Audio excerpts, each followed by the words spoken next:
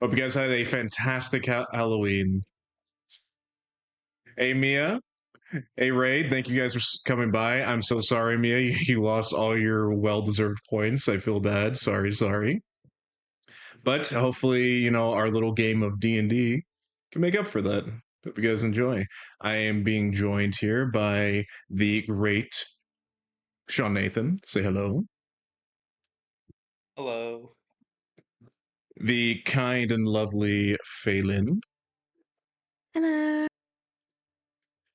And I guess from what Shu has called her, the community's mother, Zalexia. Hello. We're gonna be playing a fun little spooky game of D&D. A little out of season, considering it's November 1st, day after Halloween. But you know what? It's my game, my rules. It's still Halloween in my books. It's still spooky. But before Halloween 2. Halloween 2, yeah, Halloween for a week, Halloween forever, Halloween every single day for a year. What about second Halloween?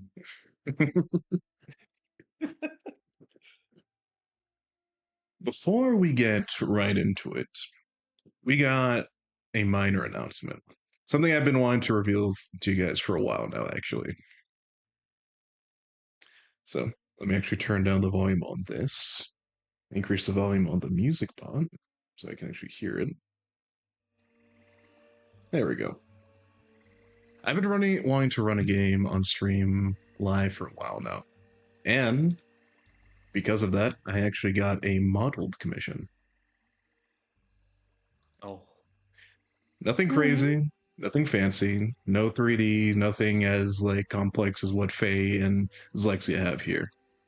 But something I feel like speaks to the role I want to embody when running games like this. But sadly, I don't have a body. So I found one. I would like to introduce to you all my new thrall and my namesake, the Mass GM.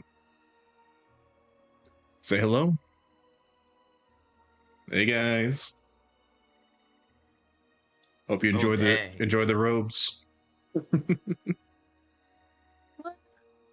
What do you guys think? It's so cute. That is I pretty love good. it. It's so cute. I've been sitting on this for literally 6 months now.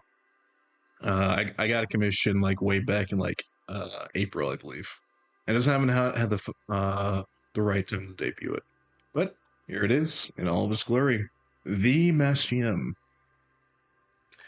Sitting behind my little DM screen, get little tabs, some notes and stuff like that, ready to tell stories and hopefully not cause too much pain to you players.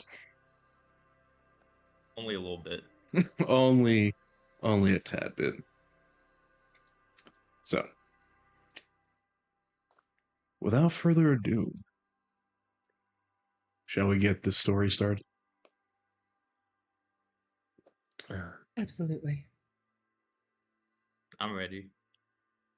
I am ready. Okay. Let me just make sure that the player view I'm using so that everyone can see is in frame. And let's switch scenes.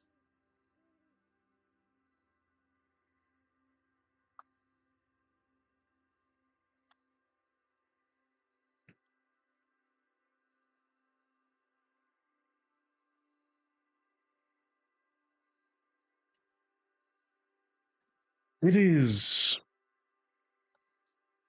the early afternoon in a far off League woodland countryside. The roads here are overgrown and rarely kept.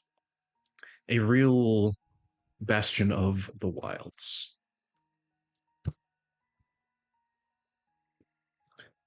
The sounds of birds chirping and brooks creaking echo throughout this vast valley land.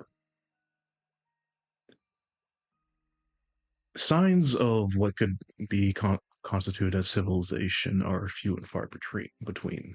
Most folk of the big cities do not tend to come to parts like these. An individual needs a good reason to come here. Walking along a narrow, forested path, a young woman prods down. With ethereal blue skin and nearly shining white hair, she continues on this woodland path, searching for something.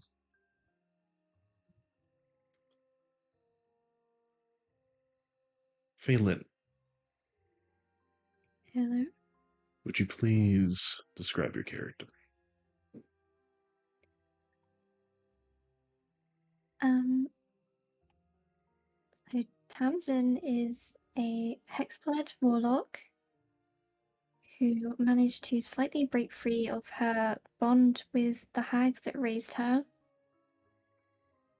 She was taken from her parents at birth and raised by a wicked hag who mistreated her.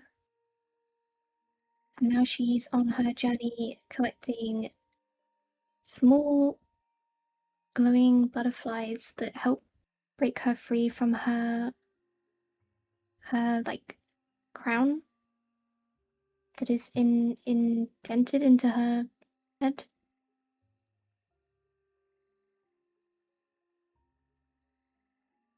A crown that seems to wrap around her head, around her temples, made of root and binding what could only be described as wire.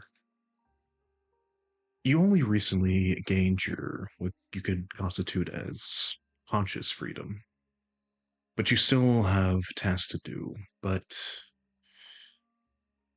this is the first time you can remember being out for this long. You were tasked with gathering Acephala grass, a very common herb, very easy to find. However, you decided to stay out longer than would even be needed or expected. It has been a couple days. With your newfound conscious freedom, what would your character's reaction be? Would it be joy, despair at the consequence? What are they thinking right now? Um, I mean, she's confused. She doesn't really know what to do with this newfound freedom.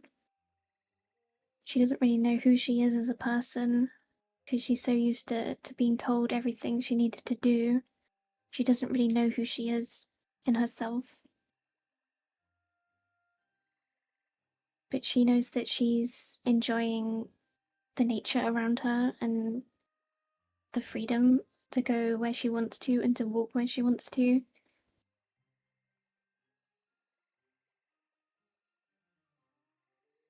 A sense of agency in a world that was denied it to you for a long time.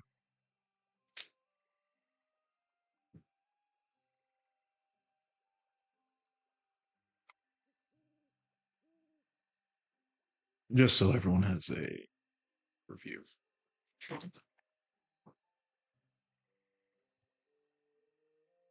Also, may I just say you did really good work on the character art, Faye, and thank you, Sean Nathan, for making the token.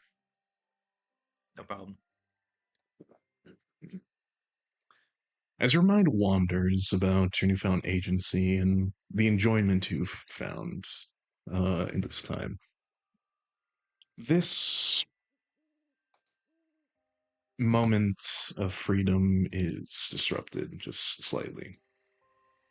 When you notice that on this forest path that you're trekking down, you see what can only be described as three rough looking individuals.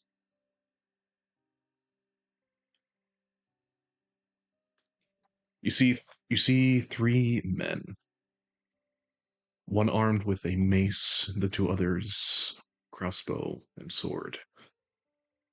This they seem to have a shared disposition of unease. Two of them straddle each side of this path, not blocking it, but are on either end of it. And they just noticed you approaching. What do you do? I am going to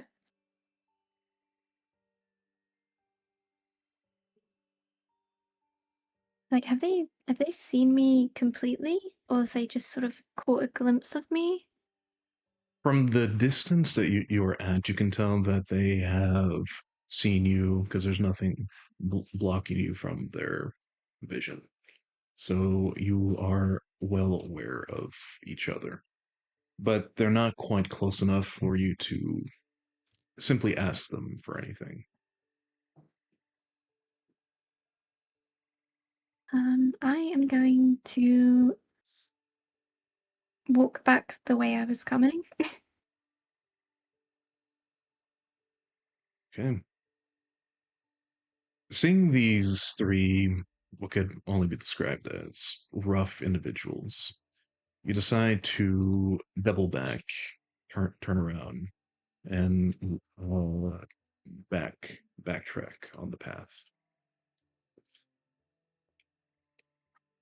Do you just intend to keep walking?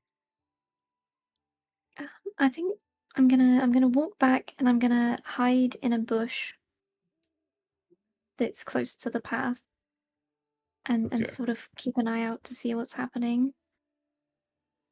As you turn around, roll me perception first.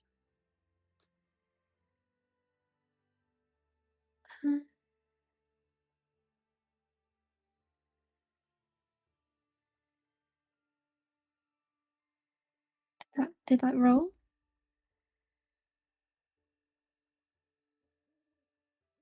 It did. Okay. So as you turn around, I would imagine that like this is likely, given your character's history, the very first proper encounter they just had with people out in the wild, regardless of these individuals' rough nature. People, gross, strangers, ew. So you quickly turn around and don't really take into account their reaction to that. You walk back the way you came and attempt to hide at at anything really. A bit of shrubbery, a bush, maybe a small tree. You, I assume you get off the path eventually. Yeah, Roll me stealth, please.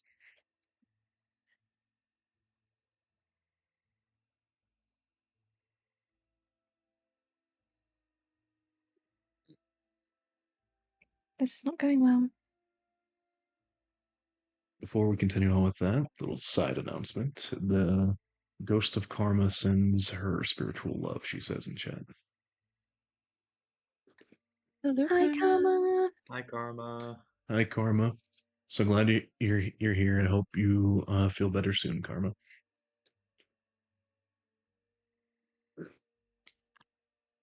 So, like, I would think it would probably make most sense that your character's kind of a little bit in a panic, trying to like find a place to hide. Yeah, So she like kind of rampantly like looks like back forth and sees what could be described as, oh, trees are things that are big and they can block your view, right? So she gets behind a tree that is maybe 2 feet across and gets behind it.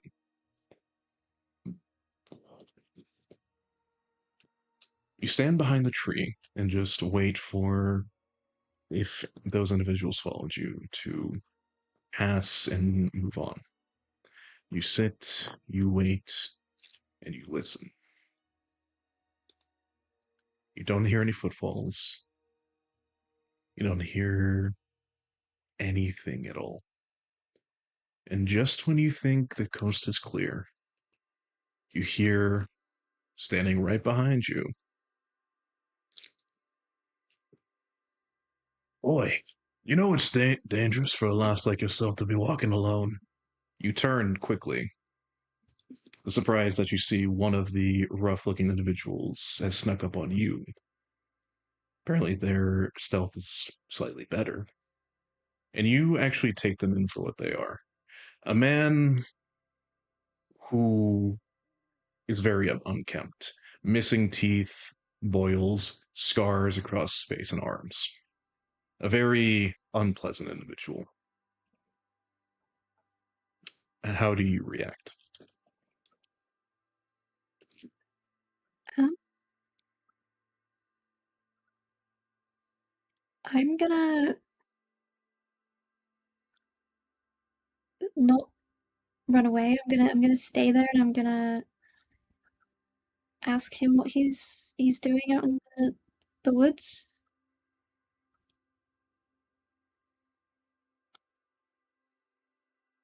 Oh, I just taking a bit of a walk, eh? You know, keeping these roads clean. You know, it's busy work, you see. I also wouldn't recommend staying out in the thick of it here. You know, it could be creatures about, bears even. It's best to be on the open road. And he actually kind of motions over to the road as he says that.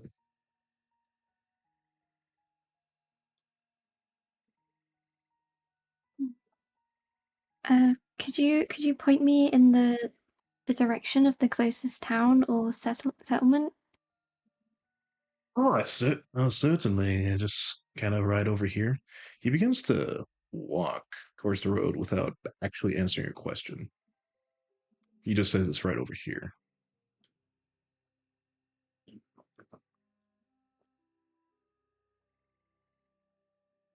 Um, I'm gonna cautiously follow his gesture, but hang back a little bit.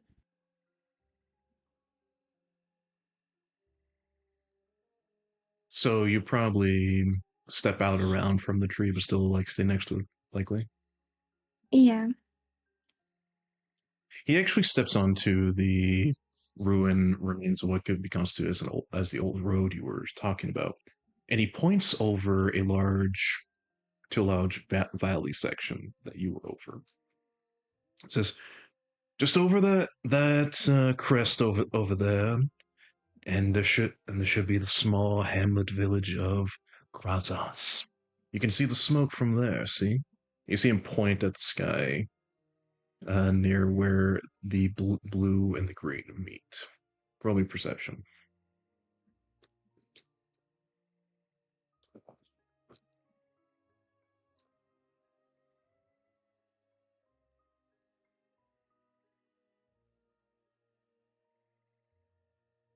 It could be the shock of just being put in the situation, or maybe your eyes aren't as well. You do not really see anything, really. Even pointing the direction of him, he was taking the macro of it all: the greens, the blues, the gray clouds. Um, Roll me insight.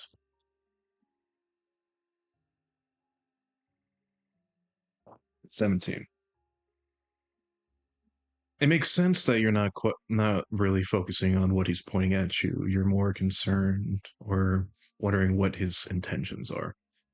With this insight roll, you understand that he's trying to get you to focus on anything else but where you are now. And because of that, you slowly become aware of the two companions, one sneaking around on either ends of the road in the woods.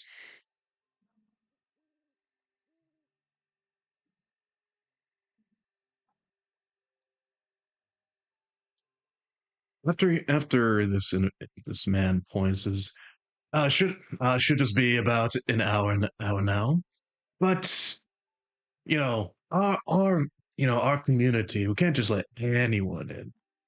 You have to, what do they call it? Pay your tax.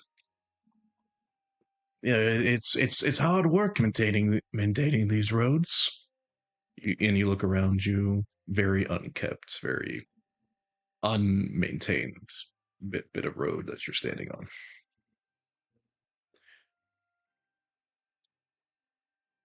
Well, Mm. why don't you say that you pay 5 gold and we'll send you on your way? Shouldn't be a problem. You hear the sound of tree branches or small twigs crunch and break as the two men you are already aware of approach out of the tree line on either side of you. Not too close, but close enough to if they wanted to do something they could. How do you react? Mhm. Okay,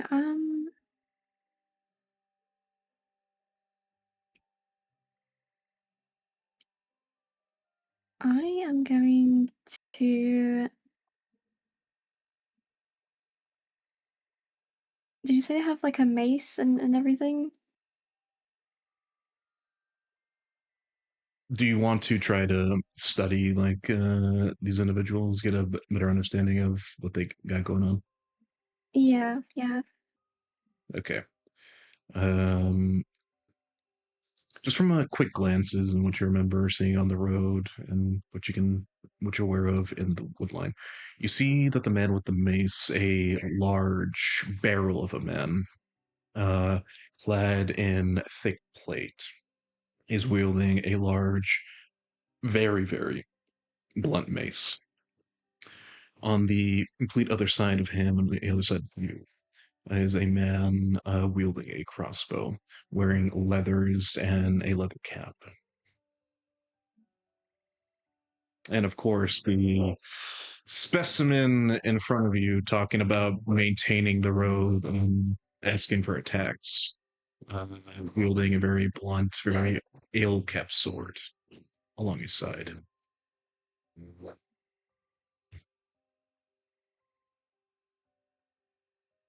Are they old looking? Do they look in good health? They definitely do not look in good health, but if you were to estimate their age, you would say around upwards of 30 to 40, give or take. It could also be that their appearance or their occupation has aged them beyond your years. You're unsure.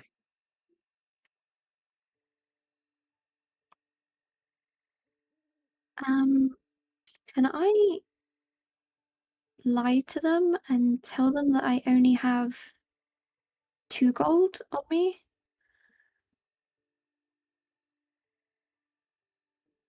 You may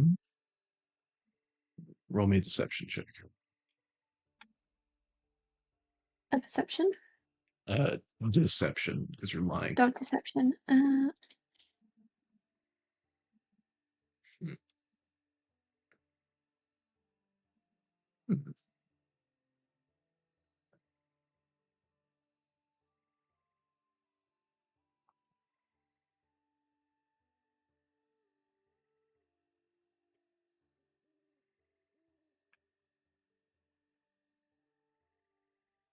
Only two.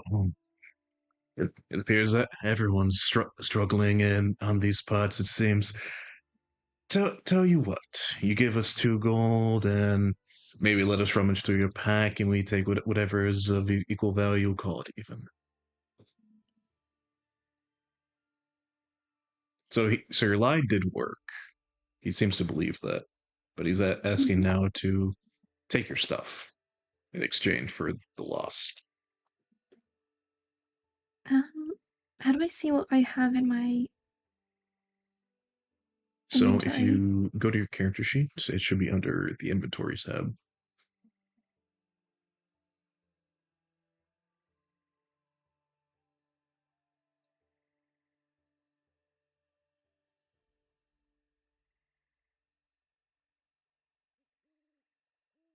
Can Were you able to find I? it? Yes. Can Can you? I not threaten them, but warn them that if they take any of my stuff, then there will be consequences of a powerful hag that can, Well, you know, that track them down. depends. How do you say that to them? Um, I'm gonna I'm going to reach for my weapon as I'm telling them that if they touch my stuff, then it'll end badly for them.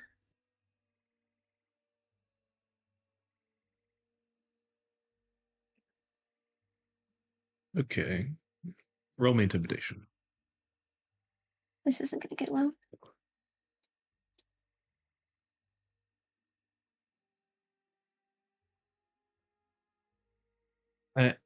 You say those words, reaching for your weapon, threatening them best you can. You hear them start to snicker, grin, and laugh.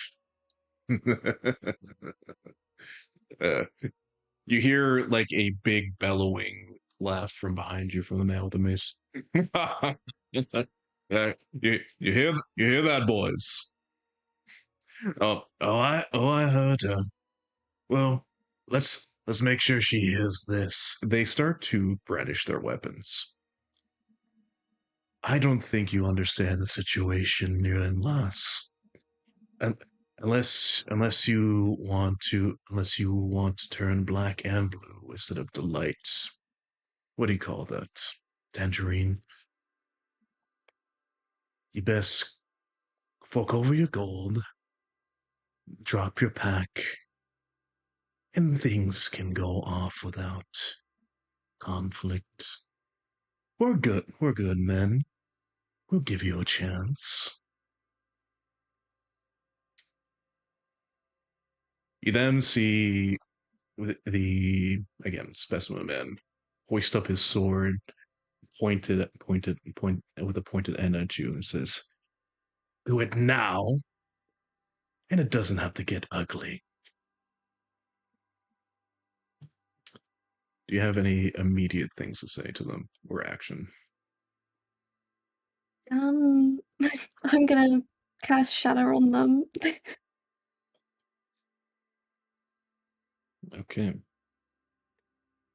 Now, I will say, Shatter is an AoE spell, and you Yes. are kind of in the middle of all of them. So I'm assuming you're not going to cast a spell to cast it on yourself, because I think you No. would hurt yourself. No. So how exactly are you casting the spell then? There's this guy ahead So of they're you, two behind, either left or right. so I'm gonna position it and get the two that are behind me. But I'm gonna move to the left away from the guy that stood in front of me. I'm gonna step back quick and then I'm gonna cast it straight as I'm stepping back. Okay. Now, since this is not a reaction, it's something that you're doing in the immediate. This would technically initiate combat. But there's one last thing I would like to indicate. As you get ready to cast your spell and obliterate these fools, because you are the apprentice of a hag, they are beneath you, obviously. They're plebeians. As you're being threatened, getting ready to cast your spell, something kind of overtakes the threats of the man in front of you. A slight ringing sound of something crunching, ringing, stepping, pacing, over and over. And even the men are distracted by this, as you hear the sound of something approaching down the road the way you came. Do you still cast Shatter?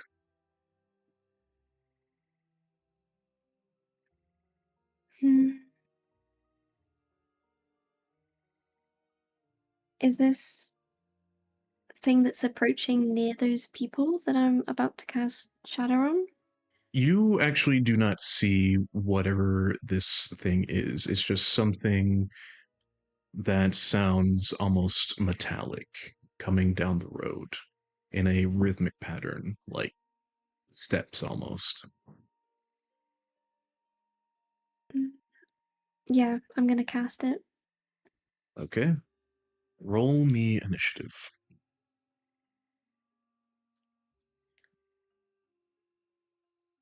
Ooh. I'm slightly regretting everything I've done. Okay. Now these two do their little fun initiatives. Maybe their disposition gives them natural ones. Okay, so two of them are going to go first.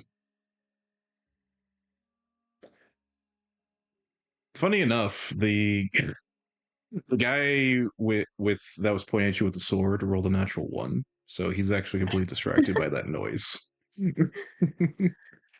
But seeing that you are doing something and obviously casting a spell, the two men, well, the crossbow guy aims his crossbow and he raises an action to shoot you for whatever he considers a trigger. The man with the mace rushes you and tries to grapple you.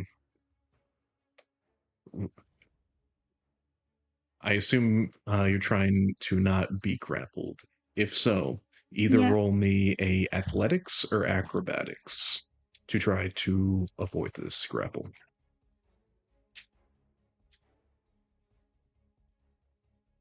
It's your choice. Oh god. Oh, Um, as your hands break apart to cast Shatter in their semantic way, the large barrel of a man simply grabs your hand and pins your arm to the ground, and you hit the ground with a slam. And because he's grappling you this way, you are unable to cast a spell. And he says, "Easy now, you move." And we put two in your eyes. And he points his mace to his partner with the crossbow.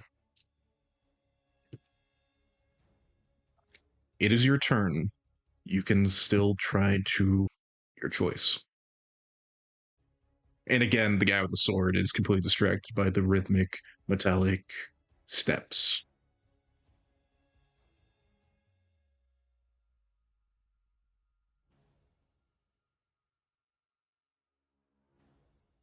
um, so I can't cast spells at all. You can't cast spells with a somatic component.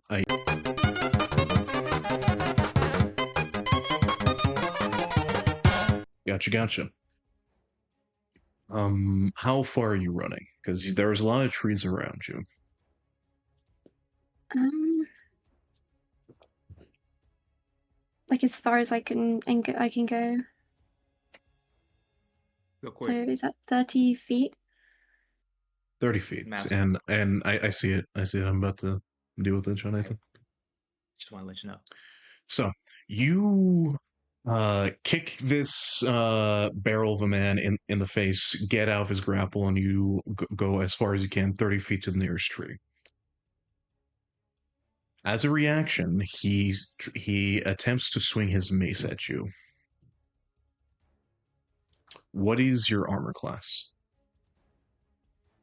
12. 12. Gotcha. He rolls.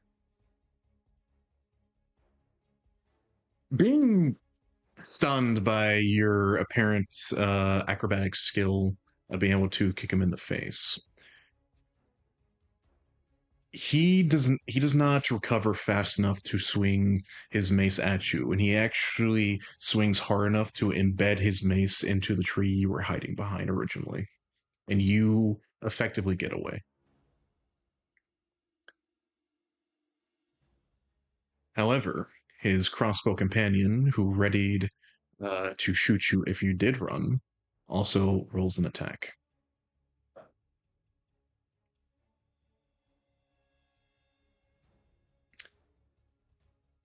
They rolled a 14. This hits.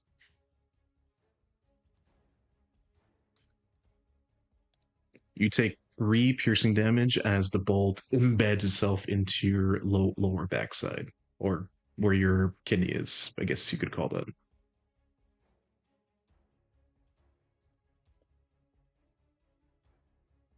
Pain hits, and it's almost like a needle of ice that hits you there as you still run and get behind the tree.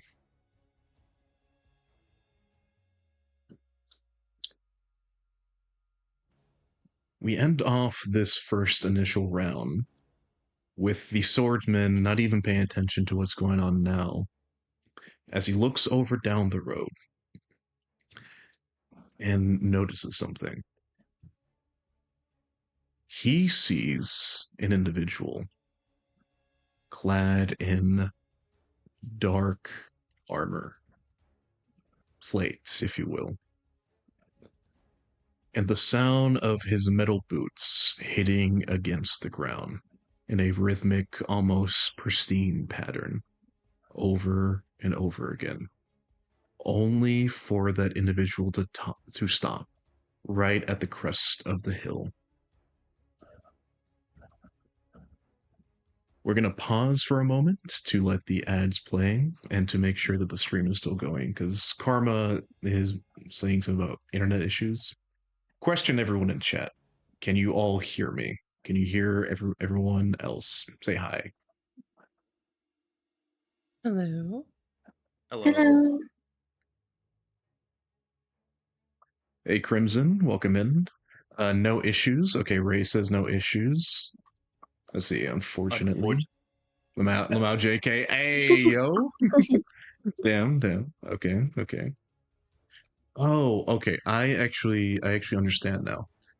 Because my stream title appeared a second time, I think the stream literally went dead for like 2 seconds, and it just restarted.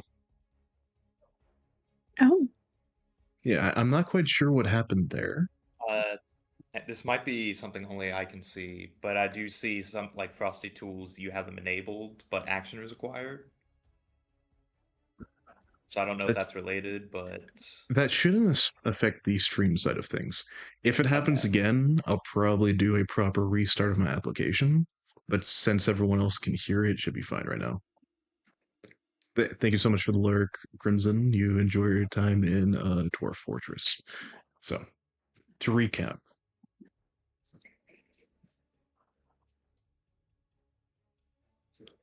Faye, your character has been accosted by 3 bandits on the road demanding payment.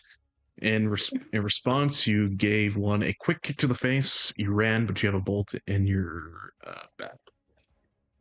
Their leader, apparently distracted by the sound of rhythmic metallic clanking of a individual clad in plate armor, has appeared at the crest of the hill, overseeing this whole situation. Shanathan, would you please describe your character and tell me what they do as they witness 3 armed individuals accosting a traveler on the road?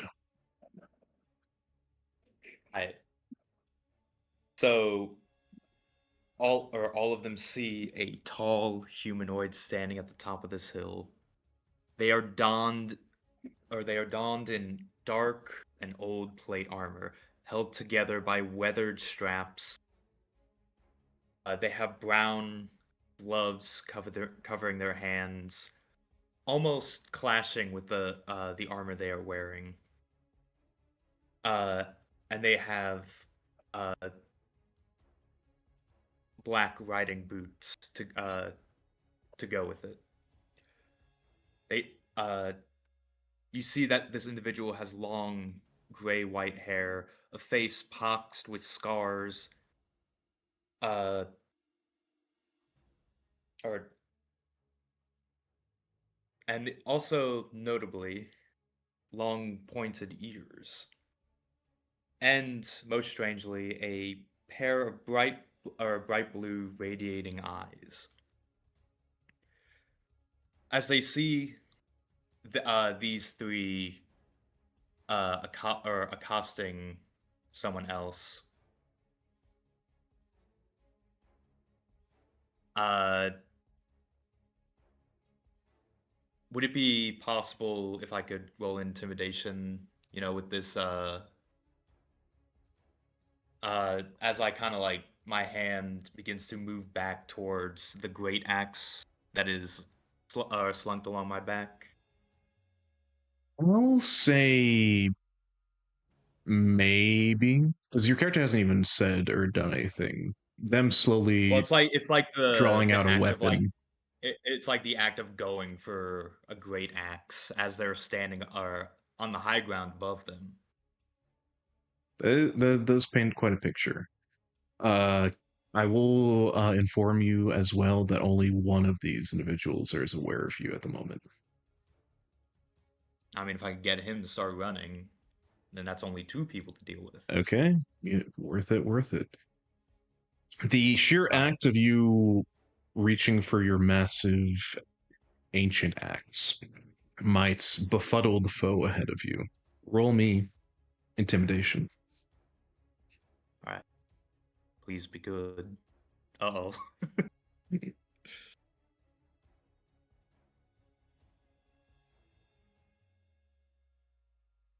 Now, do you just reach for the axe or do you pull it out?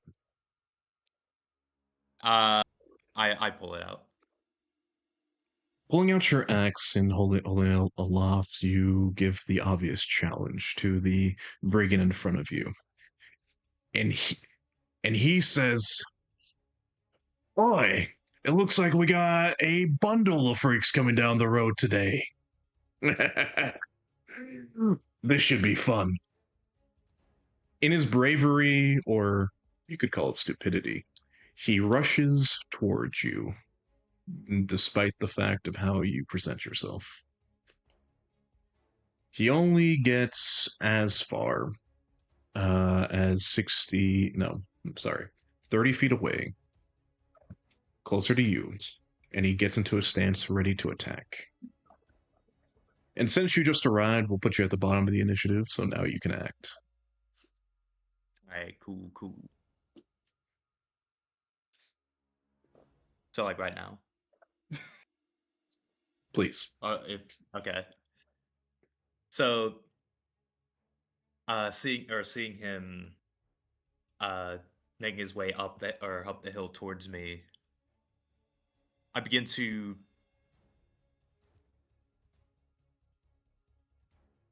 I definitely feel like he's gonna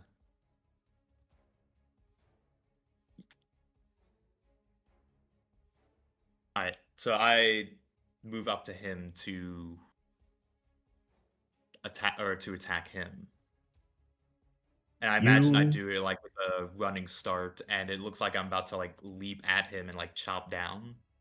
Gotcha. You get into almost a runner stance with your axe held loft behind you, and then you book it. Run, sprint at this individual, and right before you close the gap, you leap into the air to bring the axe down. However, they were ready for for your approach, and they get to attack first. No, no. As they take their blunted, barely kept sword and try to thrust into your chest. What is your armor class? They will try. My armor class is an 18. Very nice.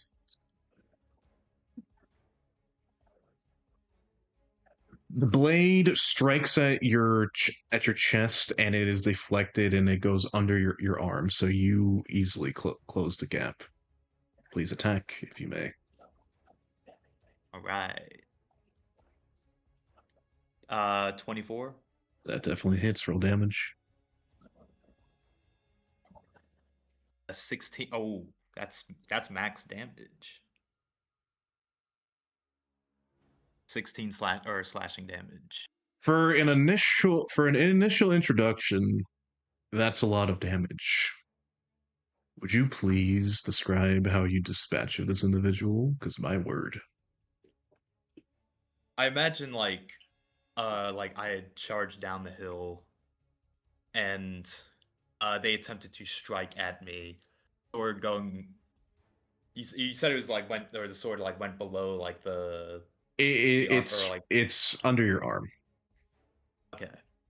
I imagine like the sword was like skidding along the armor, and everyone could hear like the screech uh of like the plate armor and the sword, and then I bring the axe down to him, and then I'm assuming he dies from this, right? The axe comes down like a titanic thundercrack as he is forced to the ground, split in half. Not even a sound of pain leaves his lips before he leaves his plane. The sound of your axe striking earth rings out, and everyone becomes aware of your presence now. Roll me intimidation with advantage. Oh, advantage. Not 20.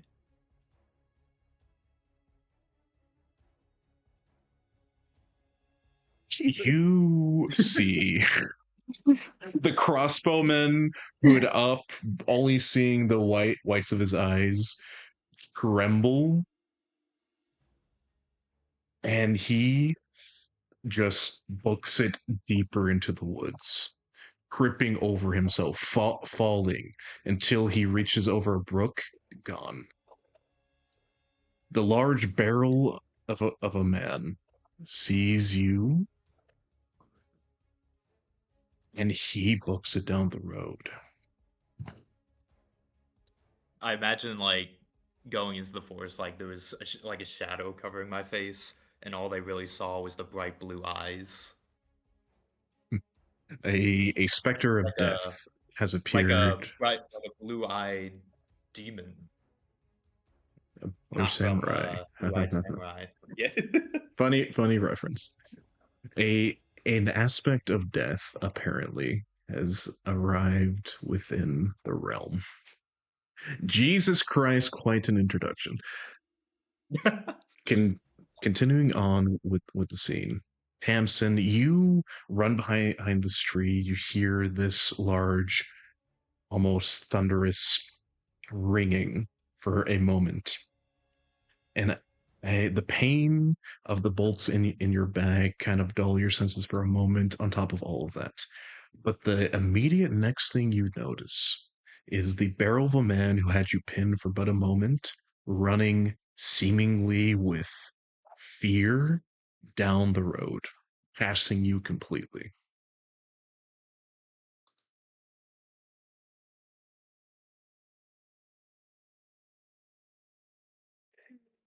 What do you do?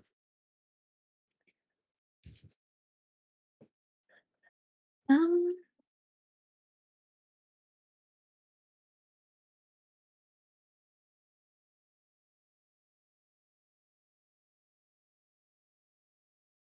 Let me have a look. I And I will just say for um, posterity, these guys are too out of it. The combat is over. You were too scary. uh If you still want to brutalize them for what they did, go right ahead. uh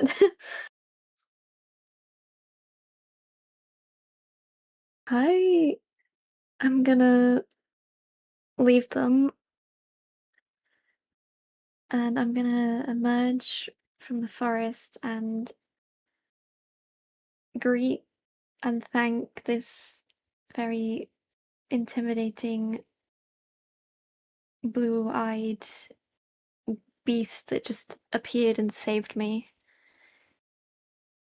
Stepping out from the trees, you see firsthand this dark, armored clad individual.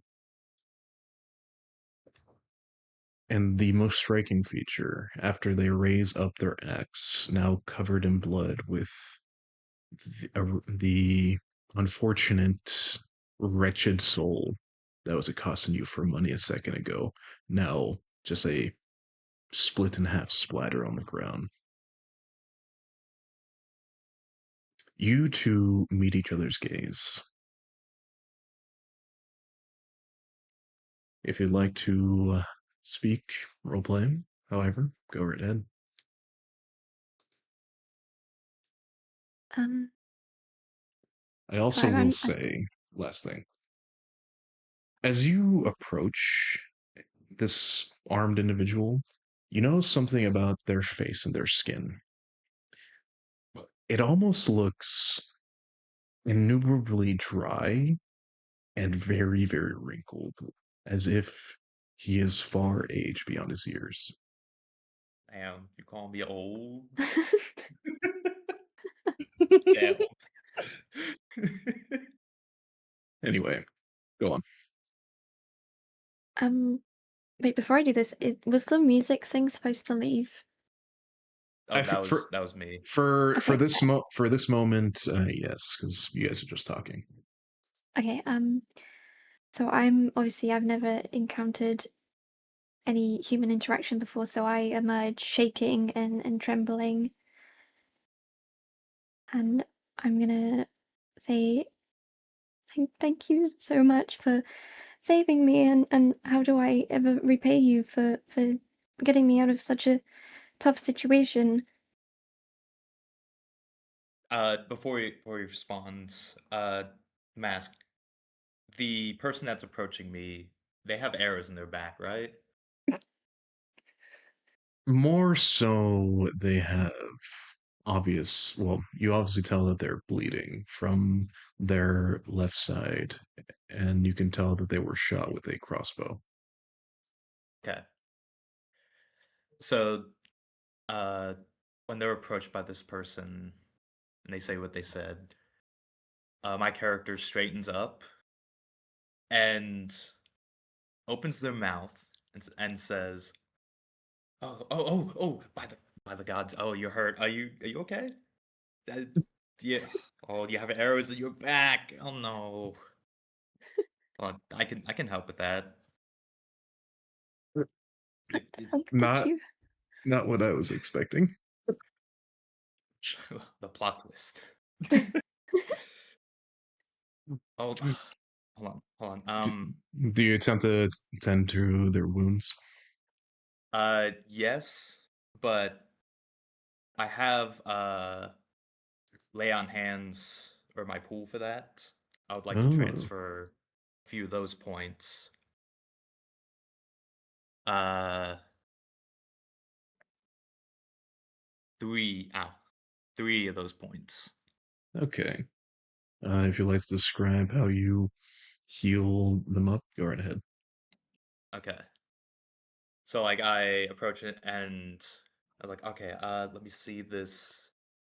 Is it? Can I try to take this arrow out real quick? Is Yes, that okay? please do what you must. Okay. Okay. Uh, with one hand, I kind of like hold on the arrow, and the other, I kind of like put like a finger on top of her head, and I at that point, he closes his eyes and he mutters something in another language, and uh, slowly pulls the arrow out, and as it's being pulled out, the wounds close as I transfer some of that lay on hands pool to heal. Tamsin, you feel a warm feeling enter in from your wound, filling up your entire body, and you are fully healed.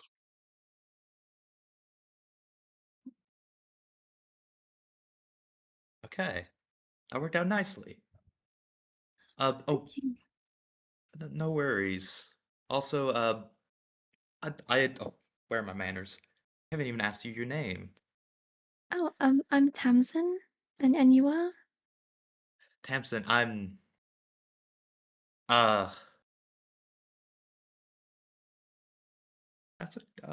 yeah, that's a question.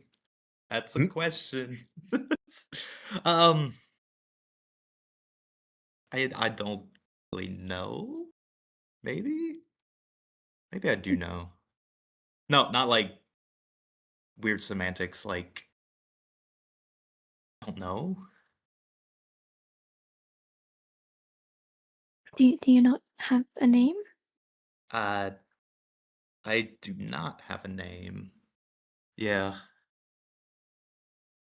Oh, I don't. would you mind if I gave you a nickname? Oh, sure. That'd be nice. Hmm. Let me think.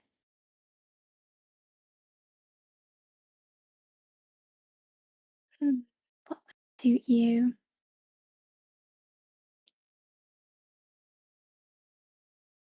Could I call you Blue? Oh, Blue. Oh, sure. I think that's a nice name. And just your eyes are so bright and piercing, and I can't really think of anything else because they stand out. Oh, thank you. I like that name. Now, Blue, and he kind of like does that hand motion. If you know, like SpongeBob doing like imagination, he does that, but like blue. Hmm. Uh, With the gaining of a new name, the sapphire and purple gemmed eyes individuals seem to have met. And before they could continue on this conversation, a very cool gust of wind whips up for but a moment, creating a chill in the air. The, the day is slowly winding to a close.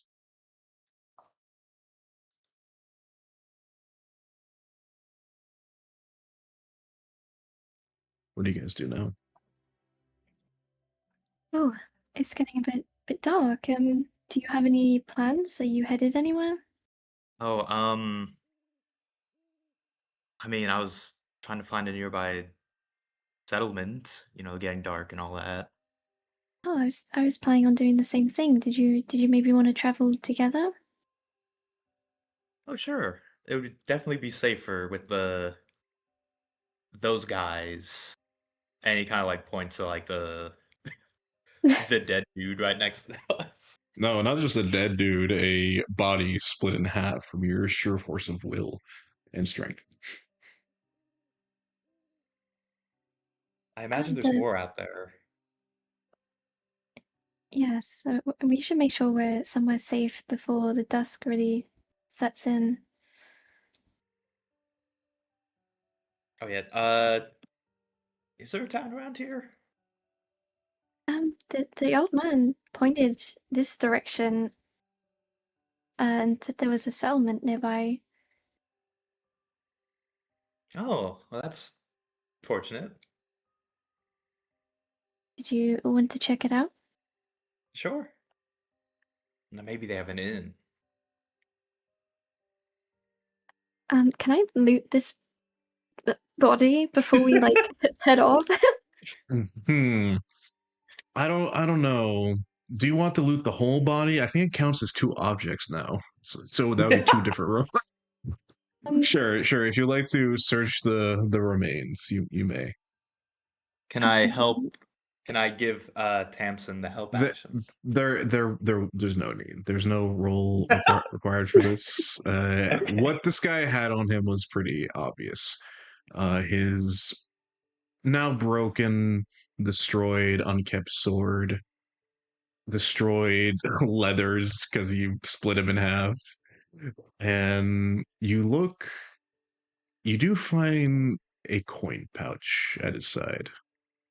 Oh, Looking inside, you find what looks to be about 15 gold. oh, It wow. appears that their extortion got at least minimum 3 people.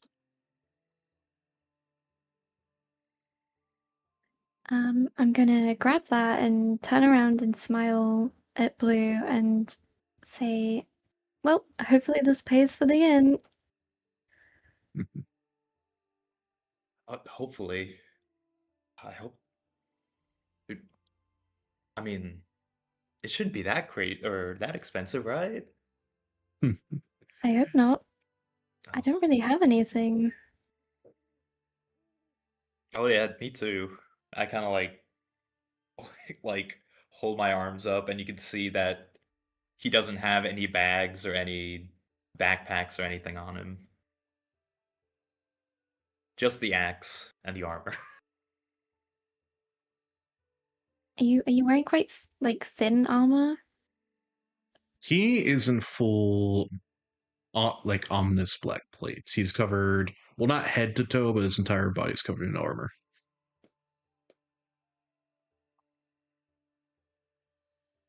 Mm.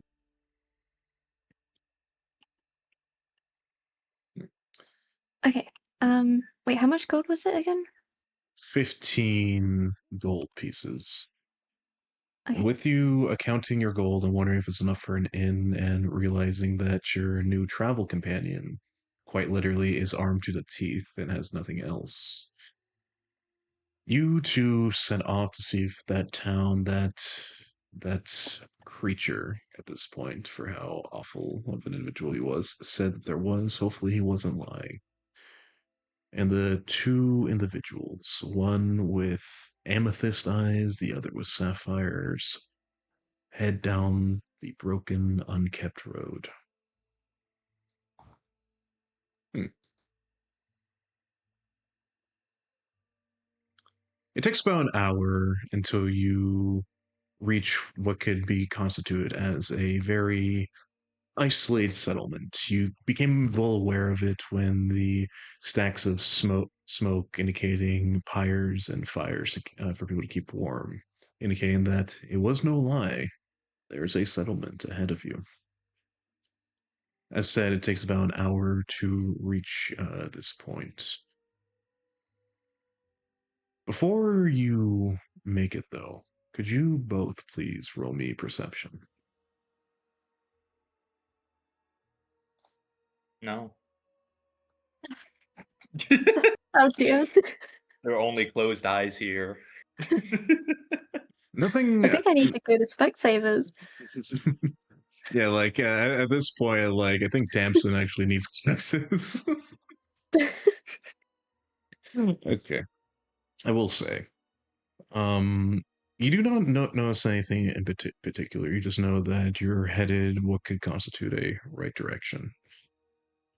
I will say, despite your awful rolls, you do know something that is very obvious. As you pass over the last crest of the road that oversees everything down below, could be a valley. You look up behind you and you see the crest of that large valley that you are entering into.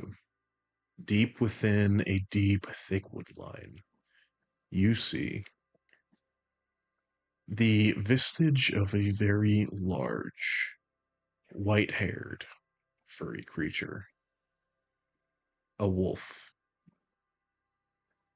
staring at you for but a moment, then turning away and entering back into the dark of the woods.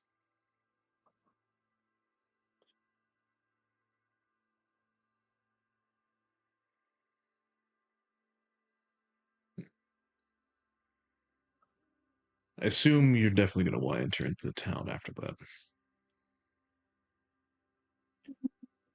Yeah. Yeah. Perfect. Next scene. And this will never come up again. Oh, never ever. Never. As you enter into this hamlet, the thought of isolation really does hit you. For it's a settlement that has only a handful of houses, no bigger than maybe 10 or 12 feet across. Very small buildings. And with two narrow exceptions, what could be described as a large pseudo mansion, maybe a place of government, and then a place that seems to be full of life and revelry, an inn, possibly.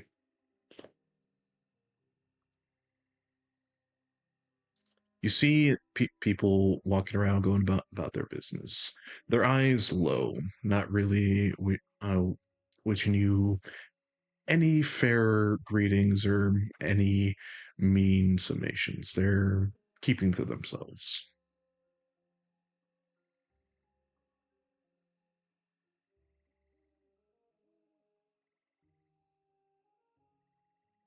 Is there anywhere in particular you would guys like to go or look for? Um, is it like dark now?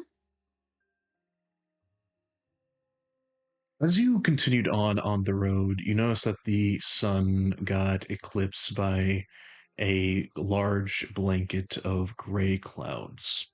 It is not night, nor is it close to be, but the sun is waning in the sky. In a couple of hours, it will be full night. But there's still plenty of the day left to do whatever anyone would need to. But it is a very Um, dreary gray sight, you do think. is it possible to go into the inn and see if there's any rooms free and then explore afterwards? 100%.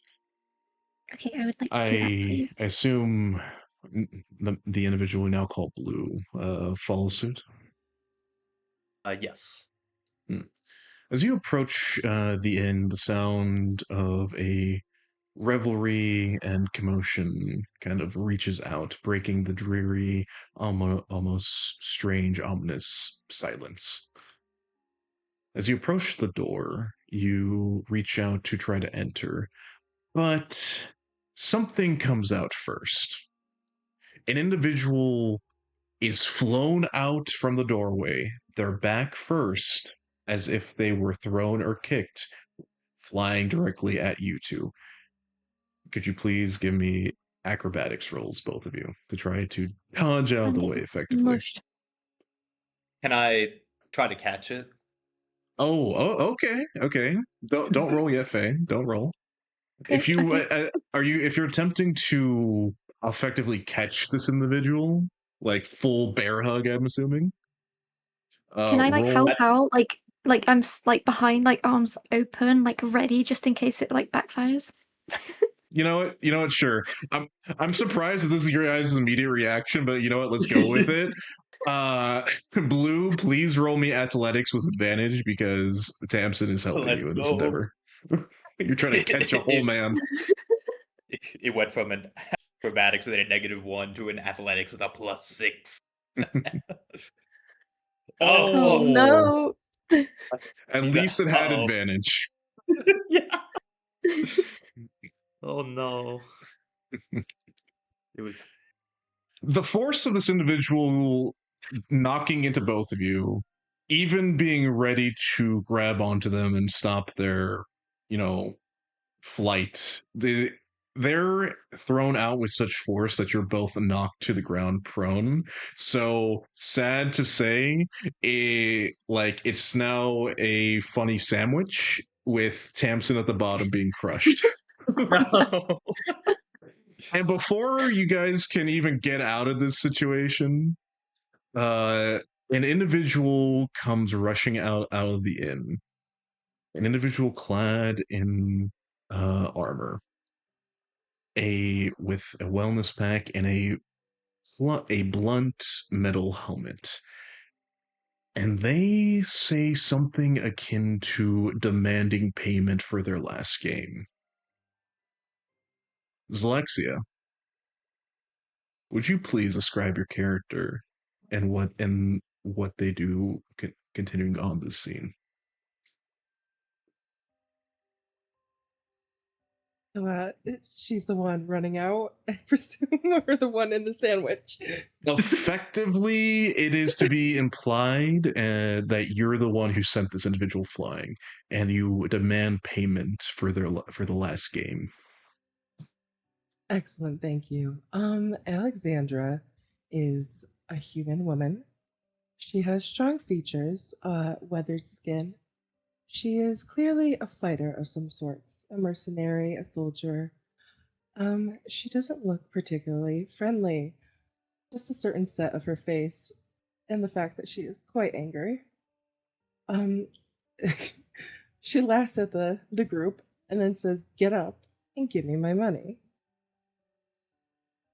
The individual on top of both of you who was sent flying, he looks to be a man of middling age, with thinning hair and barely a penny to his name. It says, "Wait, please, please, please, please, look. How about this? How about this? Uh, I, I, I'll get you the money. I just need a little time. Give me a day. Like, yeah, I just gotta, get my, finances in order. I know I said double or nothing, but it doesn't have to be nothing or nothing. Like, you just gotta give me time." And he's pleading, and he's still on the No. ground, and he himself does not realize that he's laying on a plate armored individual because he's too kind of terrified of you. How would the other two react to this, by the way? Being sandwiched. I'm picturing myself smushed on the floor. My face is smushed. I'm like, could you please get off me? Oh yeah, and I immediately try to sit up. Being Thank kind of you. pressed into the ground and a little bit of the mud, you are kind of released from the uh, position with Blue, just kind of pushing this individual aside, and he realizes, and he's like, oh my goodness, and he falls to the ground as you push him aside, I assume. Yeah. And I will say, kind of like fitting with it, Jackaboy came in and said his face stinks. Well, she stinks of mud now. What? What have I done to deserve this? What if that was a patron who just walked by? No, this is Somebody literally left Jack. it. Jack is being accosted right now. Ah. So, after you kind of push him aside, oh my goodness, he kind of like scurries a little bit away as he looks up at you in your dark visage, Blue, with your dark armor and piercing unnatural eyes. He for a moment he kind of like sees that as like, but then but then he looks back at Alexandria and says, "Look, I just need time, please." What's your reaction, Alexandria, to his pleas and the two strange individuals who he was sandwiching for a moment?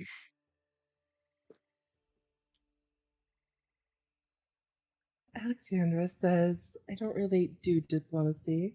I don't haggle. You get what you offer to me, or you give me more. It's up to you." And she looks at the other two and says, "Are you with him? Doesn't look like you are. Probably shouldn't be." He flew at me. I don't think that counts though. Yeah, I've never seen this man before. Lucky you. Look, I've been going to this inn for years. They know I'm good for it. They know that, like, when things get a little uneasy, I always pay my debts back. Like the barkeep can vouch for me, I swear. So the barkeep will pay for you? Surely you'll pay him back, right? Yes.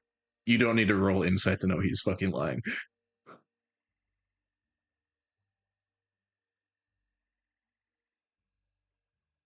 Look, I don't want to fight you. Just give me what you have. We'll call it even. Are you kind of saying that with an air of threatening nature? Or are you like trying to actually persuade him?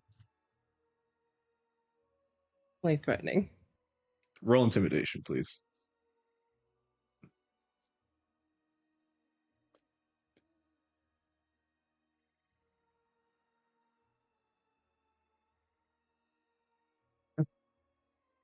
Okay.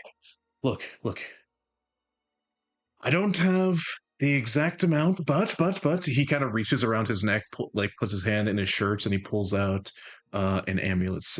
And he says, "Look at this. This is this bona fide sapphire and silver.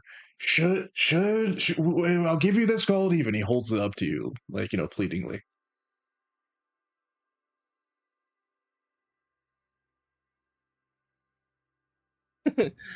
And the owner, I presume, they won't be coming after me for this, right? Again, You she's threatening. are you like saying that, asking him this, or asking me this? Him, yes. It's like, yeah. He's good for it. I'm good for it. It's fine. Please. She holds her hand out and she takes the amulet.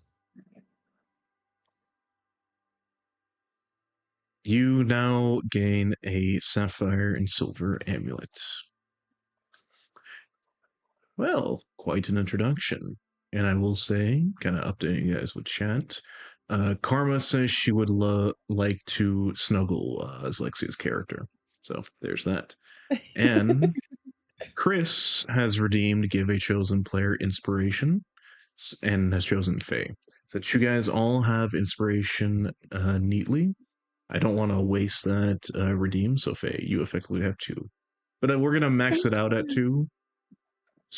Oh, fuck ads. Oh, well, we're going to take a quick 3-minute break because I actually need to refill my water.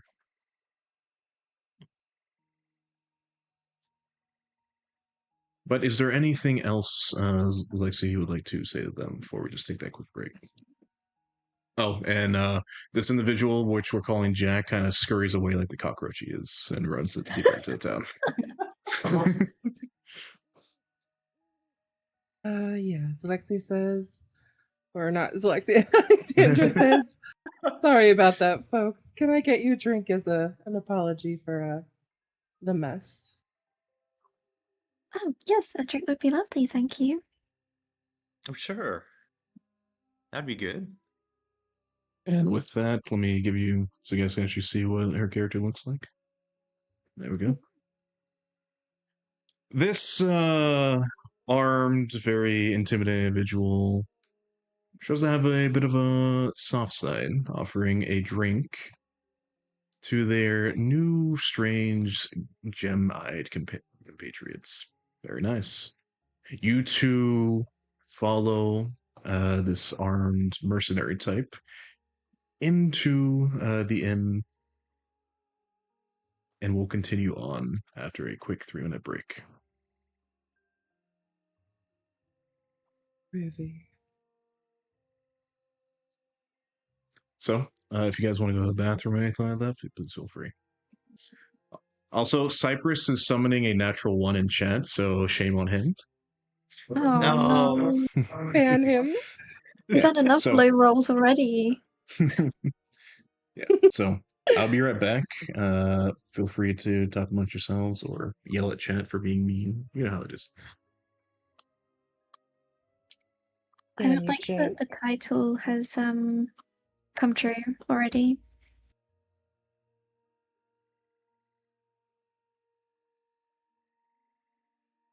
Or the what has come true? Oh, the title of the stream about like Oh, bad yeah. wrong is A actually series of actually unfortunate happening.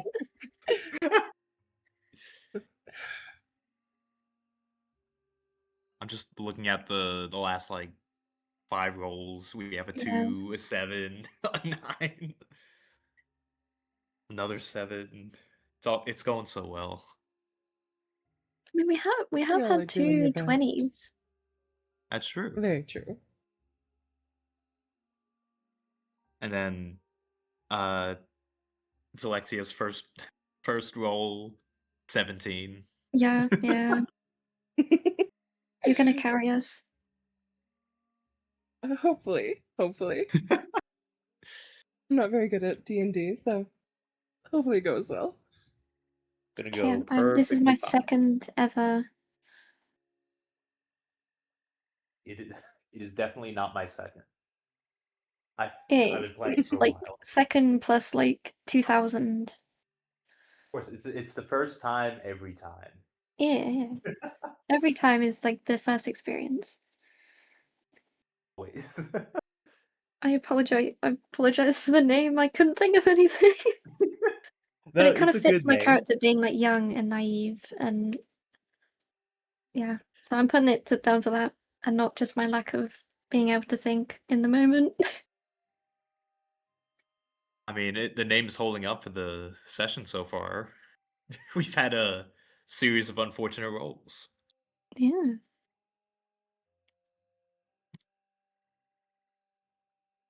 Also, hi Ray.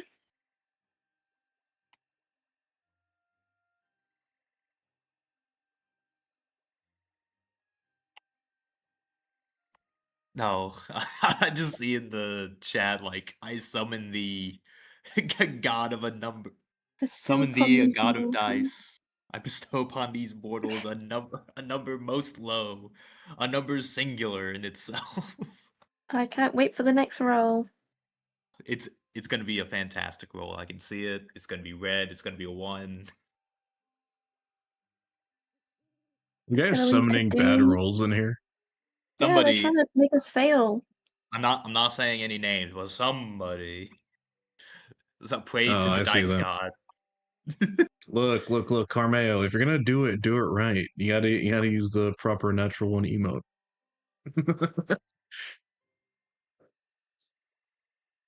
Alright. It hasn't happened yet. It's still got to be rolled. All right. I got my drink. Went to the bathroom. Everything good with you guys? Ready to get back into it? Please. Ready. Absolutely. Fantastic. If you guys don't mind, is it okay if we kind of jump ahead a little bit with you guys like seated and probably eating Yeah. food and everything? Unless there's something specific you want to ask or do No, when you sounds good to immediately me. walk in.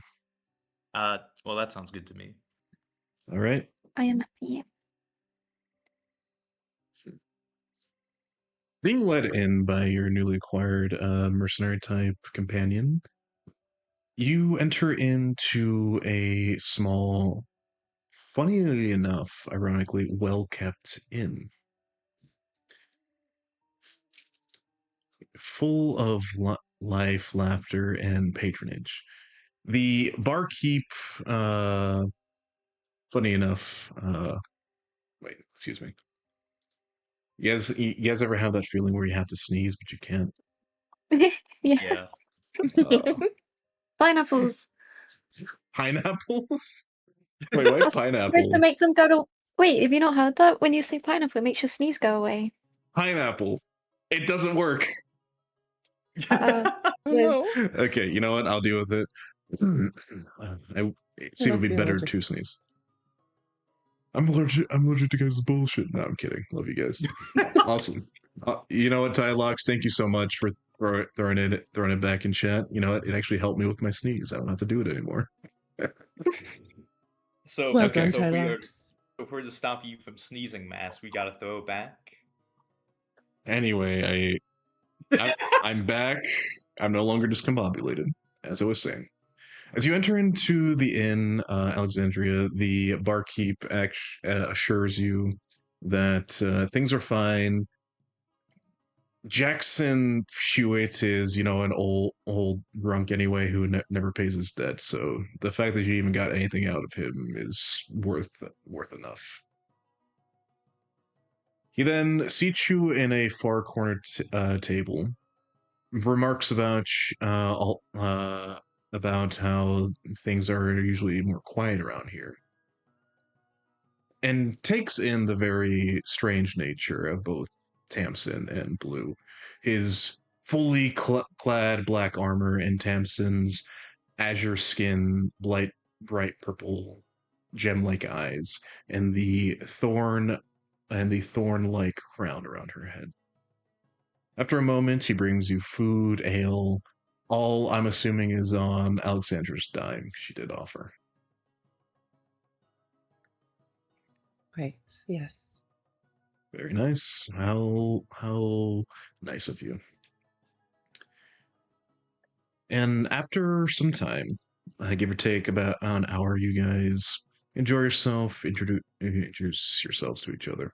Is there anything in particular that you would want your other companions to know about yourself or say?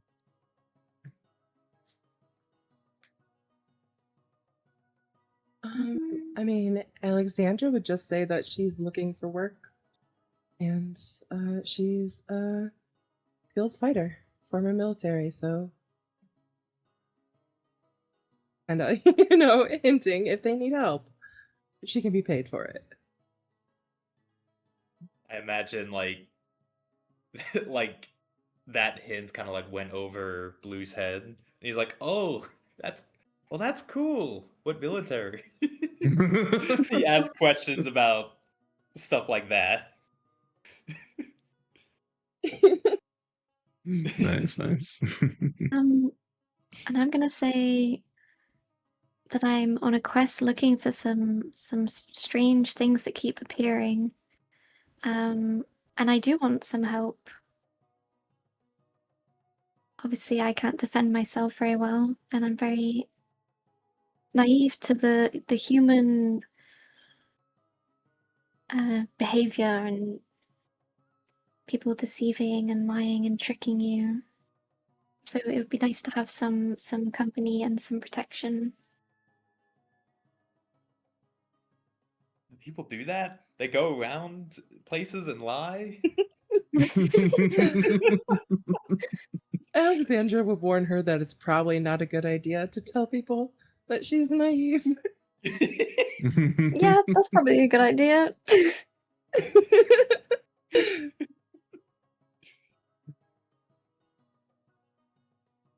She would offer her services though, but she would ask what can be offered in payment.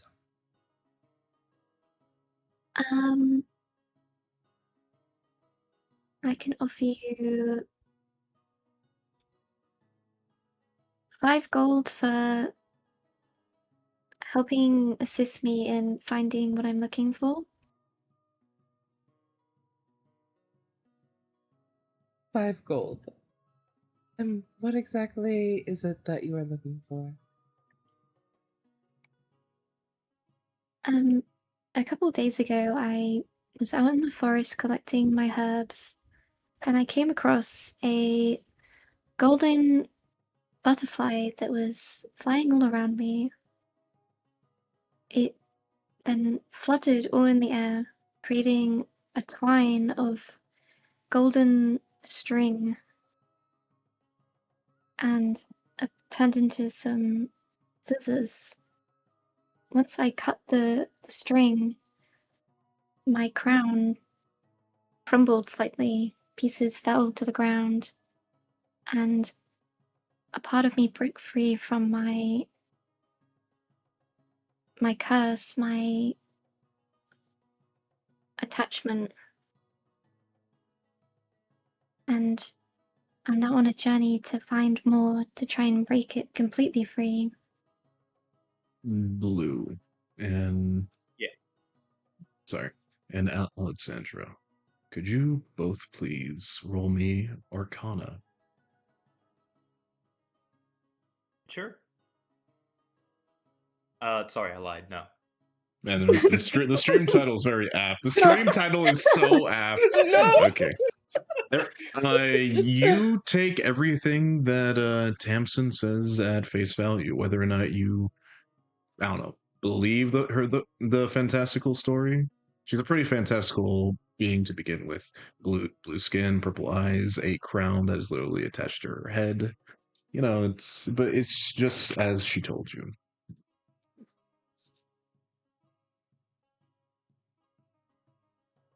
Well, 5 gold isn't much, but if we're looking for gold, then cut of the loot might be fitting payment.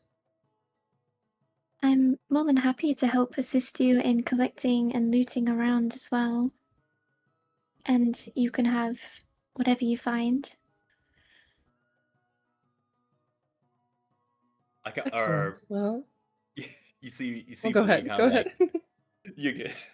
You see Blue kind of like sheepishly like raise his hand, like he's in a classroom.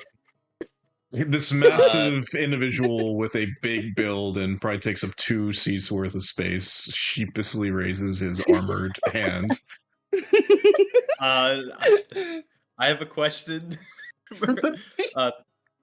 Battle Mercenary. I'm Yes. also on a quest, but a different quest.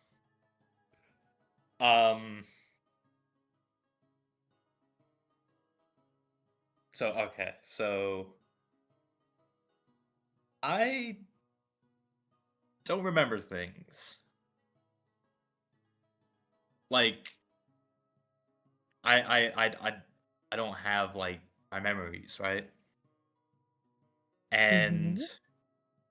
trying to find ways to, to unlock my memories again. Uh would it I heard rumors of somebody here who or someone in this area might be able to help me. If you could help me find them, like this wise woman or a fortune teller, maybe a scholar. I don't know. It keeps change. Or everyone has a different idea, but like, if you can help me find them, could you help me find them?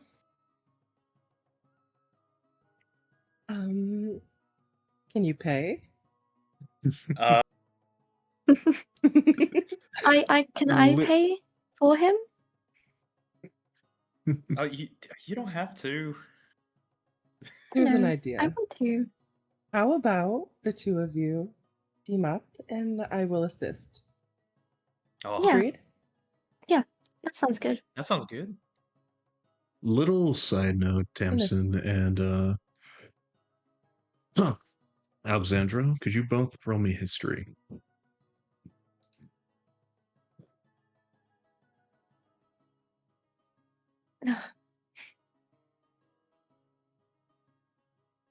The notions and rumors about fortune tellers, those that help through magical means to see the future or read the past, are a very common inside bit of chatter.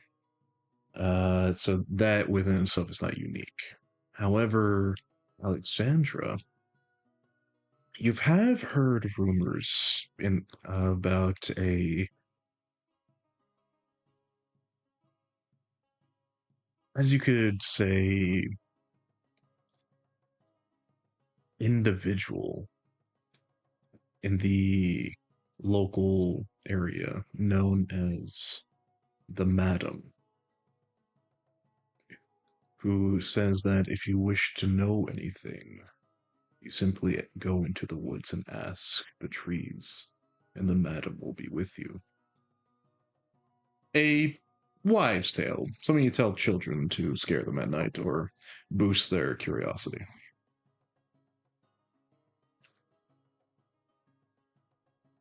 all right, Alexandra would tell them about that, and she'd say, probably a myth, but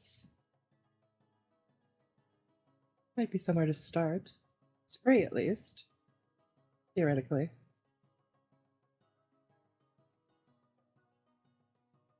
Okay. So we're gonna go like, when are we gonna go there? After we're done eating, and go talk to the trees. You can talk to trees. And with that question, as funny as it is immediately interrupted by the sound of someone kicking the door in this time instead of out. A common theme in this inn, apparently.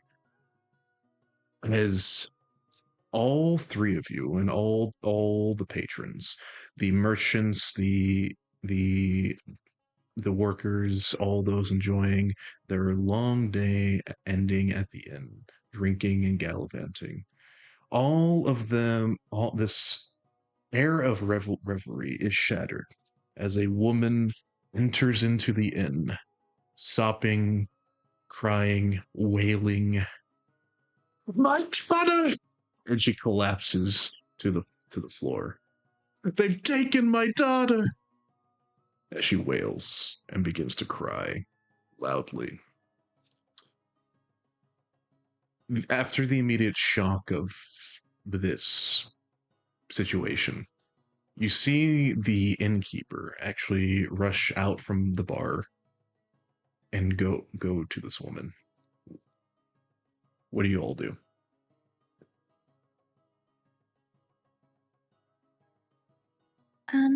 Can I run over to this woman and like check her over and see why she like passed out, Well, she's not passed out, or but like why she's on the floor? like her physical condition. Gotcha. Roll Yeah. me medicine.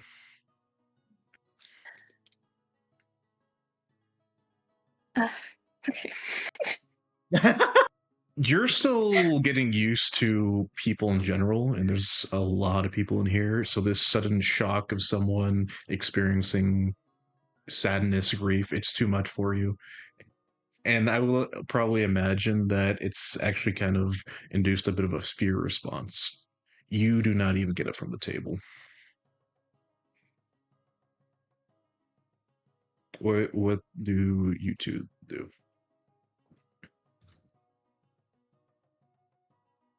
Also, Carmeo's wishes came true. It's a natural one. Yep. Carmeo, Yeah. Carmeo prayed to the dice Thank gods you. and Thank he you for listened. that. Alright. I would like to go over to these people and I would like to ask them what happened. As you get up, the woman is on the ground wailing, her head uh, shoved into onto the shoulder of the barkeep, a man whom I forgot to mention. You knows his name to be Imri Fiketti. She's wailing and crying in his arms as he's holding her, and she's saying, "My my daughter, I took her." It's like, and you can hear him consoling her, say, "Shh, it's okay. What happened?" And that bit of melodrama is suddenly disrupted with the sound of your loud clanking metal boots as you approach. This is only gonna go well. You come close to this distraught woman, black, ominous armor, very almost aged, dried skin, blue, piercing eyes. What do you say? Hmm.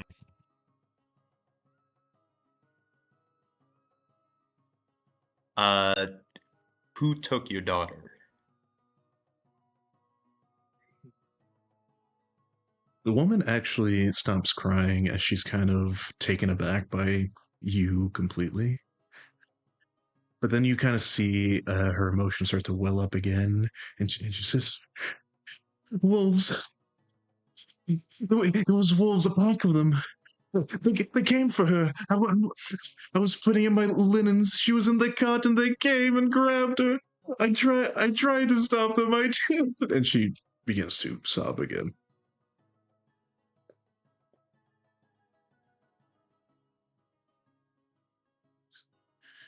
Oh, uh, And you see the bar keep consoling her. He says, "It's it's okay, Marika. It's okay."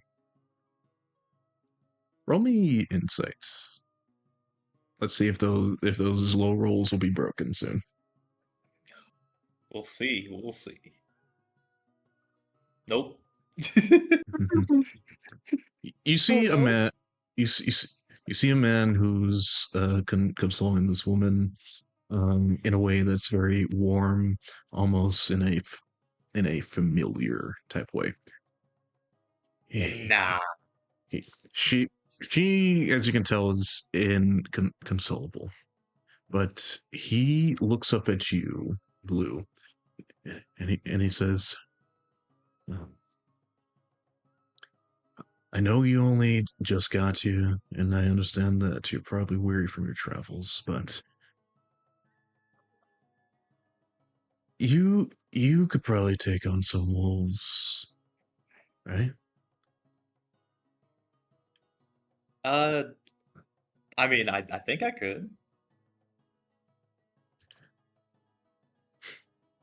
You think that our wolves can't fight back? That if I have an axe, I kind of like point to the one on my back. That I mean, like wolves don't like axes, right? Oh, oh, please, please. He's just a little girl. I hope, I hope it's not too late. And you see the barkeep say, it's all right, it's all right. Just complete, Marika, here." He stands up and, like, tries to get her up as best he can. And you see him lead her to a stairway that leads up, likely leading her to a room.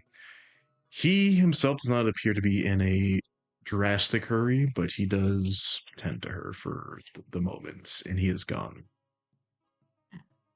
As he's gone, taking her to a room probably to lay down or something, what are the rest of you do?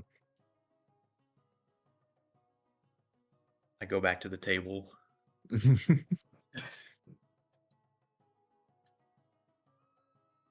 What do you say? So, wolves took her daughter into the woods. Tragic. Yeah, I mean, we need to get her back, right? We don't need to. Be a good thing to do, though. yeah. I mean, Wolf she might helped know so someone well. that can help with Blue. She might know Oh, that's the true. the fortune teller. So like, we gotta go to the woods anyway. So like, right out there, the wolves took the daughter. We saved the daughter. We go to the woods. And we could sell the pelt for gold. Oh, I didn't even think. The I didn't even think of tasking. that one. I like it. As you guys are discussing how to profit from this woman's misery, barkeep comes down with heavy footfalls from upstairs. Again, doesn't appear to be any like drastic rush. He goes over to your table mid conversation and says, "I know I only just met you folks, but you seem very familiar with each other and capable. Yeah, I saw what you did with that deadbeat. So you seem to be able to take care of yourself." He says directly to you, Alexandria. Um, uh, look, look, my niece's daughter, as you heard, he refers to Blue, was taken into the woods. I almost said wolves for some reason. The woods by a pack of wolves. Please, with yeah, with the goodness of your hearts, could you please go find her, save her, make sure she's okay."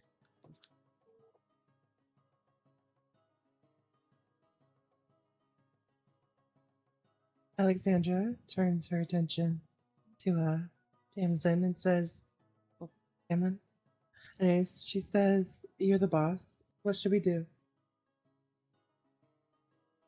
Me? You're the boss. Yes. Goodness. Oh, you're the boss? Someone has I to think be. I think we should hunt them down and find the daughter. I'm with you, boss. As you wish. You will? Thank you. Thank you so much. He goes down to his knees and kind of goes into like a praying position, showing how thankful he is that you're willing to do this.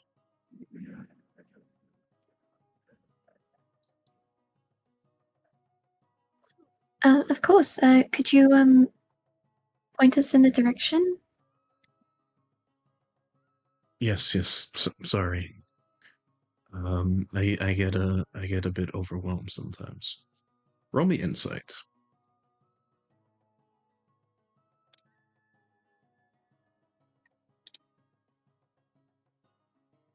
Oh no. With how hysterical his niece was at the loss of her daughter, of course he, as a family member, would be, you know, you know, hard to control his emotions. So, he says, my niece lives on the outskirts of town. I asked her. She says that she was putting up her laundry, her linens, in the back porch when the wolves came and took them. She lives at the edge of the hamlet, just down the road to the east. Not about a 30-minute walk from here. If you hurry, I know you'll get there in time. Please bring How her daughter back. how long have we got until it's dark? From your best estimation, 4 to 5 hours. Okay. Can I ask the innkeeper that if we come back successfully, would we be able to talk about a deal on a room for the night?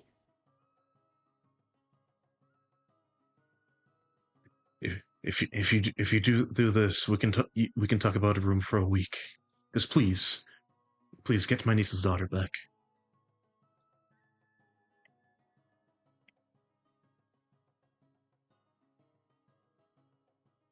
Okay.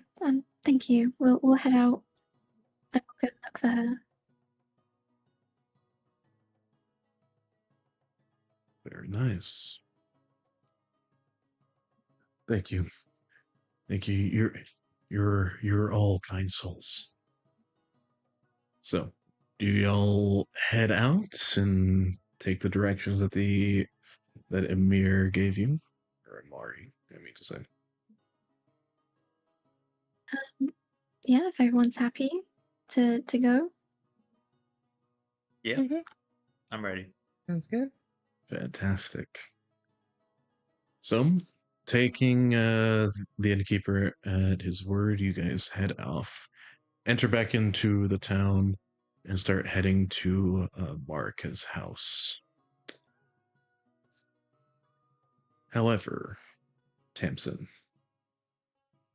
when you start heading that direction with your companions, you get a strange feeling. Like something is eyeing you. You begin to check your surroundings, looking, prodding, until a very strange yet familiar sight catches your eye. You see what appears to be a gray fox, missing an eye, approach you from behind a house, and it comes close to you. It appears to have something in its mouth.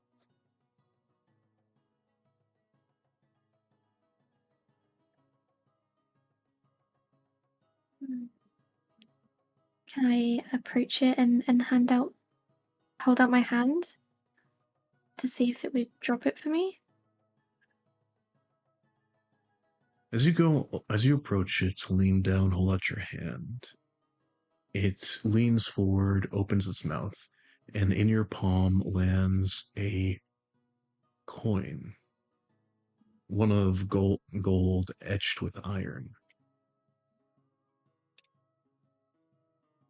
It appears to depict on one side a large castle with long, imposing towers. On the back looks to be a crown, but this side looks to be scratched in half. As you inspect the coin, you hear something.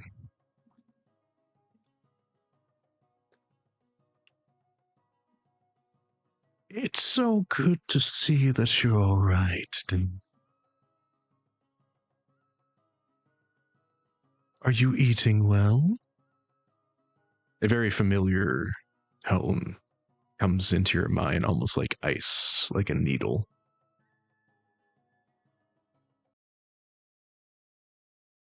How do you respond? Um, I think I shudder and I mumble. Yes, I just got a bit sidetracked on the way home. Yes, I understand, dear. No need to be mournful. I get it. You get a bit distracted sometimes, but it's okay. I have something for you to do. You don't need to worry about the effluent grass anymore. I managed to collect that myself.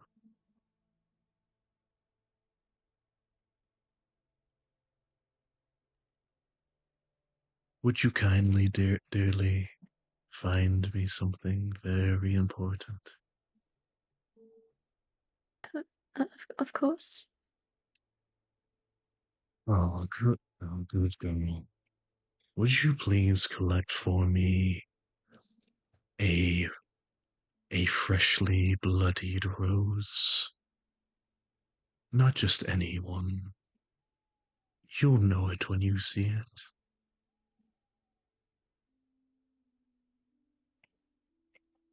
A, a, a bloody rose.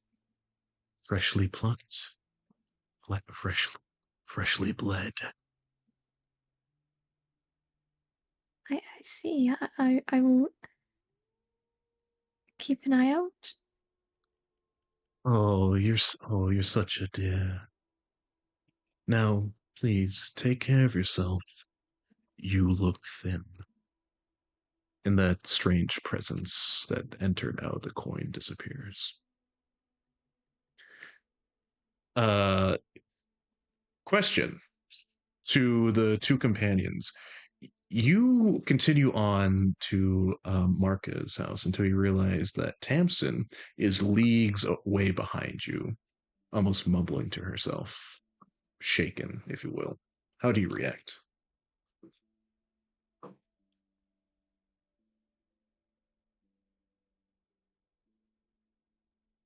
Well, that's probably not good. Should go check up on her. Oh, okay. And I stop and then turn around and head over to uh or Tamsin.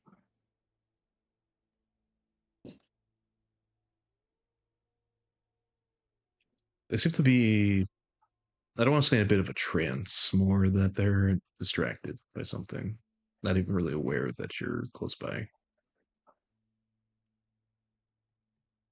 Hey, Tamsin. Hey, you doing all right? Samson, you are shaken awake, if you will, by a balloon, and that moment passes. Hello. Yeah. I thought I saw a herb, and I walked over, and it was just a patch of grass.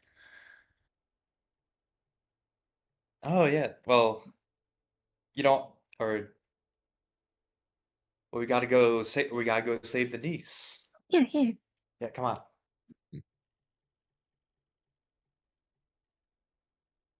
You all three continue. Talk to grass often? Sorry.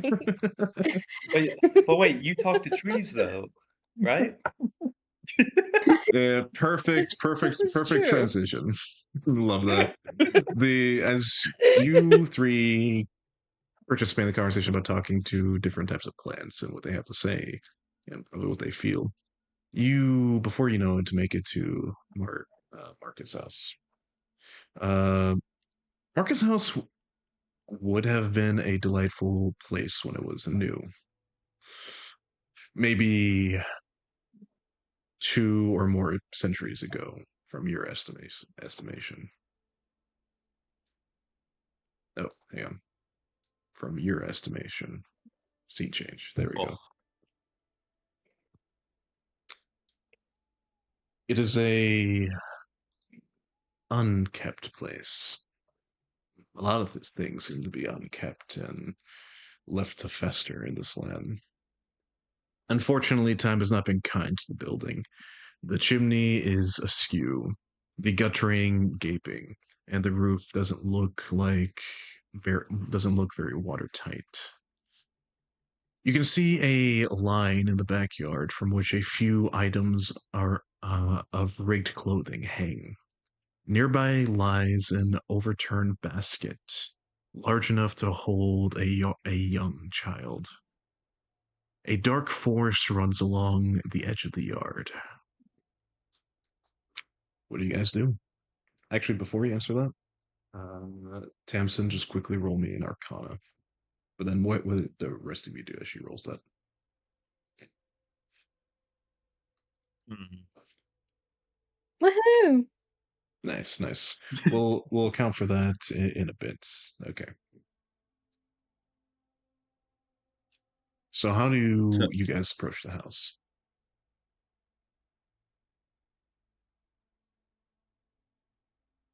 I Oh, would like this will take to forever. I would like to approach cautiously. I mean, Mhm. there might be there, and I do turn to the party, and I say, we should probably be careful approaching. Those wolves might be around.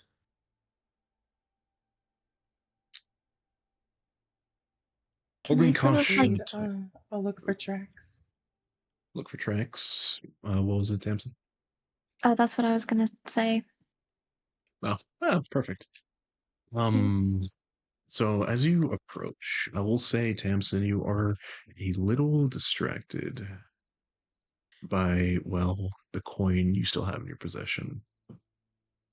How did they find you? In your time being their apprentice, you know that certain items have power, that that things that could entice people, change their mind, or even observe them.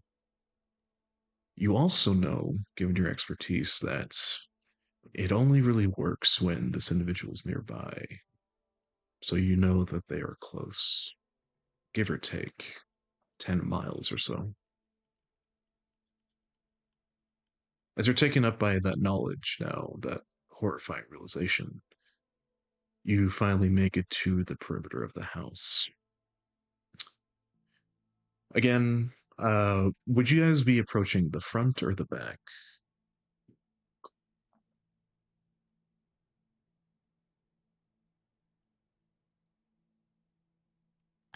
Do I get to sort of choose, or am I still like distracted? I'm I'm asking the group, but we could say you snap out of it, and as you realize that, oh, you got a job to do.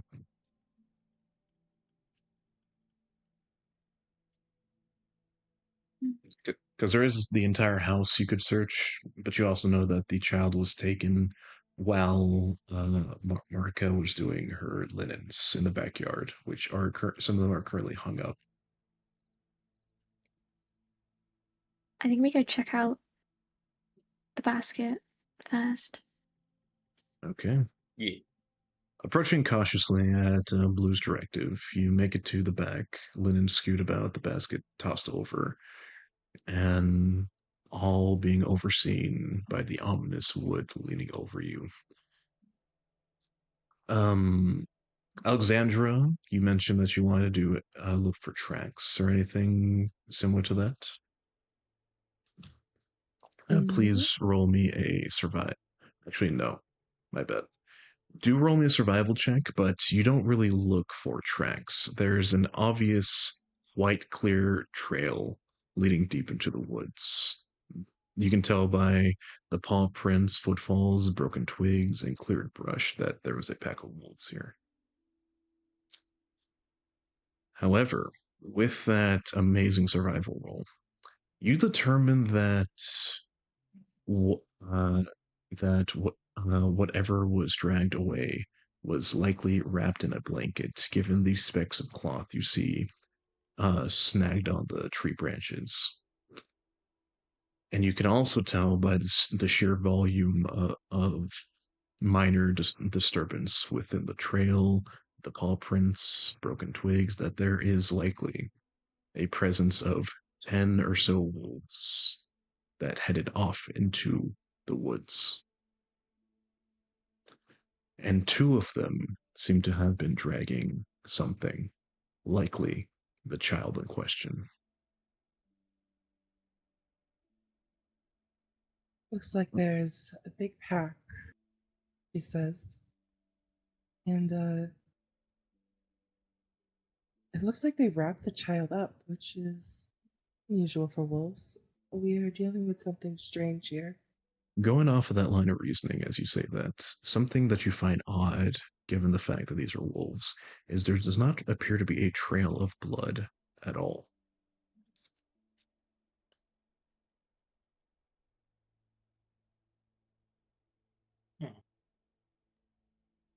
It Didn't look like they were hunting for food, anyways. it feels more like they were just taking them, right? Is that weird? Yes. Yeah. Do you think maybe someone's strange. controlling these wolves? I mean, that's entirely possible. Things can be, or animals can be controlled, people can be controlled by magic. That's something. So maybe of some sort.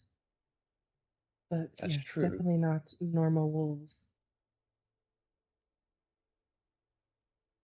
Mhm.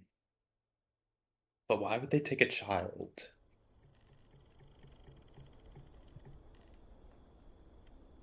Suppose that depends on what they are and who's controlling them.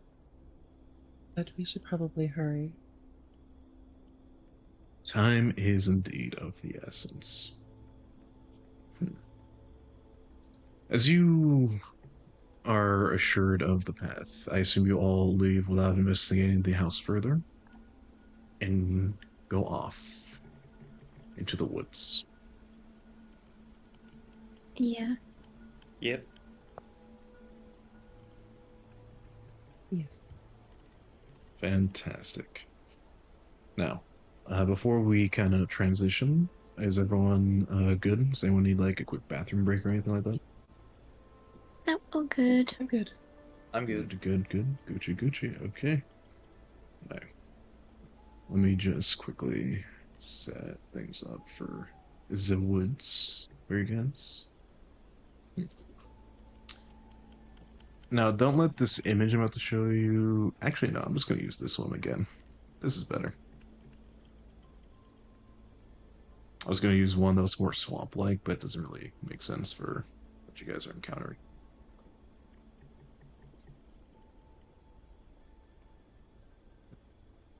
Okay, copy.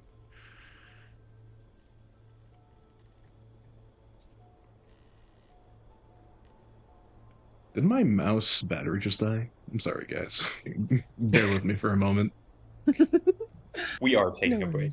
Yeah, we are. It appears we are taking a bit of a break.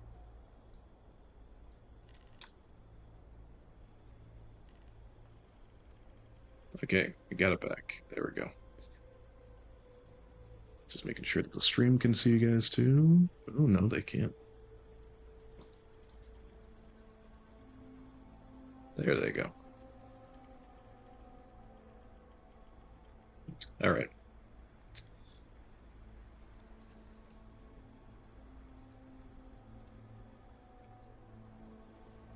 As you enter into the woods, the sun has no more than about an hour to go before it sets as you head off in.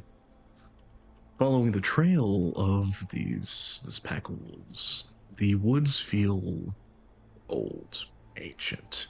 The trees loom high overhead, and the brambles and thickets are everywhere. The wolves, however, they seem to have followed a path that avoids the worst of these brambles and thorns. Perhaps an animal trail of some kind? You could assume. Could you all give me your passive perception scores? They should be listed on the left side of your character sheet. Minus Uh, 11. Also, 10. Wait, little no, side 13. 13, 10. What was yours, Jonathan? Passive is 12. Gotcha. And little side thing. Zlexia, Triss has given you inspiration. Thank you, Tris. Yeah. I'm surprised you guys haven't used your inspiration considering all the low rolls, not gonna lie. That's because we're due for a big hit. Yeah, something's gonna It's like happen. gambling. It's So, coming. how does inspiration work? It gives you advantage on any ability check, saving throw, or attack roll. So anything with a d20. Excellent, thank you. Yeah, it's one of those mechanics that isn't really used too much for some reason, but it's just, free advantage. Might as well just give it out. Hey, look at that. Gambling in chat, I see. I hope that didn't use my big hit. I need that for the dice. Okay. So, real quick, Samson, you had 10, you said? Yeah. Gotcha. Okay. I'm gonna pull up a map real quick for you guys. I don't know if I calibrated it correctly for this scene. So I'm just gonna put you guys' token there, and hopefully the vision stuff works so you can actually see everything. If it doesn't, well, fake me. I messed up. I'll just try to fix it. Nathan did a handstand for a second. Did he now? For a second, I thought no one saw it. I was like, why can I? Oh, I can select it. Oh, Yeah. So I'll put you guys here. Here and here. Can all of you move your tokens? Can you actually see all this? Yeah. yes. Perfect. Yes. Okay. So the path you're following continues on this direction. Oh, wait, hang on. This direction. Sorry, I kind of jolted you guys forward. Don't move your tokens yet. As you continue on, traveling deeper into the woods, you begin to see that the path narrows to a fine point, a directed area of this path. However, you're not the only ones who see this. In fact, you are expected. Alexandra and Blue, as you're now called, you notice something. You see two individuals, two wolves, I mean to say, blocking your path ahead of you. They stand ahead of you on the trail, eyeing you both, ready to fight. And let me just quickly make sure that they populate. Change layer token. Oh, Ready to fight.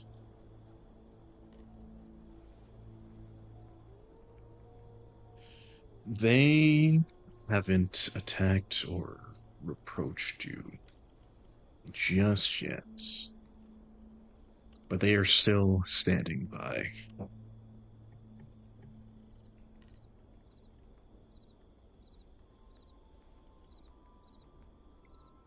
It appears that they were standing in a ready position, almost to ambush you as you got close, but you have become aware of them because of your passive perception score, so good for y'all. How do you approach the situation as the wolves ready to attack you?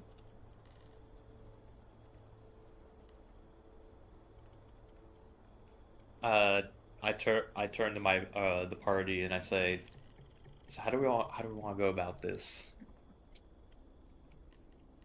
Those could just be normal wolves, but there might be wolves involved with the other wolves.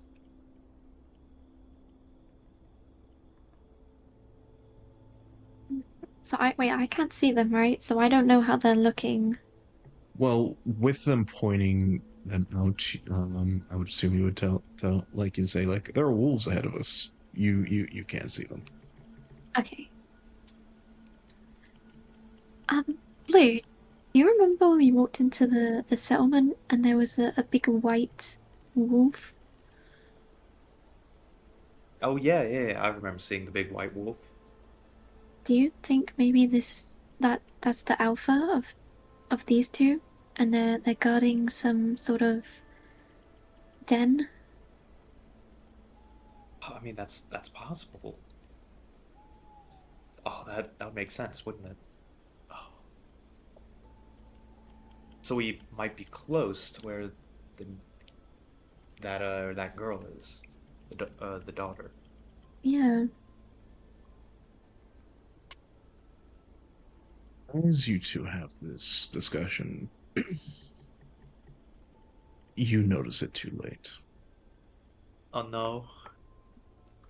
Again, time is of the essence. It's an active situation. As you're saying that we're close, we're finding the daughter. Blue, you notice a pair of baleful eyes, not the ones ahead of you, but to the side, as a wolf was lying in wait and came in close to attack, and they rush out. Could you all please roll me initiative? Oh no. Oh, And here we go. while you're rolling initiative, Jonathan, could you please get some combat music going, please? Alright, give me 1 sec. Oh no. Oh no! Nothing can go wrong. Oh no, it all went Oh, right, wrong. wrong.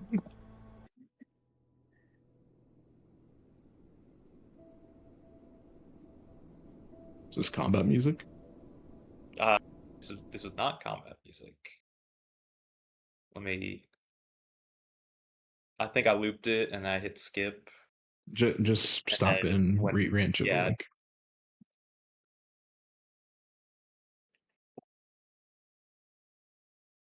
there we go. Actually, pause it for a second. I'll tell you when to play. No. Thank you so much.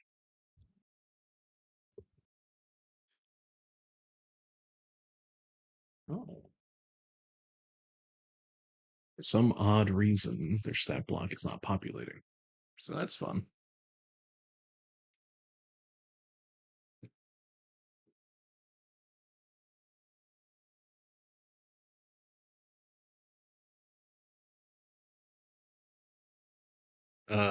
So let's say, what'd you roll? Was it 6? No, you rolled 22. I rolled a 6. Me too. Tragic. What a tragedy. I'm so sad for you.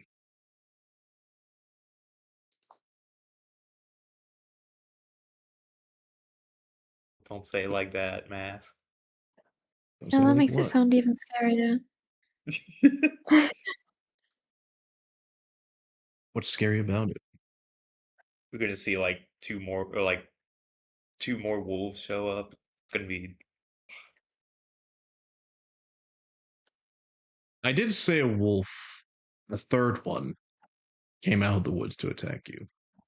yeah. 2 more after that, though. And then another 2. Who knows?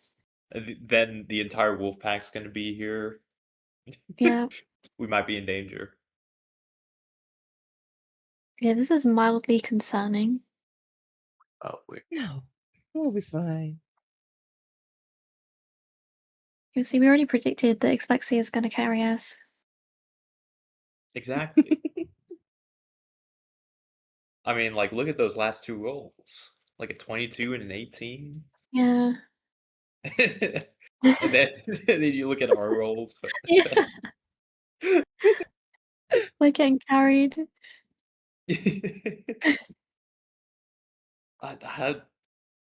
Ever since we got the nat 20s, it's just been downhill. Yeah. Nothing above a 10 for us. Oh, next round. I believe. During this combat, it's going to all turn around. Like, max damage, max everything. Please, dice I have gods, faith let in that you both. happen. Please, dice gods. I guess we'll see. But before that, you have two new pieces have entered to the board, and they have a bit of a surprise for you. I.e., Is it surprise round. The wolves get an entire free turn. Oh, Please Oh, no. play the music. I'll need it.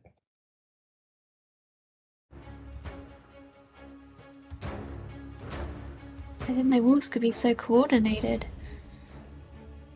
Yeah. Maybe a little above their pay grade, you could think. Yeah. Okay. Blue, as you speak, thinking about how organized these wolves are, how that surprises you, the wolves act immediately. It appears that 2 of them had snuck up on all 3 of you as you were communicating what to do next, and they did not give you time to have that discussion. Before you finish off, they rush in.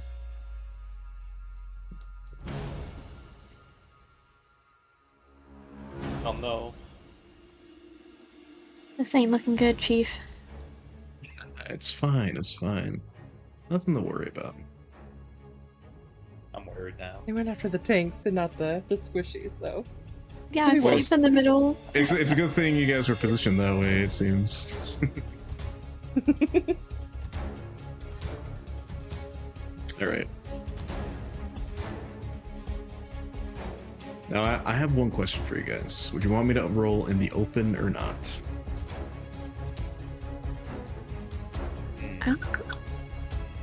What does that mean? Like, we can see? See what I roll? Yes. I don't mind. That could be fun. Up to you. Yeah. Keep in mind, if I roll something like a nat 20 and that hits, I can't just say it's a miss. It's, all honest. Why did you would net? So I'll ask again. Yes? No? Yes. Okay. See, Fuck us up. The go for it. the fuck us up, GM. The kid gloves are off. You can The have the first rolls, wolf, right? The first wolf rushes in and attacks you, Blue. no. They miss completely as they stumble, getting a little bit too ahead of themselves. They don't even close the gap before they get close enough to even bite you.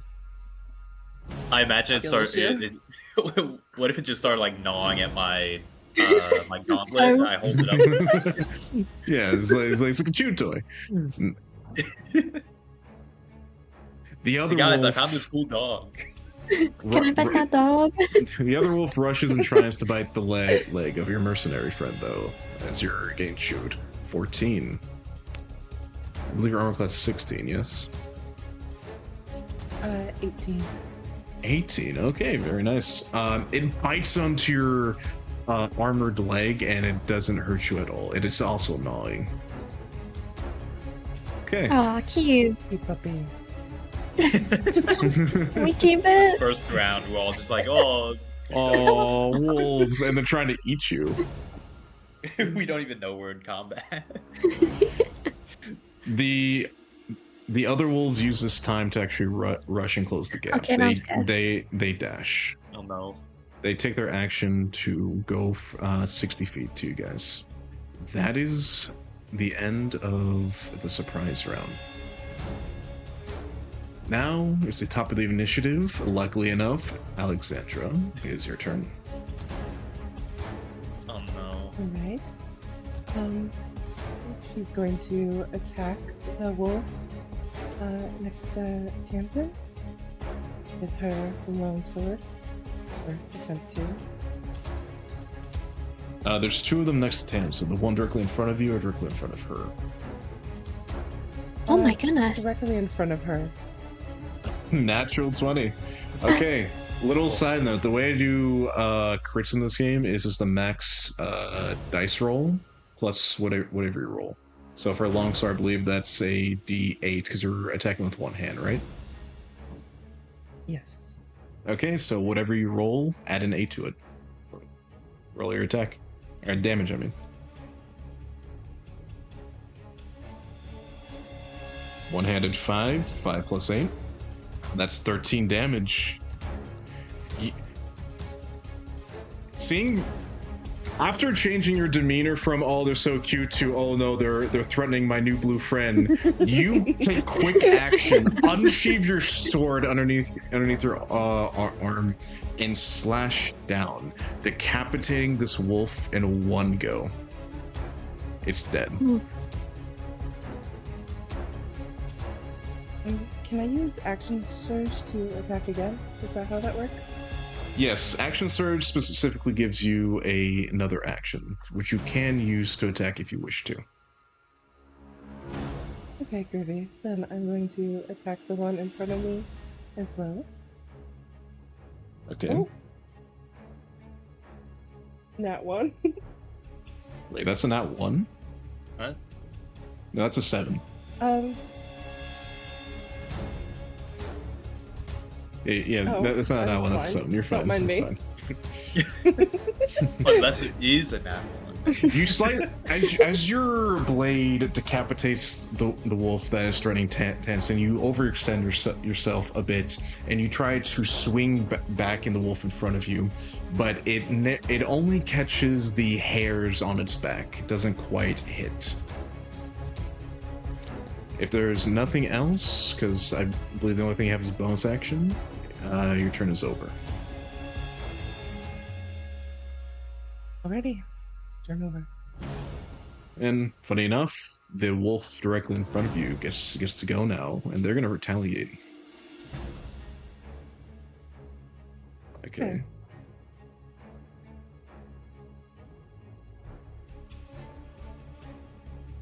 Ow, sorry. Just kind of pinched my nerve for a second there. I should be using the advanced roller for this one. There we go. Roll.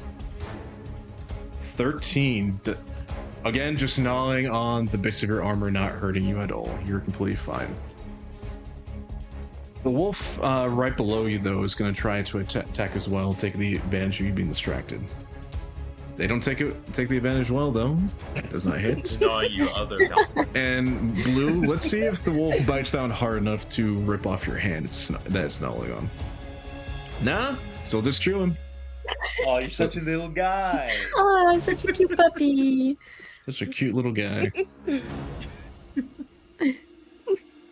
Okay. Blue, it is now your turn. What are you gonna do? So, seeing that they're actually a threat, I am going to take out my great axe. And I'm gonna try to get the one that's been gnawing at my arm. Okay. You rip your hand out of this creature's mouth and you swing wide and nearly take off Tamsin's head in the attempt. I imagine it's like still on my arm and I'm trying to swipe at it, but it's not leaving. Nice, lovely. Give me my arm back, please. Please. Okay. Is that your turn? Yes. Okay. Tamsin, you're surrounded by wolves that are trying to eat you with your armored companions protecting you. What do you do? I am going to.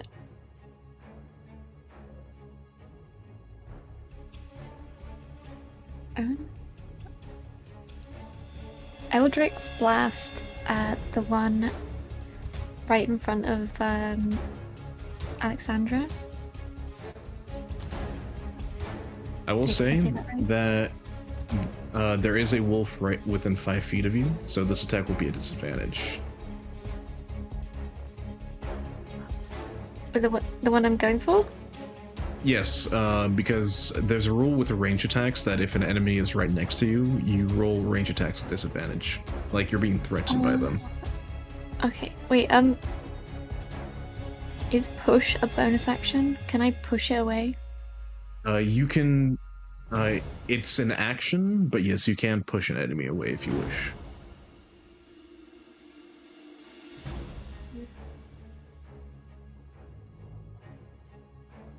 I'm just gonna try and hit it. Alright, and which one are you targeting? The one next to you or her? The one that's like in front of me and down. How do I Okay. ping? You hold down left click and it should ping for you. This one. Would you please roll your attack with disadvantage? How do I do that? You can just click it twice, so take the lower value.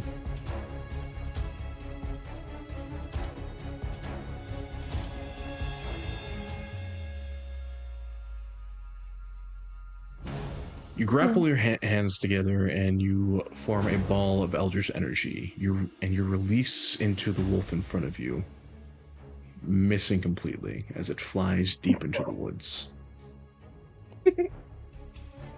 I just hear a little bird like squeak as it hits it in the background.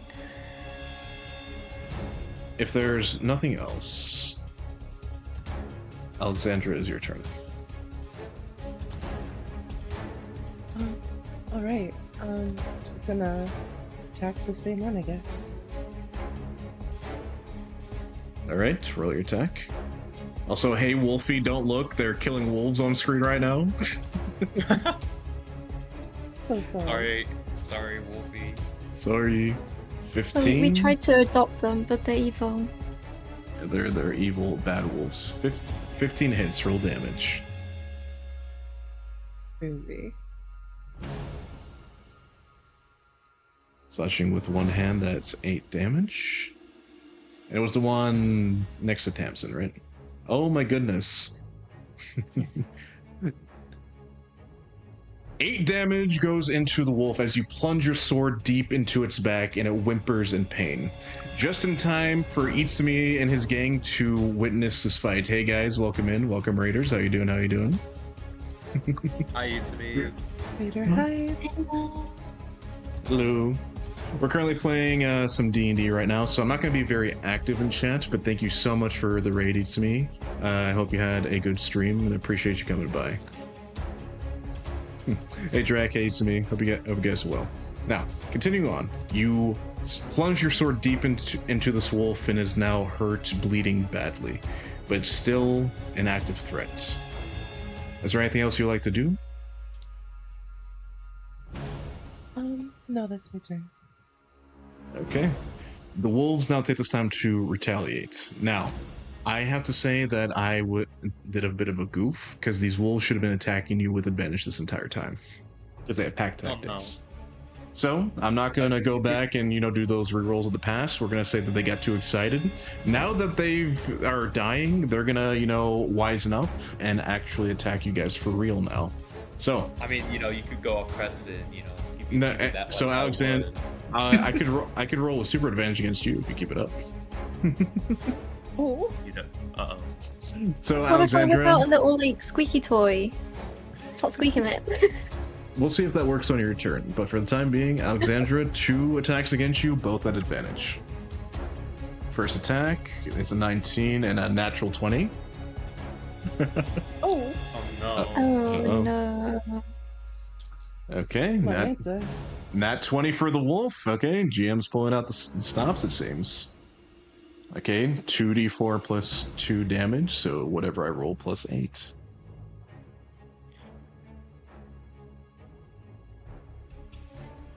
Okay, maybe I shouldn't be using the advanced roller for this one. Yeah, I can just click it. So 1. Are you kidding me? You- That's still 12 damage, I want you guys to know, though. Oh. Oh. So I'm down to so after 16. you stab the wolf in the back, it's almost becomes rabid as it jumps on top of you and starts to bite at you and claw at your face. And let me just double check something. Does it? Roll me a strength saving throw, please.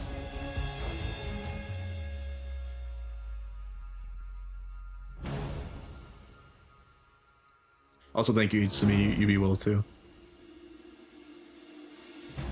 14. The wolf tries to pin you to the ground, but you stay up. However, its companion right below you will now roll to attack as well, also with advantage. 14.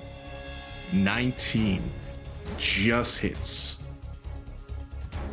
You take 4.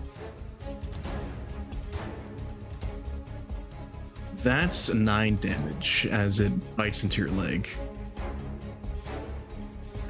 Ooh. How are you looking, Okay. Alexandra? I have 7 H points, so.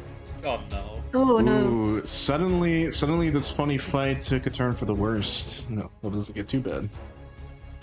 Also, Indeed. Finishing up the wolf's turn, they attack. Ooh, blue, you get hit too. Oh, they're Oh, no. they're really taking it up.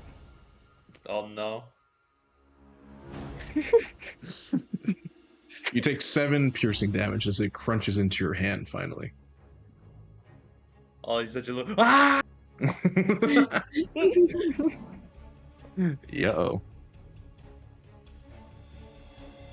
Did I close out the initiative tracker again? There it is. Okay. Okay, Blue, what's your reaction to this? It is your turn. I'm gonna try hitting it with my great axe again, as I'm screaming like I just was. Gotcha. 25. 25, that hits. Roll damage. Ooh.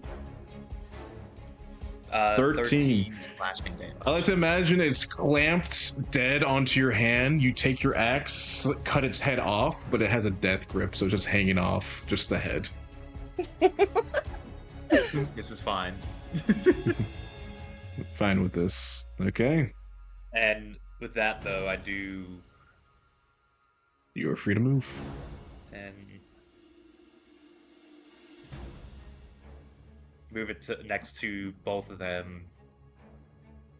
Trying to like coax them to not take out my new companion. Yeah, your new friends. You don't want to lose them so soon, right? I just met them. So true. All right. Faye, it is your character's turn now. There's only 2 wolves left, and they are pretty dangerous. Yeah. I'm gonna. Am I still at disadvantage?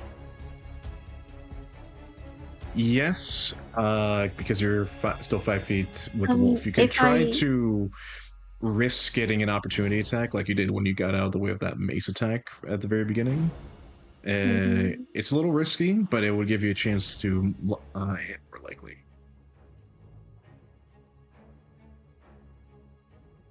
Um, 100,000 things. So what would you like to do? Can I? Oh, never mind.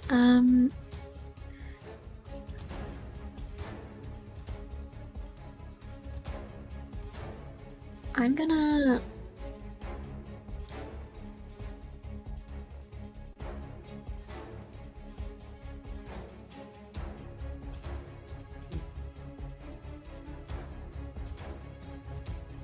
Wait, if I put it's poison spray, will that hit like my party too. What's the area effect? It's like a, but like, is it like 5 or 10 feet, like cone or something? 10 feet. Oh yeah, so yeah, that might not be a good idea. Well, you could aim it in a way where it only gets one of the wolves. I would allow that.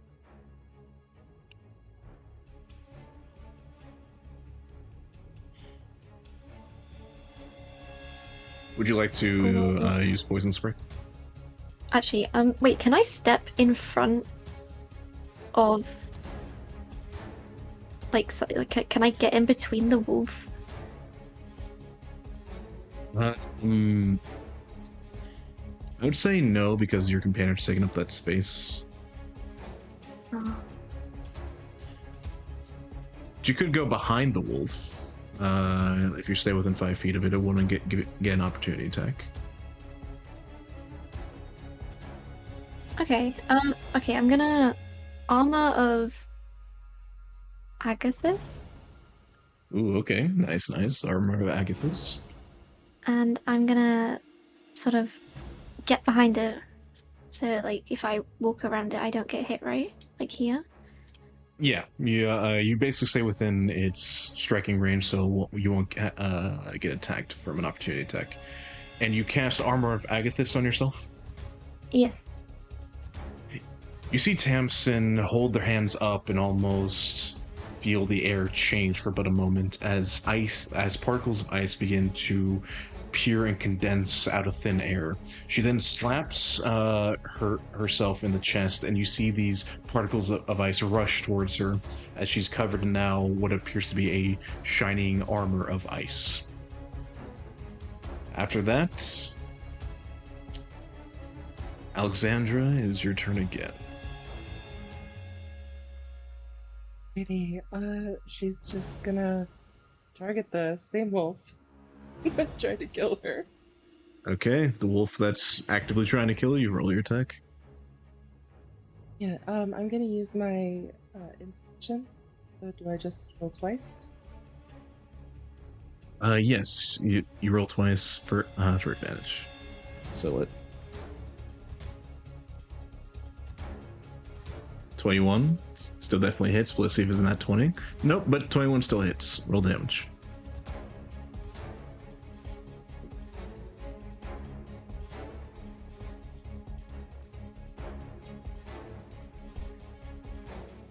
You graduated from cutting wolves from the neck. You decided to cut them directly in half as your sword slashes down and bisects the wolf's head, killing it. And then she's going to use her second wind ability to try to keep herself alive a bit longer. Okay, you pound your chest and you heal up 11 HP, because that's a bonus action, right? I believe. And that would be her turn, I believe, yes? Fantastic. This wolf is going to use this time to attempt to run away. All of his pack mates are dead, and it's not worth it anymore. Yeah, I'm sorry. My mouse is dead again. It's not wanting to work. There we go.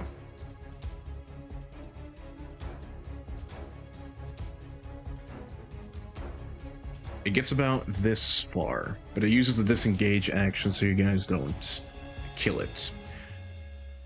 You can see it's running headlong as fast as it can. Blue, do you pursue? I mean, it might warn its pack mates.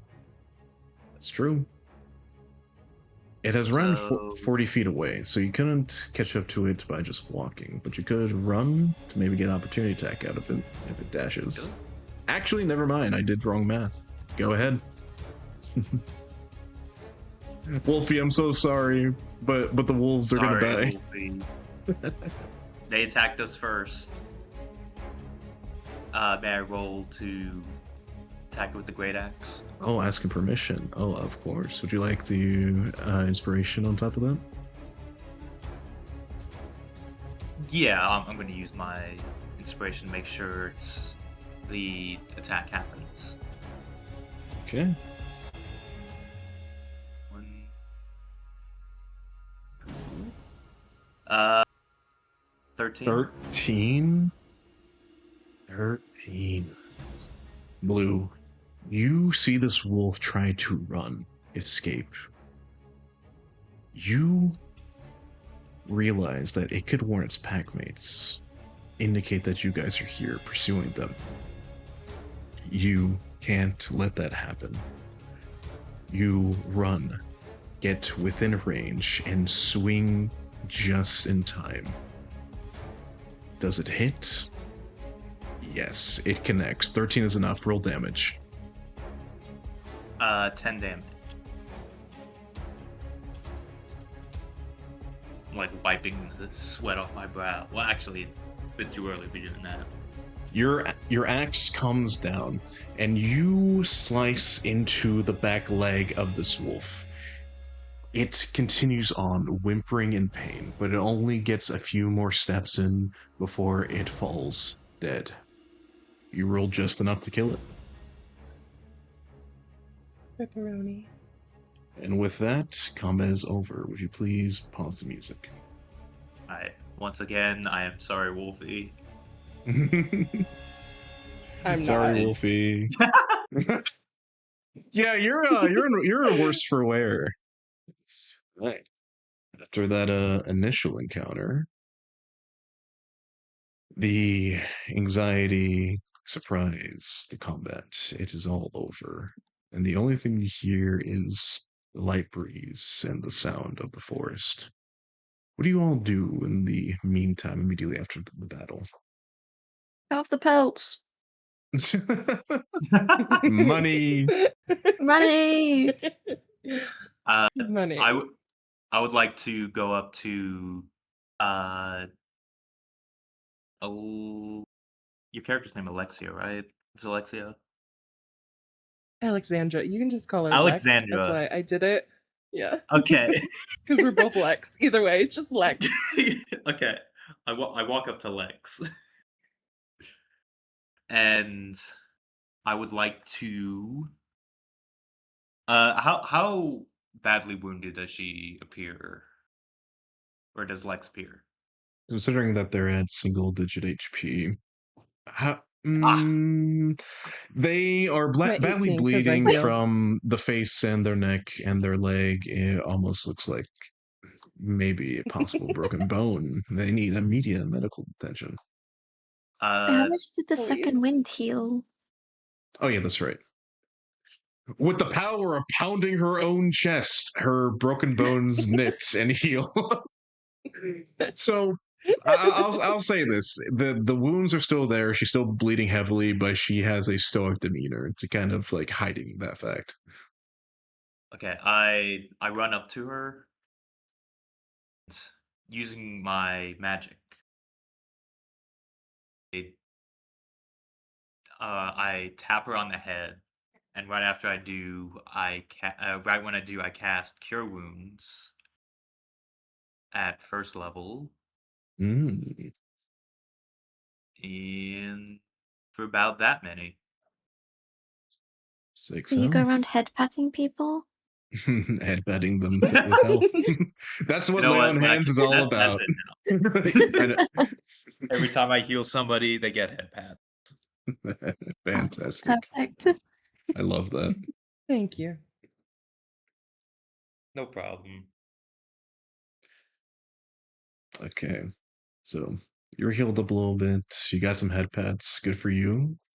And you managed to survive the worst of the wolf onslaught. Again, RIP Wolfie. We're so sorry for your packmates. Well, I am Lexi, not so much. Just waiting for like the picture of her avatar to appear on the roll 20.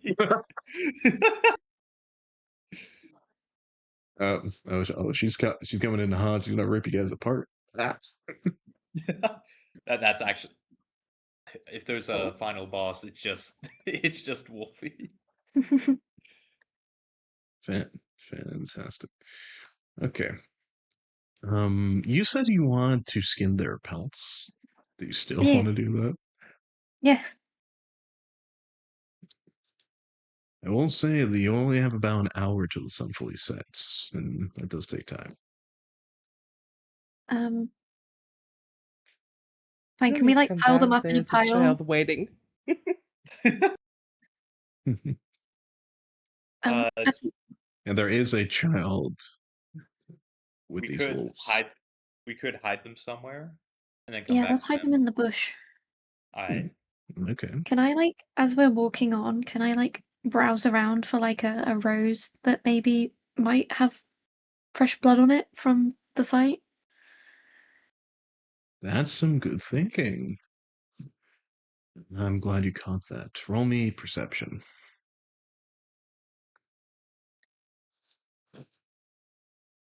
Can I have an inspiration? You were given inspiration at the beginning from Chris, so if you'd like to use it, you may. So I roll twice.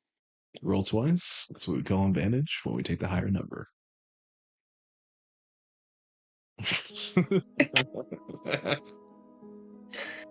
Fair enough. Lovely. You know what? 14. Okay. It's a good number. You, despite your best efforts, do not find a rose speckled in the freshly released blood of the wolves or your companions. But you do hear something. The sound of water, burbling water, ahead of you in the direction that the wolves were blocking.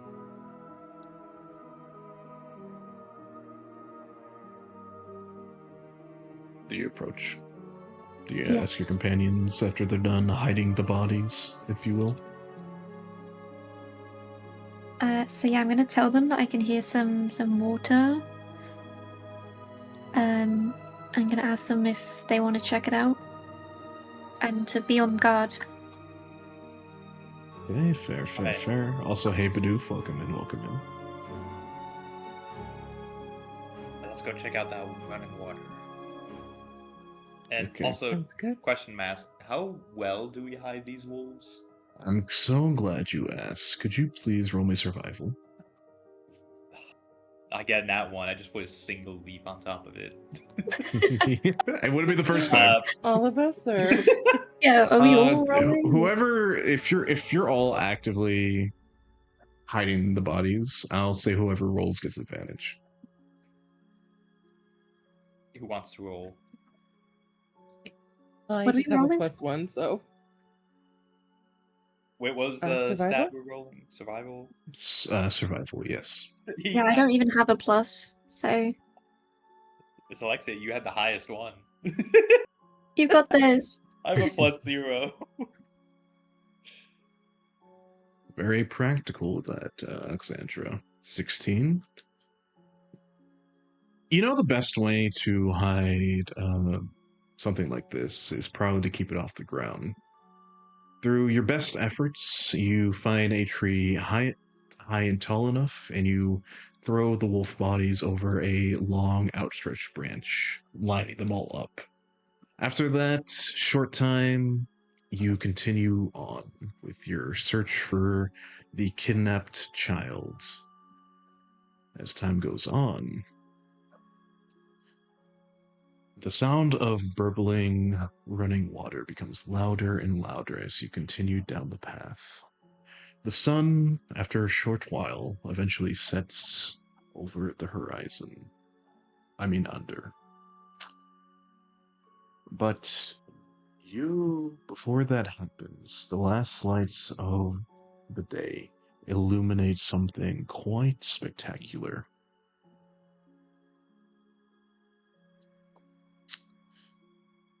Ahead, you hear the sound of burbling water. Soon, a river flanked by an overhanging trees comes into view. In the fading light, a great willow tree dominates your view, and it seems that the trail leads into a dark hole beneath its trunk.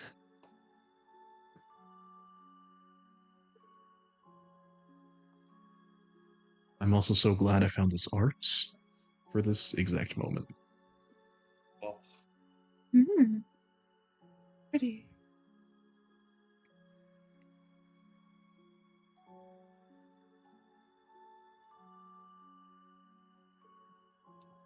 The trail again seems to lead into a dark hole at the base of this tree, parting it into itself from the roots. Also, uh, thank you, Bidoof. I appreciate that. can I stealthily approach it? You may roll me stealth, and as he's doing that, bear with me, guys. I am making sure that Chad can actually see the art. Gotcha. Can I Just just say make this this- reminds me of Harry Potter? It is pretty fantastical now, isn't it? Like there's like this exact thing you've described. But That was a disadvantage roll, by the way. Because of your armor. So I got a This is 0. noisy. I imagine. No, no, no, I'm no, just no, checking, no, I'm no, no need to imagine. This just happens. As Oh, he no. once again employs as much caution as he did when approaching the house that started you down this path journey. He steps out a little too far. His foot gets caught by a root, and he trips. And you see him panic, fling his axe as it flies, and turns once, twice, midair. Time seems to stop as his massive bladed axe seems to fly, and you can't tell whether it's going to land in the tree or the river. Sean Nathan, Oh no. even or odd? No.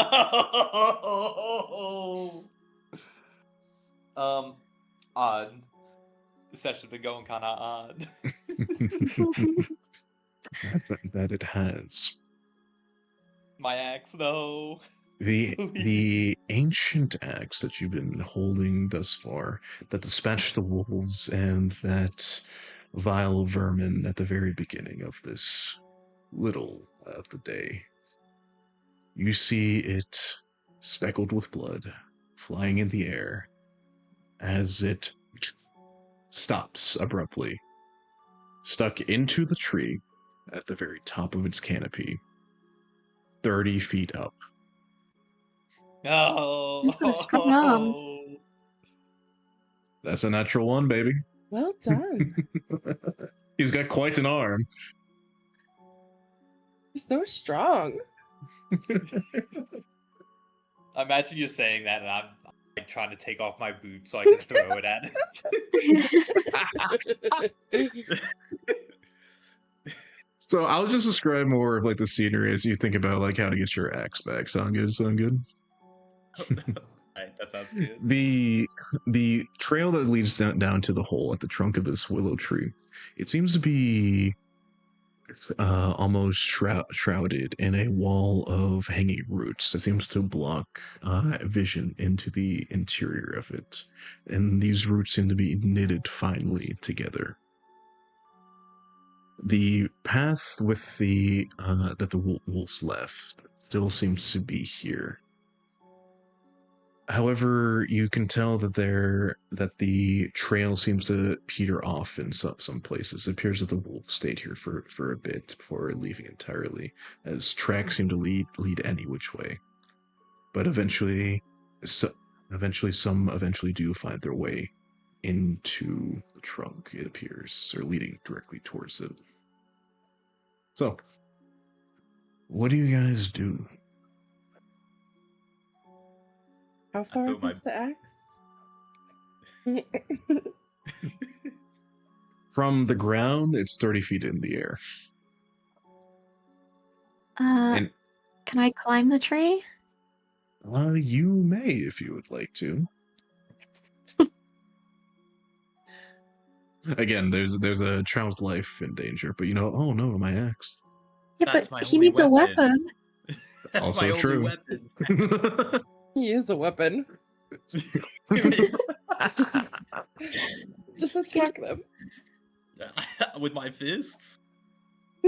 Just ram them. You're great. Just While Tamsin is attempting to climb the tree and Blue is taking off his boots, thinking about if he should throw it or not, Alexandra, could you please roll me a survival check?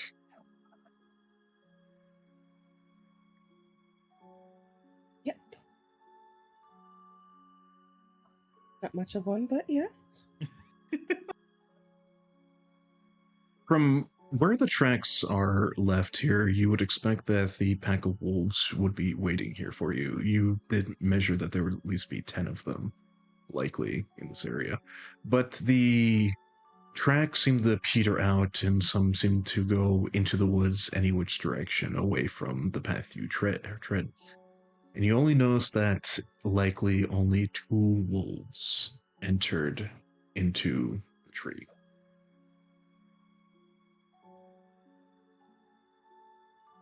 All right. She will tell her friends. There's likely 2 wolves here. But there might be more lurking around in the forest. Oh. I kind of like look down at. I imagine you'd point out the. Or did you point out the tracks? Well, it's very obvious. Like, the tracks are something that you can all see. Did you say earlier that there were 2 wolves carrying the child?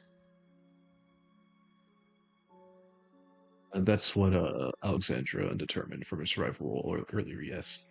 Excuse me. So if 2 went into the Apparently- tree, Apparently, Then 2 maybe wolves went that's- into the tree. Oh, sorry. Do you look for more Do you signs sti- of like a blanket? Sure. Roll me perception. While that's happening, do you still attempt to climb the tree? Yeah. Okay. Considering how... Ooh. Pocket sand. Alexandra, as you begin to try to look for maybe signs of anything, cloth, blanket, maybe even like speckles of blood, wind starts to kick up from the recently set sun as the change in temperature throws the wind rapidly here and there. And your face immediately gets caked, first with sprays of water, then with mud, as it covers your face entirely.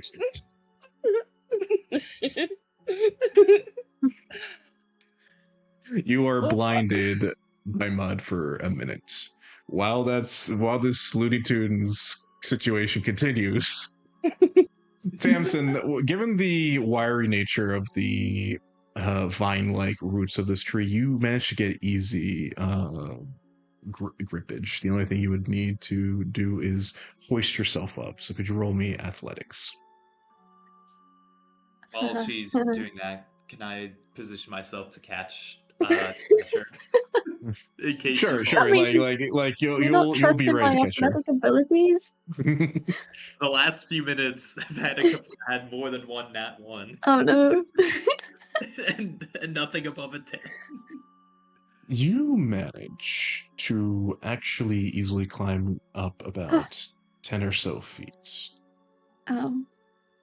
However, when you grab at a not so stable branch, it breaks, and you start to tumble downward. With Blue being ready to catch you, Blue, could you please roll me? I don't know. Let's do a drink save. Let's call it. Okay, strength save. Yeah. Yeah, I got you. I don't got you. Oh no! Oh my god, guys! I got you. I'm just holding my hands up and You're like there, Oh. like shuffling side to side with your arms out, like ready to catch. Yeah. I'm gonna be honest. I think the title of the stream is cursed. I think it's literally affecting the game. I apologize. I think it was. No, you're good. You're good. Actually, I think So it hey, was Carmeo just playing to the- yeah, blame Carmeo. We'll Nice skin guy. him alive after this. But to finish off this Looney Tunes ass like whole situation, start with the axe throw. Tamsin, you tumble down from the tree, and Blue, you strike Blue. Even though he was ready to catch you, he didn't quite grip hard enough, and he is thrown off balance by your weight. And you both fall into the ground again. This time, you're on top of him, and he's the one who kicked in mud. And you both take 6 bludgeoning damage. No. No. Okay, Ow. not looking so good anymore. Yes. But the mud's squishy, right? Yeah, but still, you took quite a tumble. A minimum of 10 feet means you take at least a d6 of damage. Yeah, but isn't Blue like 10 foot tall? It covered in hard metal armor. And I mean, want me to roll extra damage for the No, hard surface no, you're I'm in? happy. I give Tamsin some head pats, and I use my lay on hands pool this time, Okay. and Tamsin heals 5 HP. Oh, thank you. After You're getting welcome. caked in mud, Blue, after Blue gets caked in mud, Alexandra, you manage to have your vision return to you as you wipe the mud off your face. It's okay, mud masks are really healthy for your skin. I need a lot of mud. Thank then. goodness for that.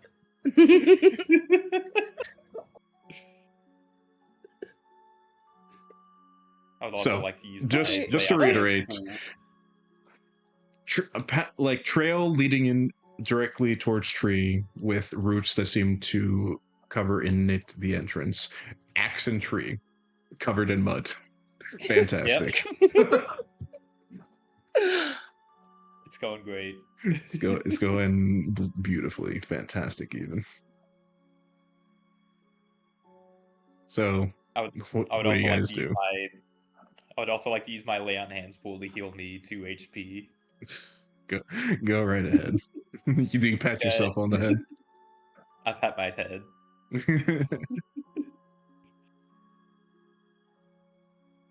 I have rope. We could maybe try throwing that up. Hmm. That'll help. I mean, that could work. But, Hand, is the axe like balancing on a branch, or is it like lodged in something? It's lodged in the tree, like the Oh, trunk of the tree. like. Huh. Yeah, we could try to use the rope to get up there, and I can try to climb up and maybe get it out. Or lasso the axe and yank it out. That could work. Hey, Whiskers, welcome in. Just That to could reiterate for everyone in chat, they've been tracking Ready. down some wolves that kidnapped a child. And when they got to a strange willow tree that's with a path that leads into it, this genius over here, clad in heavy armor, threw his axe after he tripped on a root into the tree that's now stuck in. So this is where we Yeah. are. I was like, can I sneak it towards the tree with my disadvantage on stealth with a -1 modifier? And I he got rolled a 0. He rolled a 0 on stealth. You're banned from stealthing. Okay, that's understandable. No more stealthing. No more stealth. Ban. All right. Good. Okay. So, but you guys tell me you have like a lasso plan, or what are you trying to do with the rope? Lasso plan. So What could go wrong? Nothing like getting a lasso around it and then pulling the axe towards us. Nothing will go As long wrong. as we all stand clear of the axe when it comes Of down. course. I don't even know where to begin for this one. Okay, well, give me a moment. Hold on, So, like I imagine like part of the axe is sticking out, and like there's a little area. where yeah, you like can, the set it handle. around. Like if you somehow manage to do the thing of lassoing the handle, sure. Well, we'll see how that goes. Okay. It's gonna go great. Suffer the consequences of your own actions. Loving when players fall. Exactly, Whiskers. So, okay, if you're gonna do a lasso, I would say that would definitely need to be Oh, Trish, something with dexterity. So let's say a sleight of hand give check. inspiration to Sean Nathan. Hey, look at that, Sean Nathan. If you don't have inspiration, you have it now. Thank you, Triss. Look at Triss being all supportive of all the players. Love you. Thank you. Also, who has the highest sleight of hand? Because it's not me. I've got a I +1. have 1. I have a -1. Oh no. So who wants to be rootin' tootin' cowgirl and lasso up this axe out of the tree? Lexia's had the best rolls, so I feel like you should go for it. I would also like to Alrighty. give Alexia the help action. Sure. So the highest rolling advantage. Please, not 2 nat 1s. Please. At No! Wait. okay, that's one roll. You have advantage from the help action. So let's see that roll again. Can I give guidance as well? I would say that like stuff for that you would clarify before they roll. But yes, so for future reference you could have. I was trying to. I'm sorry. No, it's Yeah. okay. We're good. You were too fast. I'm sorry. Yeah, I completely forgot you had guidance. I'll be sure to ask if you want to cast it or not from now on. But with that like dirty unnatural 20, you do manage to somehow lasso the axe as the rope flies and hits the hilt of it. It knits under, and you pull at the right moment, and it sticks. It is now lassoed. All you guys need to do is pull. And stand back. Yes. So would this be like a strength check? I'll say it's athletics. Okay. I do have a +6 with athletics. What if we all like Okay. grip the rope together? Oh. I'll say again that's like Would that be the help? help action, and whoever rolls have advantage. If we get if Alright, the I have a final +5, so if the final It'll rolls be a nat best. 1 and then the axe goes into the water. Okay. or ahead. It's fine. Alright, so 11 players cause their own problems to deal with. am I gonna Yeah, you do So- it. You do it. So Blue, you take the rope, both hands, and you grip. Your companions stand beside and behind you, also helping you pull. You look at your axe, your ancient weapon, your blade, your thing that you need in case any of those wolves come back, and you get ready to pull. Does Tamsin cast guidance? Yes. You have a D4 on top of advantage. Thank you. There's literally no way for you to fail can't at this fail. point. I mean, never say never. Don't roll Okay, just yet. If anyone would like to participate, please throw some roll emotes into the chat. Drum roll, please. Okay, on 3, guys. 1, 2, 2, 3. 3. And Okay, 19. and that then 19, the effort of everyone, add the D4 if you will. Well, let's just see how high this. Oh wait, is. damn, wrong command.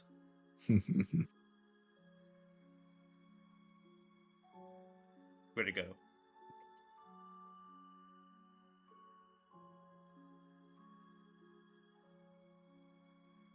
I'll roll it for you. Hold on, one more try. There we go. Actually, if you want to roll, I'm not gonna stop you. Yeah, I can't see it. You- It's disappeared. Rip it with all your might, and you pull. You reach, you grind your teeth as you almost tear this rope in twain with the immense force that you guys are applying upon it. In fact, the willow tree itself starts to less lean towards the river and starts to lean towards you guys. You pull it with such force that you start to straighten it out. And you think that it's not going to be enough. Until Tamsin's guidance hits you at the right moment. The DC was 20. You yanked the axe free. Let's go. Oh. Hell yeah! If it Thank you for the wasn't for her guidance, it still would have been stuck. It was literally a full team effort to get this axe out of the tree. Yeah. Oh my god. I think it took like 10 minutes for us to get that axe out of the tree. Oh. Oh, I'm a little drunk. Okay, the axe comes flying so fast that it narrowly cuts all of you in half, but you get out of the way and it lands like Thor's hammer in the mud, also covered in mud. This is back to the fucking mud. We're now the mud adventurers. Everyone's caked in mud. You know that's your the connective tissue. There you go, perfect, love it. You got your axe. Anyway, back to the actual adventure. Return to our regularly scheduled story. Let's just quickly reiterate what's happened, just to get everyone catch up. You guys have discovered this great, massive willow tree with the trail of the wolves you were tracking leading into its roots, as it seems to lead into a dark hole beneath its trunk.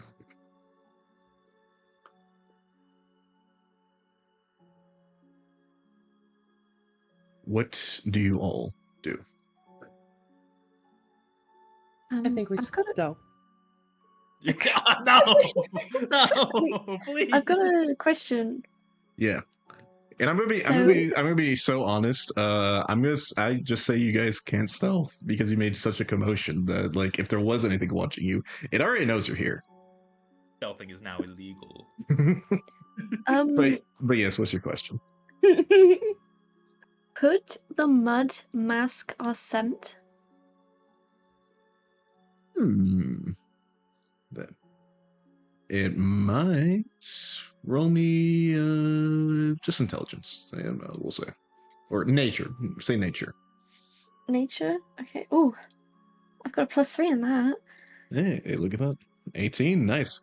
You know for a fact that natural creatures of the wild have a particularly heightened sense of smell for their survival, but masking it in different substances, including mud, could help dull that effect and keep you hidden. Are you guys going to cover yourselves in mud now? Yes. Yes. I'm going to be Like, so real and honest. Yep. The only thing Alexandra has to do is just reapply the mud mask, and you guys are already covered in mud. You're already basically majority of the way there. This just completes your transformation to the mud trio. Mud trio. Yay. Okay. With all then said and done, I'm just gonna say you guys approach the tree finally.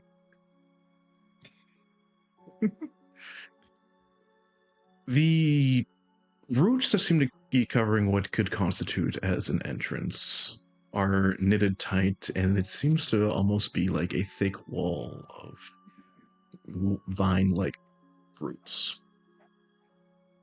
You consider if you were going to have to use your axe you just got to cut the roots open to get inside Blue.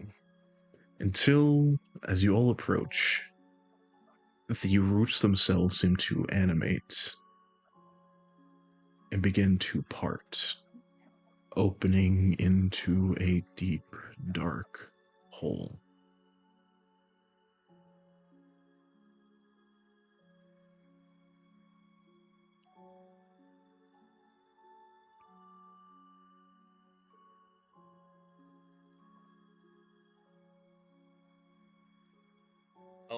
we all ready to go in?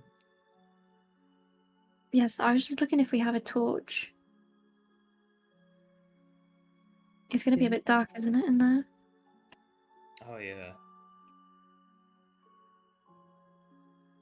I do not have a torch. I do not have a torch.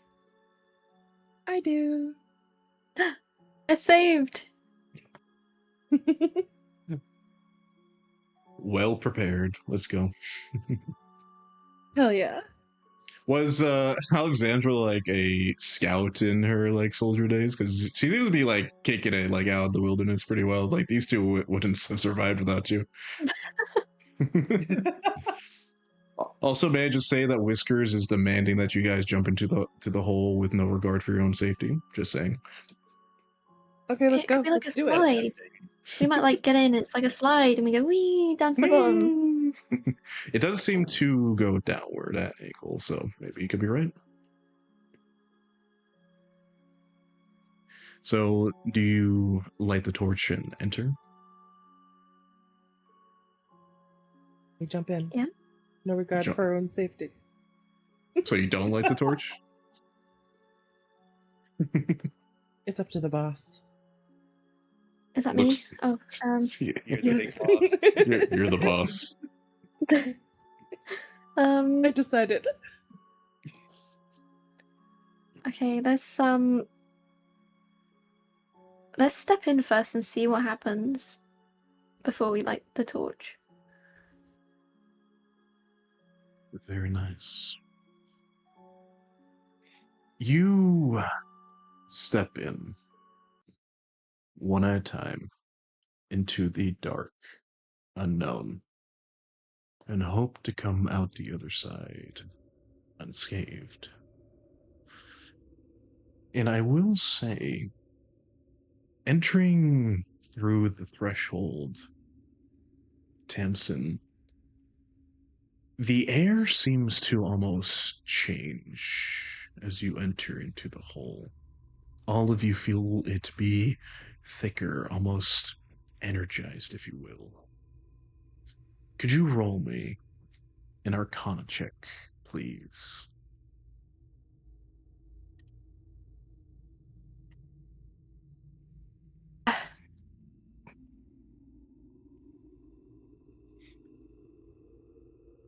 Tamsin, you're kind of more afraid. This has all been a lot of new experiences for you back to back. Going into a pitch black hole is definitely not something you would have wished to do on any normal day. And your senses, your anxiety is kind of something that's shaking you. You don't even really notice the change in anything in the environment. Alexandra, you're more focused on your surroundings and any weird magical happenstance. Blue, however, the way that things seem to change almost takes you back. Like there's some type of feeling emanating from this hole as you enter into it. Roll me nature, please.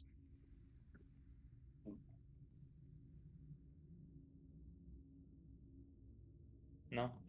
Whatever the exact nature of this feeling, you're not quite sure. You don't have quite the expertise.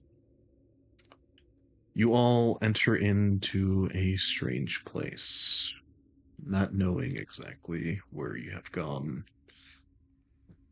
In the deep, dark.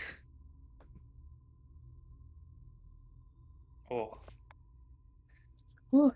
You're all of your... Okay, you guys... Right? You have vision Yeah. with your tokens? Yeah, I can see. Fantastic.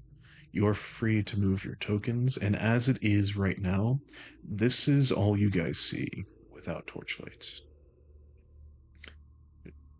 See nothing. Yeah. So just to highlight the fact, guys, Sean Nathan and Spade's character has dark vision. Zalexia's doesn't, so she just sees darkness. It's a black screen for her right now. I No issue. assume with you not being able to see in the dark, you would finally pull out a torch. Yes. Yes. Fantastic. You light the torch, and a new star is born.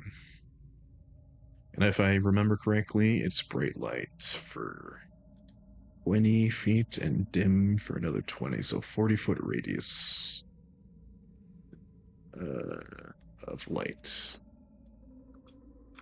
20. Save changes. Nice. The Let there light be light. Big nap. appears, and you see that you are within what could constitute a strange maze-like cavern with walls covered in roots, almost made out of them, in fact. Wait, this cave is made of cave. No, Bidoof, this cave is made of roots. This cave is not made out of cave. And you see, as you look forward, the entrance seems to wind down. Directly ahead of you, right in front of you, in fact, is a path that goes deeper into the earth and seems to go down at a maybe 30-degree angle downward. Almost like a slide. Yay.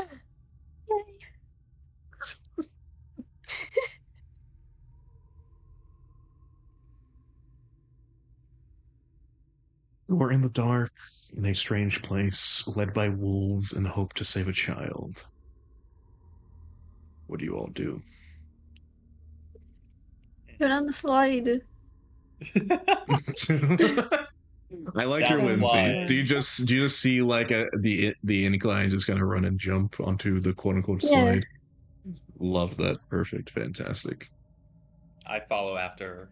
I think a tank should probably go first, but Well, let's just- Tamsin wanted to experience the full slide. So And nothing Oh, can dear. go wrong. Yeah, what could So- go wrong? So Tamsin runs forward, jumps, and then you see her one instance, and then you don't see her the next. As she slides into the unknown. I follow. Do you also slide? Of course. Away! Once again, Alexandra, you see your companions just slide into the darkness. And I will say, Tamsin, as you Whee! reach the bottom, before you can take in your surroundings, the sound of something rapidly approaching behind you kind of takes precedent. Roll me a dexterity saving throw. Oh no, I'm gonna get knocked on the floor again. Wait, how do I do a saving over here? There we go. There is hope, maybe. You manage to just kind of roll yourself out of the way, and the armored individual lies and slams against the wall ahead of him. I can see beyond the wall. No, you don't see anything. Yeah, okay. They're coming in on! Wah! So just an Alexander, So indent. hey, run after them. before you so you run after them into the dark. You're able to control your tokens, by the way. If you guys don't know that before, you should be able to move. I'm going over here.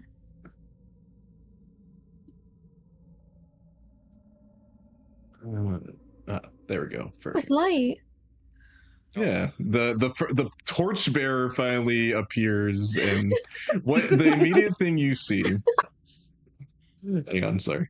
The immediate thing you see is Blue's head like slammed into what you think is a wall, but then when the light appears, you begin to realize that his head has slammed into a door, a wooden one. A door. Oh. In fact, you look ahead. You look ahead, you see Blue's face in the door. You look left, you look right, 2 more doors. There's 3 doors presented around you.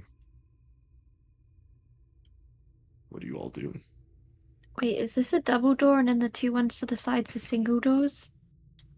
It appears to be a much larger door. Not really ornate. They seem to be made of the same, like, castaway, almost rotting wood material, you could say. Also, I forgot to mention, Faye, Whiskers has Hello. granted you inspiration. Thank you. Woo. Yay. I like to Hmm. reward plot rushing. Yes, indeed. Fantastic. Let me make sure that the camera's I mean, working. Fantastic. the So- Scooby-Doo method isn't a good idea, right? Splitting up? Yeah, let's not do that. What do you mean? That's only gone well. Just, I can't say when. I don't know when.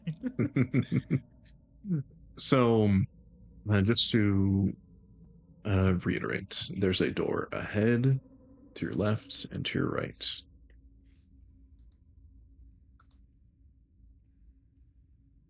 What Can I look for tracks for track? to see, like, if there's any sign of like scuffing or like tracks going into one of these doors?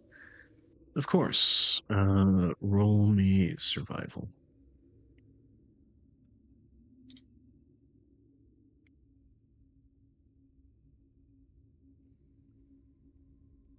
You look around with the light of your companion. You notice that all prints seem to lead into the much larger double door ahead of you.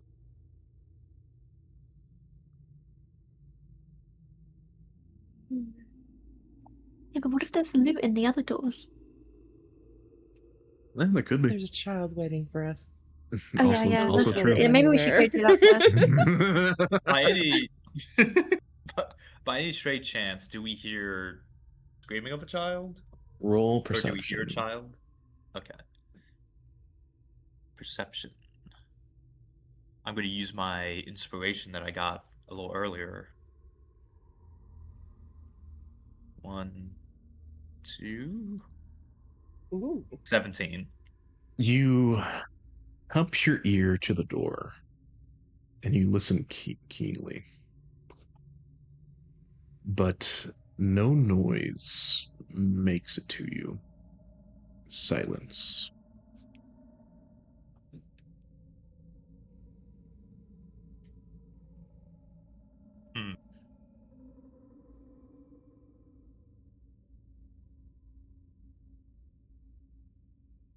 I don't hear Actually, I don't hear anything.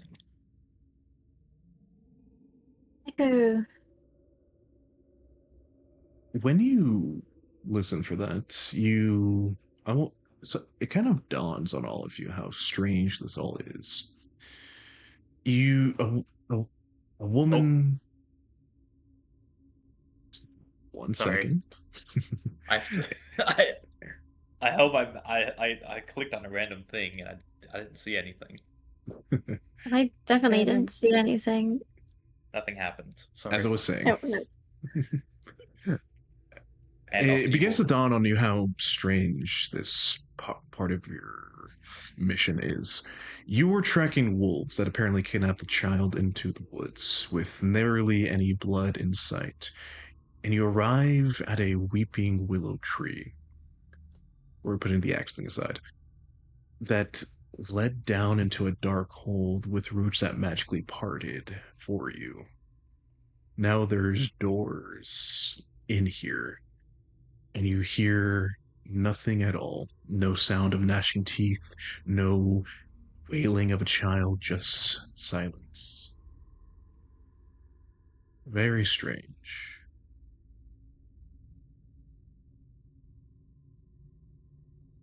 But how strange it is doesn't change the fact that there's still something to be done. After all, a child's been kidnapped. And the only thing blocking you are 3 doors ahead of you. What do you all do? The next Silent Hill game, Silent Door. I'm gonna test the door. Which door do you test? The middle one.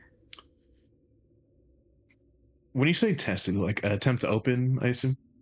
Yeah.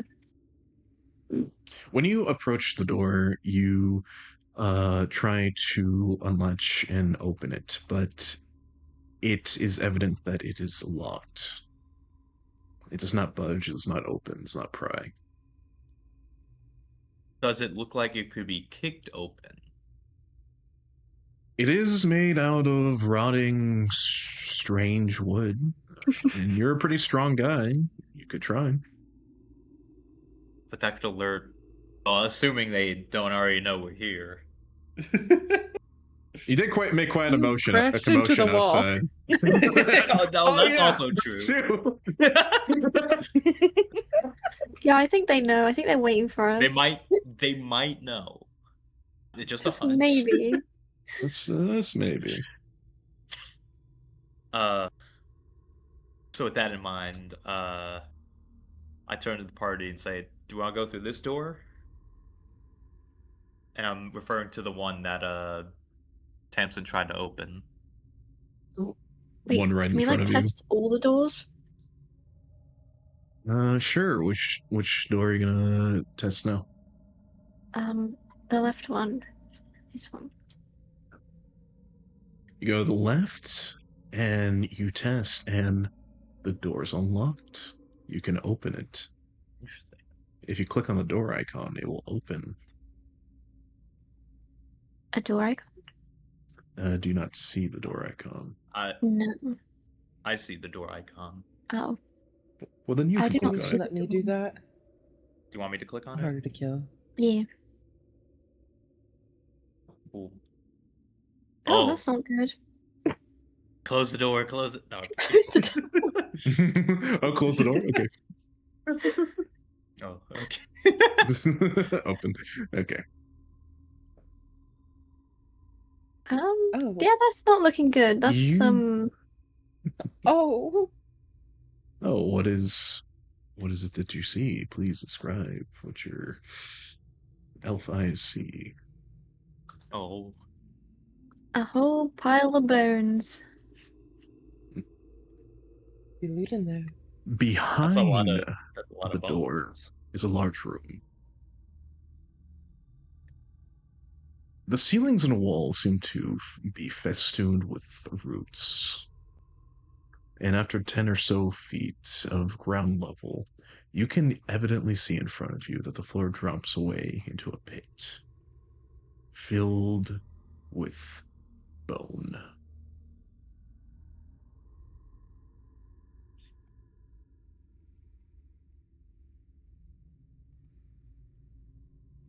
You guys Do we just gonna wanna- stand there looking at the bones, or I Do we want to mean- investigate the room further?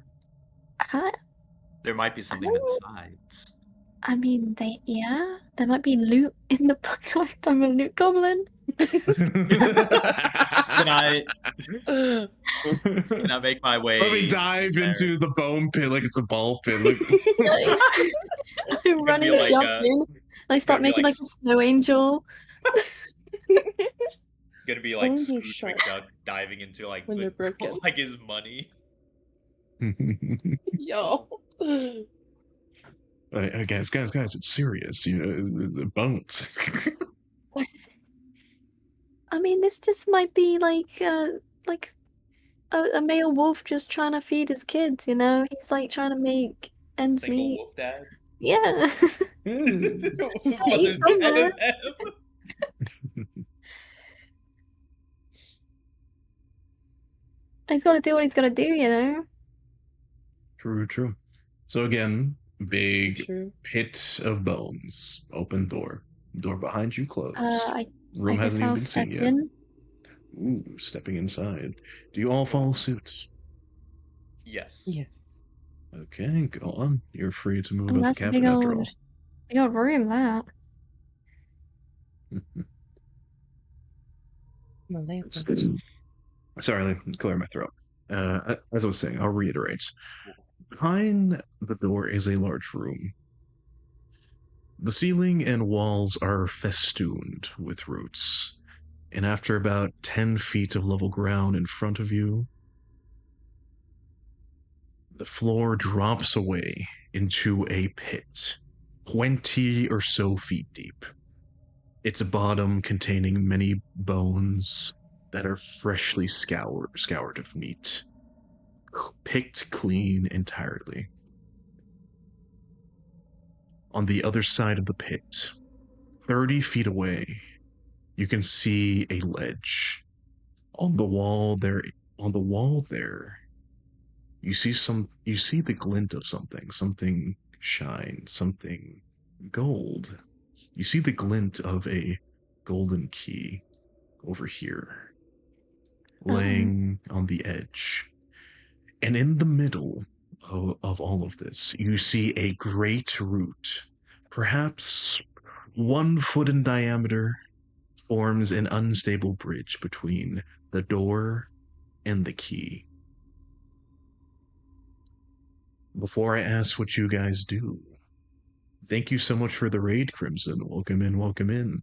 What were you guys playing? Some Dwarf Fortress? Heck yeah. They just found the bone room. Let's see, got a raid and dash? Well, thank you so much for bringing your community my way. I'll see you around. So, guys, there appears to be a shiny gold key on the other side of the bone pit with a root that seems to create a precarious bridge between the 2 points from where you are to where the key is. What do you all do? So hi Sylvie, welcome in. Wifey! Hi, Sylvie. Wifey, you missed it. They're covered in mud. For various Yeah, I'm reasons. all covered in mud.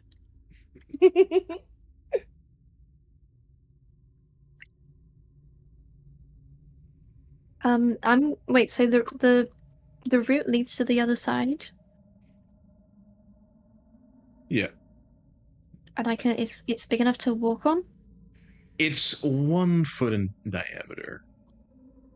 What's that, like half my leg?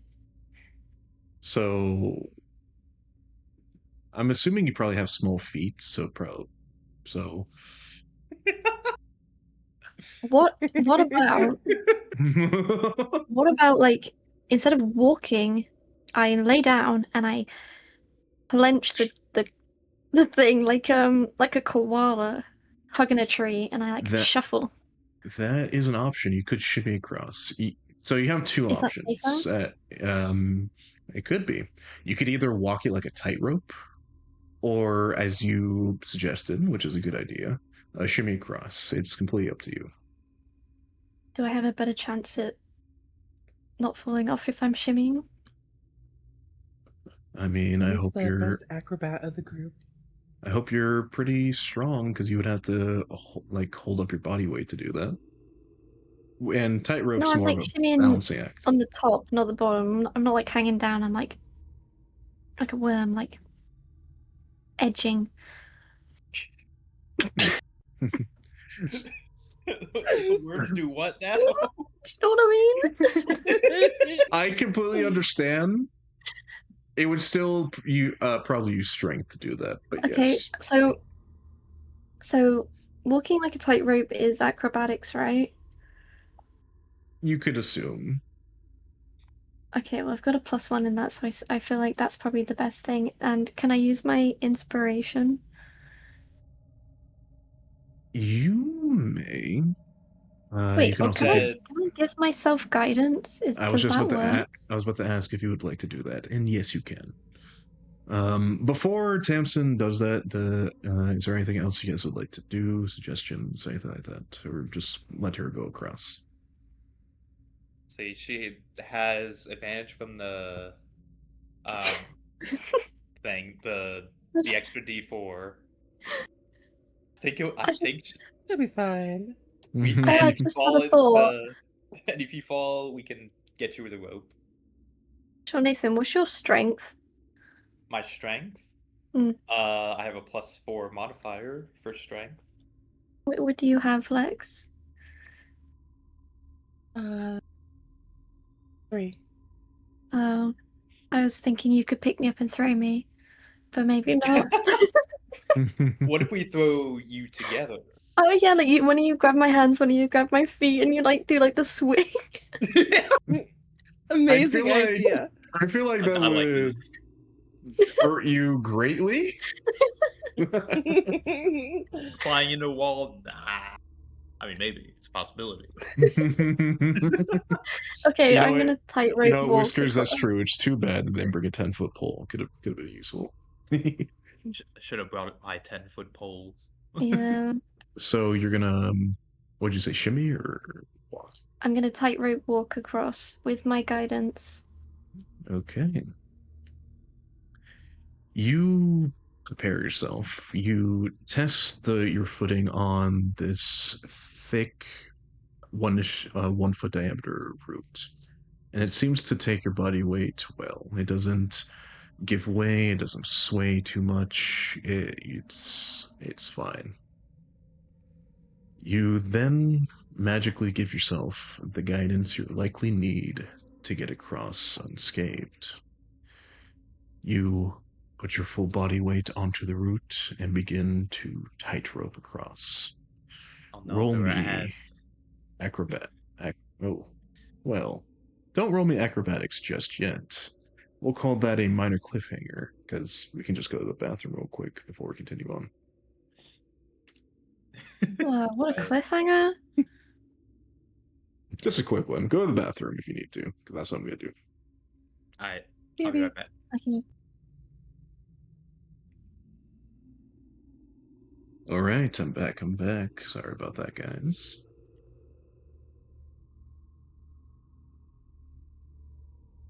We're taking a little bit of a break before Tamsin's face character tightrope ropes across this bone pit.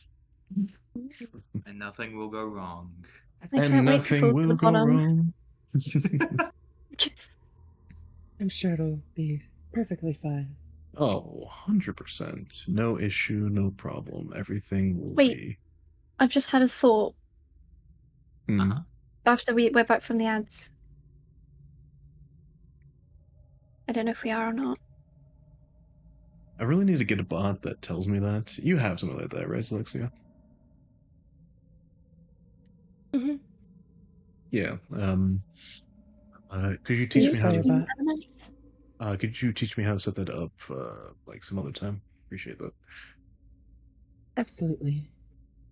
Hell yeah. I'll give it like one more minute, but so we're officially hitting our 5th hour. So before I continue just asking, is everything okay with you guys?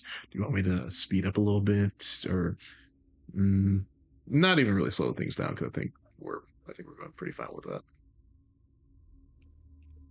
I mean, I'm happy with how it's going. Yeah, I'm good with this speed. Good for me. Okay. If there's ever a time where you feel like the session's going for too long or you gotta go, feel free. No problem. If you feel like, hey DM, can we speed this up? Feel free to let me know. It's fine. Okay. I think the ads are just about done. So you said you had a thought. Yeah, Tamsin. I've got a plan. A plan, Arthur. Okay, Oh. tell me about it. Have we still got that rope? Mm, Yes. Could we tie that around my waist in case I fall? You can drag me out. Very smart. That is actually a pretty smart safety tool. I don't think most players would have thought about that. Good on you, Faye. Yeah, see? I'm always thinking. The brain juices be flowing. Okay. So after getting off the branch real quick and thinking about her safety, I assume you guys get the rope wrapped around Tamsin as best you can. Mm-hmm. Very nice, very nice. So, For head pats for luck. Thank Aw, you. nice. And with the reassuring head, Everyone pets. it's just head pats from you both, just like, at the same time, making sure she's good, okay, comfortable, all that. After that, you look out to the massive gap between you, to the key at the very end shining in the dark, and the deep pit filled with the long forgotten dead. You step onto the route, and you begin your tightrope. Please, if you would, since you cast guidance on yourself, roll me the d4 first, and then roll me acrobatic. Is that /D4? If you look on the right side, there should be a dice icon that looks like an icosahedron or d20. If you click on that shape, there should be different dice options you can click on. Ah, yeah. So I just click D4. Yes. Okay. Cool. So whatever you roll on your athletics, you add 2 to it. Crossing my fingers. You got this. Athletics, yeah. Acrobatics. Oh, even better. Oh, not. Oh no. What is with We're my doing inspiration, roll? right? You were given yeah. inspiration by Whiskers. I recommend you use it. Yeah. Go ahead. Roll again. We're back. Thank you. Thank you, Whiskers. Everyone, please give Whiskers a thank you. He might have just saved Tamsin's life. Who knows? What a Thank good you, kitty. Whiskers. Love that. Thank you, We're gonna Whiskers. get a Appreciate lot of that. head pats Thank from you. the Blood Gang. All right. Also, I'm reminded, because I don't think some of you know this, you also have the option, if it does come up in the future, to give someone else inspiration for a roll. So if you have inspiration, but you want someone to have advantage on a roll, that's not your character, you could give them a heroic Oh. speech or however you inspire them, and they get advantage. Head pats. Yeah, head stats, of course. Okay, so you manage to expertly tightrope across this route with nary a problem at all. It's as if you're lighter than air, and before you know it, you make it across the gap. And at your foot is a golden key. Wait, I gotta make it back. As you reach down and pick up this key, you realize something. Not only do you have to walk back, but this isn't an ordinary key. It's a key half, as if a key was split in half, and this is the one half of it. You need to find the other half. Oh, I see where this is going. I can read 2 chapters ahead. It appears. Yeah. Okay, so you now have acquired a golden key half, and now all you need to do is walk across again, Yeah, Or easy sh- peasy, right? or shimmy if you want. Acrobatics hasn't been doing me well, has it? How is shimmy? That's strength, right?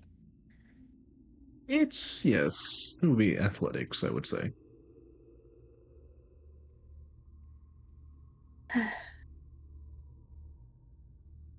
You got this. You also have the I got rope, this. so maybe that Yeah. helps.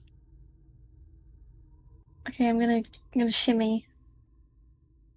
Okay, You got this. you still have guidance on you, so you do have a d4 on this roll. When you're ready, Oh. you latch onto the root and begin to shimmy. Roll me the d4 first, then athletics. I saw the red for a second.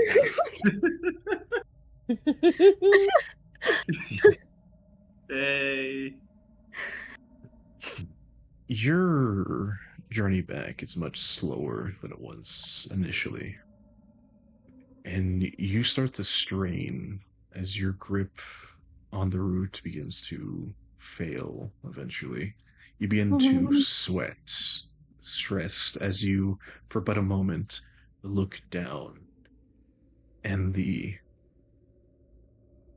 hollow vision of a death's head skull stares back at you for but a moment, terrifying you.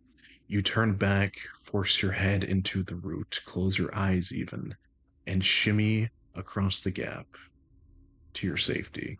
You make it. And you make it with the key. Good job. Yay. Also, congratulations to Tamsin / Faye for making it across the bone zone. Let's take a second to celebrate, and let's also take a second to say hi to our raiders. Welcome in, Lacreed. Thank you so much for the raid. How are you guys doing? Everyone say hi. Hi. Hello. Hello, hello, hello. As you can see, guys, we're playing a bit of a fun session of D&D, so I will apologize initially that I will not be as active in chat, but I always appreciate the hype nonetheless. But since we are at a bit of a lull moment after the party has succeeded in one of their tasks, let's just say a quick hi. Hey, Lacree, what were you guys playing? Let's see. They were playing Goblin Cleanup. Hey, look at that, on brand. They were goblins cleaning up like a wizard's abode. Very D&D of you. Welcome in, welcome in. I'm good. How are you? I'm fantastic. Guys, how are you doing? How's the session so far for you guys? Tell us about the mud.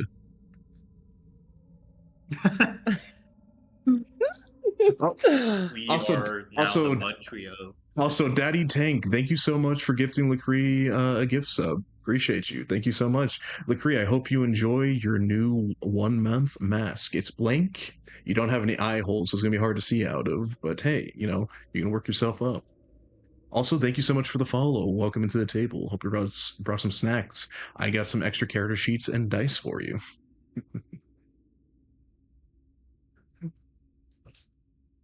Now, again, apologies. Can't really, don't want to derail the session too much. They are about to hit a bit of a, I don't want to say endpoint, but crescendo.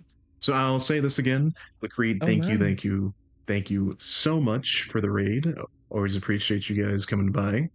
And if you have to raid and run, I completely understand. I hope you take care of yourself, drink some water, eat some food, all of that. Take a good rest. And if you guys would like to stick around and see how this little adventure ends for our party of 3, the Mud Trio, if you will, please stick around. Now, to reiterate, Tamsin, you managed to push your fear down and walk a tightrope across a pit filled with bones and bodies, and make it back unscathed. You're terrified, but you're proud. Unscathed, no issue. I'm chilling. And I did that completely drenched in mud. Also true. I'm not gonna lie. If I was a mean DM, I would have given you disadvantage for that. Because the mud. Yeah, true. But I'm nice, guys. I'm nice. Thank you Also, for Daddy being Tank.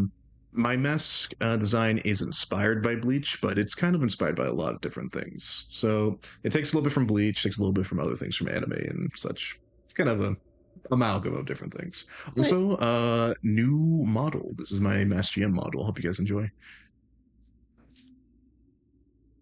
Wait, what do you mean inspired? This is you. You know, you're so true. This is just me. What I'm if just a mask. you inspired Bleach? You're so right. I inspired Bleach. I inspired Sleep Token. It was all inspired by me. I was the original. Any show, movie, piece of media with a mask Yep. inspired it. Yeah. So That's true. the So lore true. now. Red Lives made me think of Ichigo's Hollow Mask. That was one of my inspirations. So yeah, it's designs in there. But sorry for getting distracted. Getting back into it. So you guys now have a golden key half.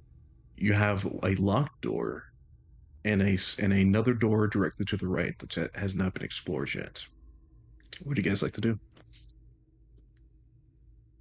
Okay. My idea is we got half the key on the left side. The other half is got to be on the right side, right? That's entirely possible. Would be Pretty likely. logical. Unless this other door is locked. Which would be No. really funny. It's axe time. They would never do that. 100%. Never.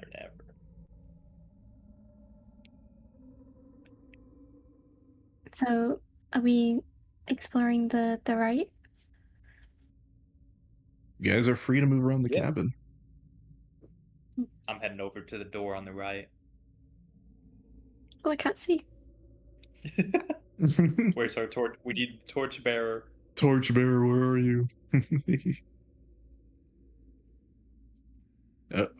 Why is there green lines? Ah. What is happening? Why is there Not- green line?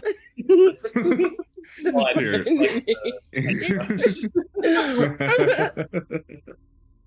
Nice. Okay. So after having a bit of a mental spasm, the torchbearer comes into view.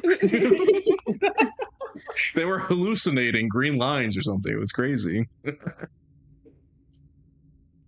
Now, Happens to the Like- best of us. you guys return back to what could constitute as the main for thoroughfare of this tree space, root, place, whatever you want to call it. And you cross it to the right side, where there is a door that is unlocked and can be opened. I can't see the door icon again. I can see the door icon. I cannot see it anymore. Oh, there it is. It's kind of glitchy, but the door's open now. Nice. The door's open, or what do we see? You see what your character sees. So the only thing you see right now, peering from the small bit of light coming through, appears to be some type of. You could call it an altar or maybe a pillar, something made out of stone in the very center of this room. I see a landmine. Oh no. I've seen this one before. Wait, I've seen this before. It beeps. Um, Stop doing that. It's even the red Okay. dots. Do you guys enter into the room? yes. Okay. Okay. Just wanted to make sure that she actually could enter into the room. The walls that I put in my blocker path, but he got in, so it's fine. These statues. Behind the door is a room that is about 30 feet square. It is dominated by. Actually, before I say anything else, let me make sure that everyone in chat can see this. Don't want them to miss out. There we go. As I was saying, it is dominated by two armored statues, each of which has a golden key hanging from a chain around its neck. Both stand on pedestals with the word false written on them. No. A Not this, short not this column. puzzle. A short column stands between the two statues in the middle. A plaque inset into it reads, "The statues can only answer yes or no. You may ask only one question." No. Mask, you terrible for this one. What do you mean? Just to clue everyone else in, I was once involved in a near TPK incident that involved this exact puzzle. I don't remember how to solve it. Is the thing. That was a question you gotta ask, but I can't remember. And you were What there you too, Mask. Again, the statues both stand on pedestals that say false, and the incense in the middle says the statues only answer yes or no. You may ask only one question.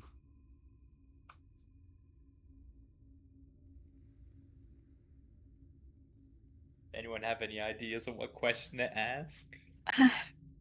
not at the moment. Hmm. No.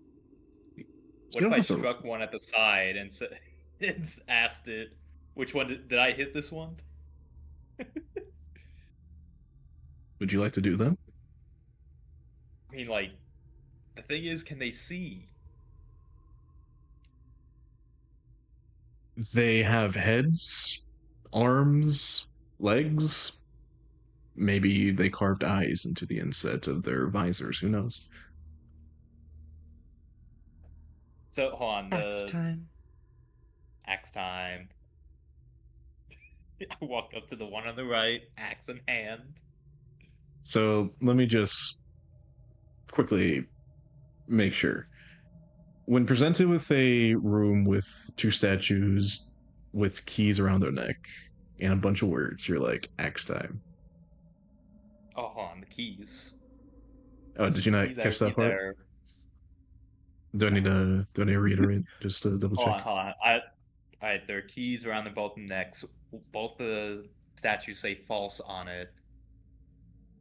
And there was a little plaque thing that said something.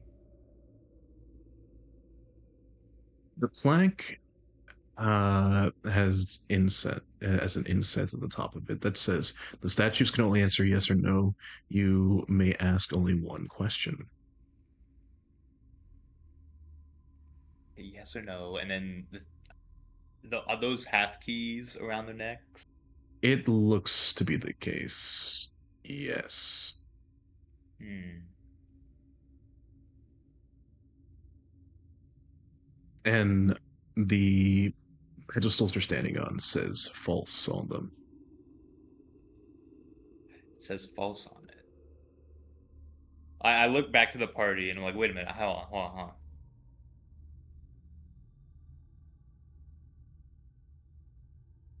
Sorry, I'm thinking about it because like if they're statues, we can only ask them one question. So While like I don't know he's if they thinking can about see. that, does anyone else have any input they would like to add? It's a group effort after all. Um, I don't know. Could you go over it one more time? I'm sorry. Yeah, no, of course. Like when it comes to puzzles, feel free to keep asking, hey, can you say that one more time, 20 times? It's fine. Thank you. There are, I'll go a little slower too.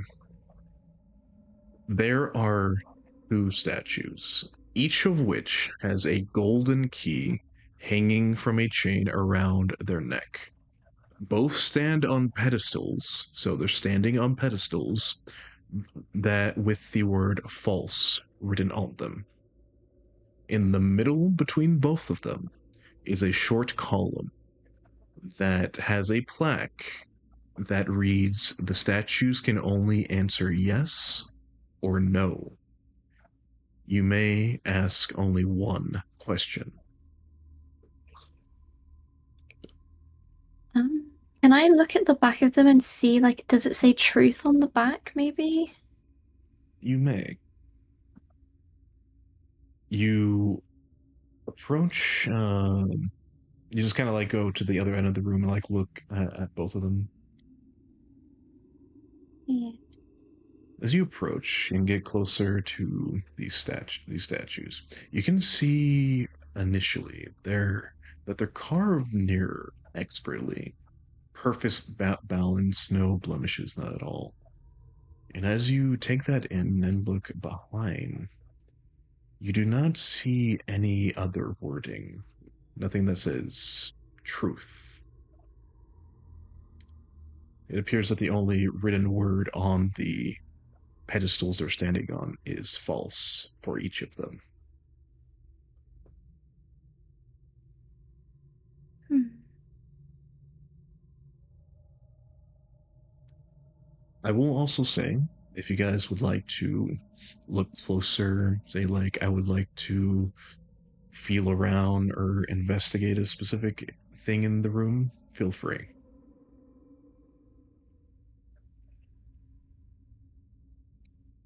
Are they both identical?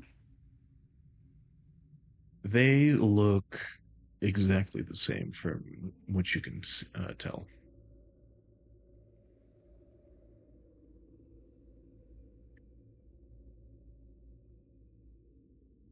Hmm. Can we investigate it to see if they're exactly the same? Sure.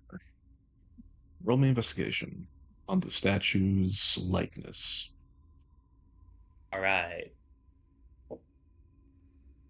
They're exactly alike. They're They're exactly alike. exactly alike. They're They're exactly the alike. same. They're exactly alike. There's no way about it. No I ifs, sort of ands, or buts. They're the same. Can I look at the pedestal to see if there's any sort of like mechanism in it?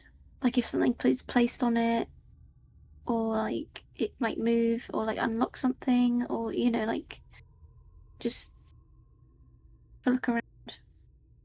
You may. And you're talking about specifically the pedestals that the statues are on, specifically, yes? No, they're like this thing. Oh, the pillar is what you're asking. Oh, yeah. Yes, okay. Yeah, go right ahead and roll me a investigation check. Oh, it's not a landmine. It Damn. might be if I press it. There's nothing of note that other than what is readily apparent to you. It's a bit of carved stone with the plaque that reads, "The statues can only answer yes or no. You may ask only one question." Nothing else sticks out to you. No mechanism, no nothing. Because you rolled a 6. I think we have to ask it a particular question that I don't know if it's supposed to be like so obvious that it is like it's impossible to lie about, or would Maybe it that's be what as simple false as just means. Does false mean lie? yeah, what? Or true Well, or false. Yeah, that's what I was thinking. oh, if we there's something Like, what we need what I think what we need to do is that whichever statue is lying, they have the key because the statues themselves say false.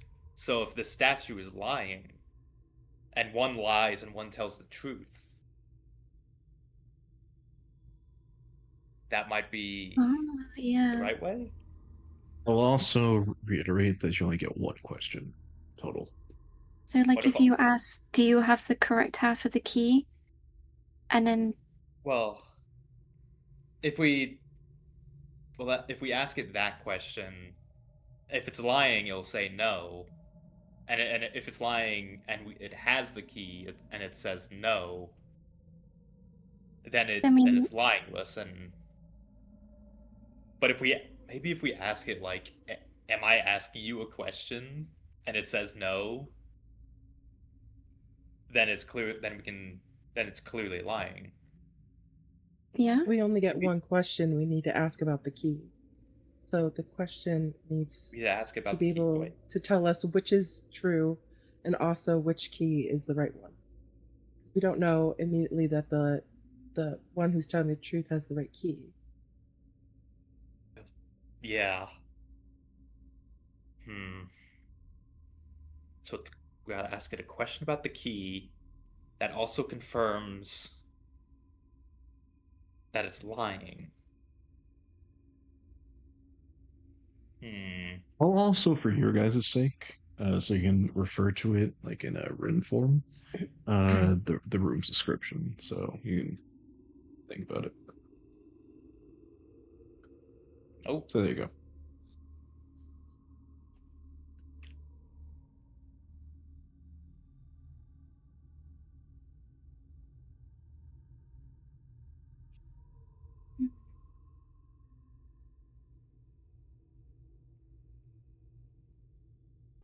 quick question, Mask.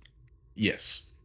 Does it look like the column is actually holding up the ceiling? Or is it like a No, decorative column? it's decorative and it only goes up like maybe like 2 or 3 feet. Okay, so it doesn't go up to the ceiling. When it Gotcha. says one question, is that per person or just one question and that's it? Roll insight.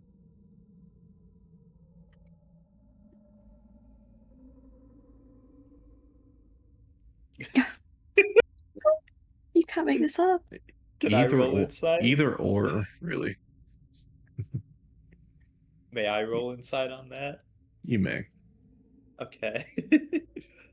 I get a 1. I think the average roll for this entire session has been like 7. Yeah. Yeah, it's not been good. 14.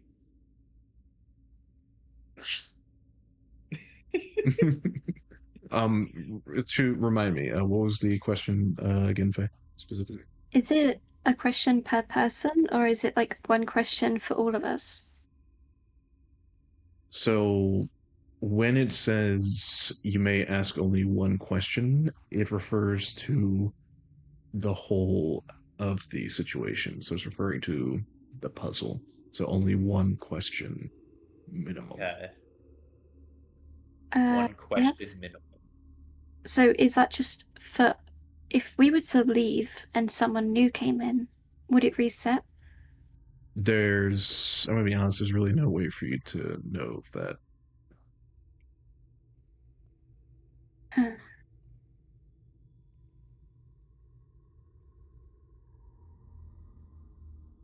Unless you want to go kidnap somebody, so. I've Yeah, got but disguise experiments. self. That's There's why I was also a- asking.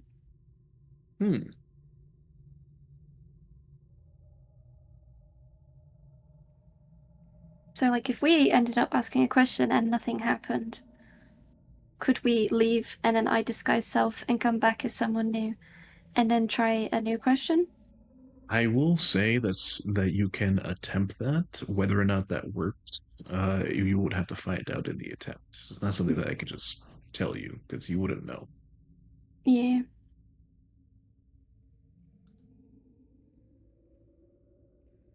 But again, if you want to try that, you may. Okay, well, at least we know we can maybe attempt that if it goes wrong. Okay. So what do we ask? Because, like, both of these statues have.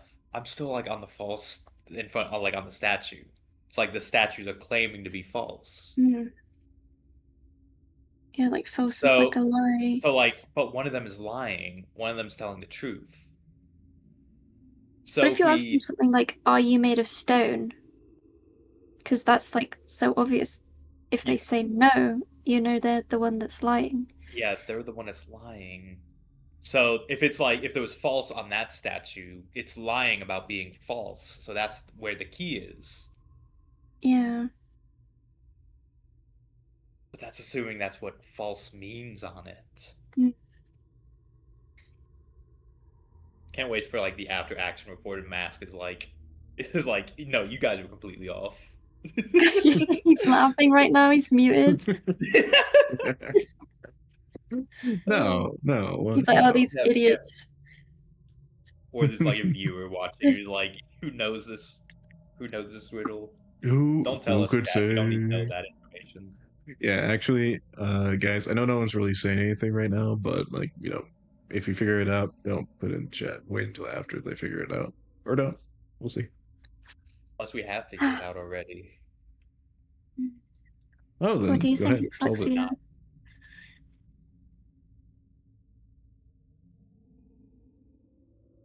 Mhm. Is she here? I did not. What did you say? Oh, I was asking if what you think about what we should do. I mean, I guess it depends on. We can't really know whether it's they're both liars or one tells the truth and one lies. Just tripping me up.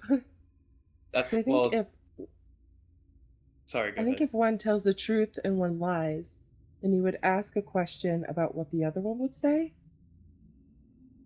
Uh huh. I think it'd be like, does the other one have the right key? Because the liar would always give one answer, Okay. right? Maybe, but like, what question? Like,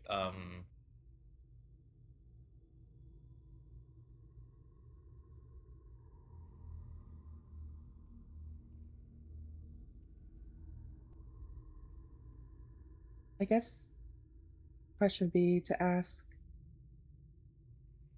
if I ask the other statue whether your key is the right one, they say yes. I don't know. And if they're lying, then they're saying yes, but that means no, and that means the one that said yes has the key, right?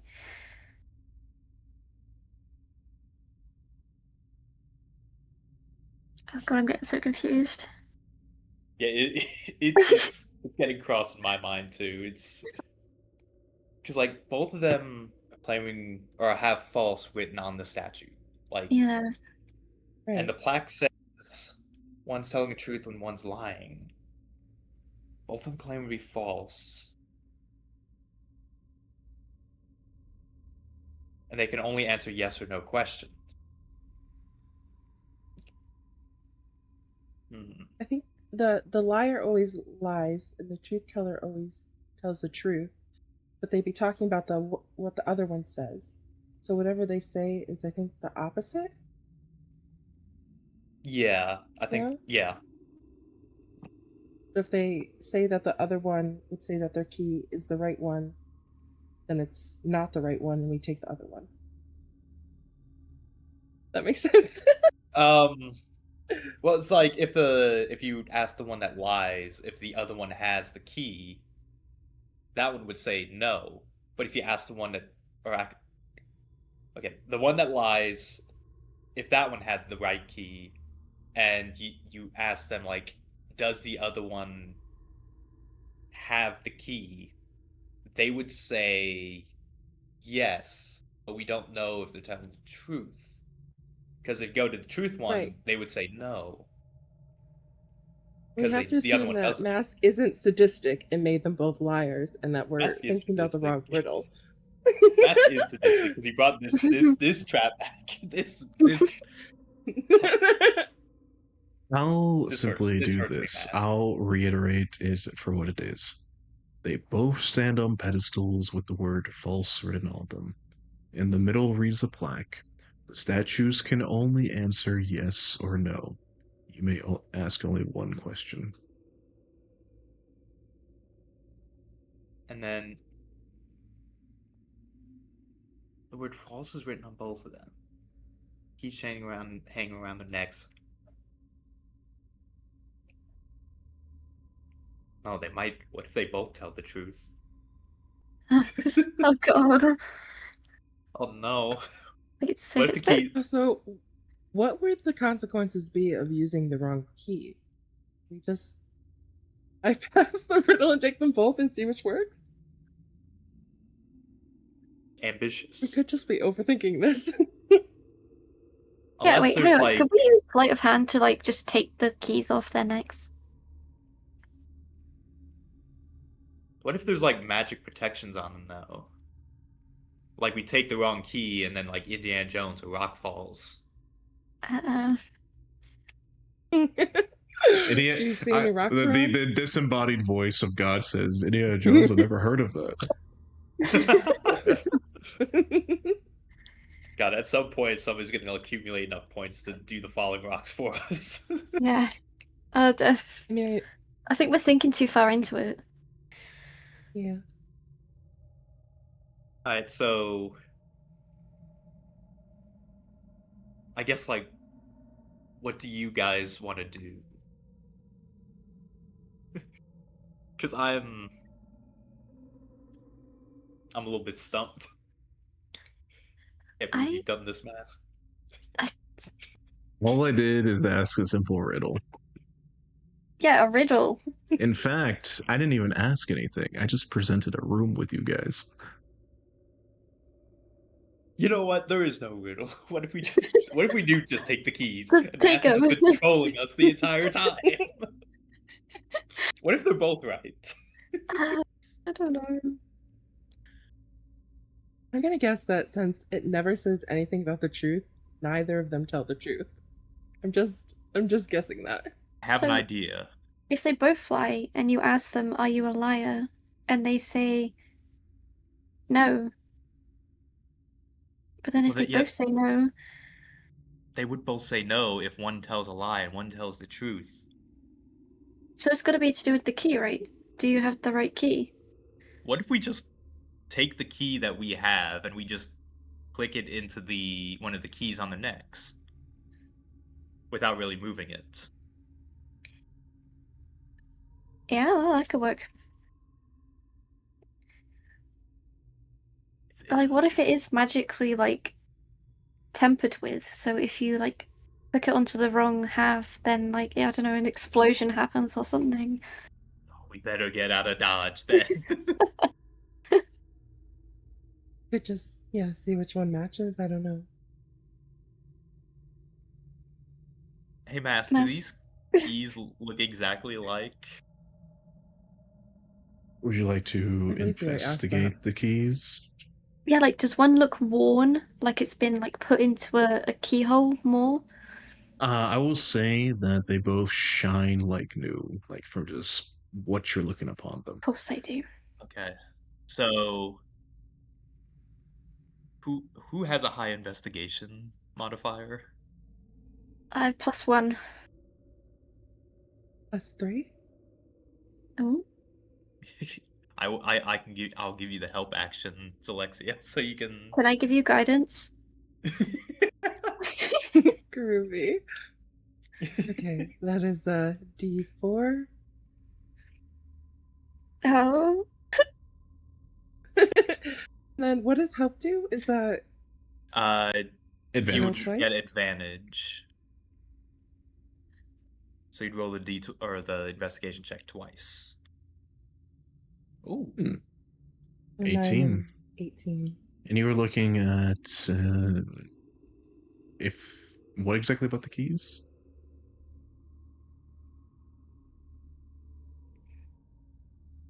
If they were different in any way? So looking if one upon looks like it clicks in. well, specifically if you're, I think you guys said if you were looking if the two keys on the necks are the same. So,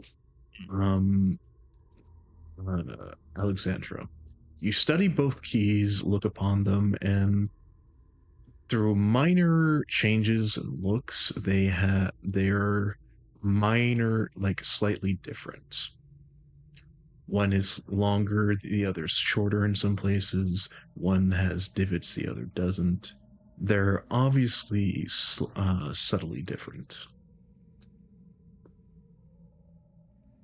Right, so do we want to try to compare them with the key we have and see if they kind of match up? Yeah, that's what I'm thinking. This works, Investigation Matt. again? I will say, comparing the two, see if they fit, will require you to touch the key. Would you still like to try?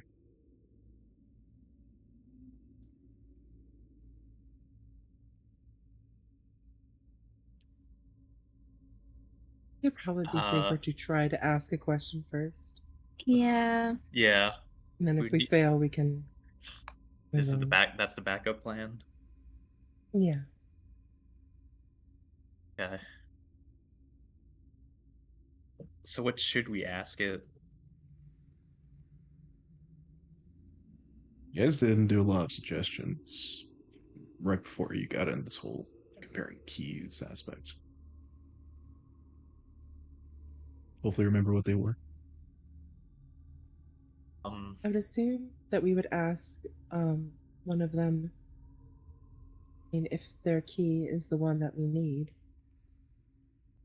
And if they say yes,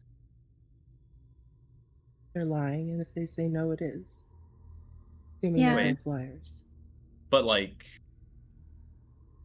if we ask the one that lies, assuming there is one that lies, because I'm looking at the notes. I think they're both liars.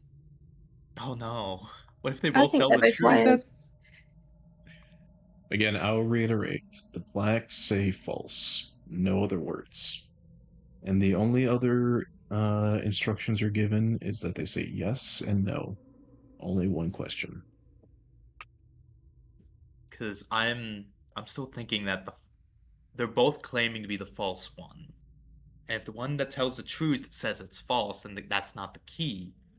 But if we ask the one that lies, if it says wait. false on the front, Do we then ask both the statues, or is it just one we ask? You may only ask one question. It doesn't Only one? specify if it's per statue or any of that. if we assume that false means that they're lying, or if that's the way they answer, true or false. I mean, I don't know. We ask them both a question at the same time. Would assume. Yeah, I guess if we stand in the middle and just speak out loud and not look at one of the statues, you're technically asking both of them. Because if we That ask that both would a question, be one question, effectively.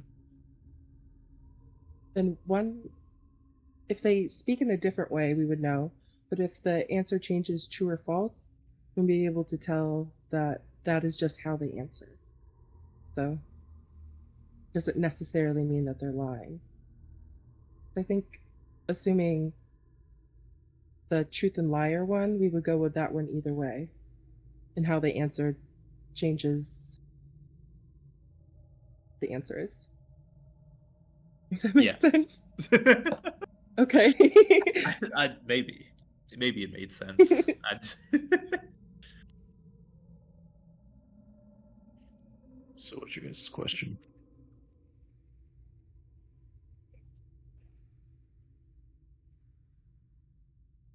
So Are what we kind of asking question? about the key?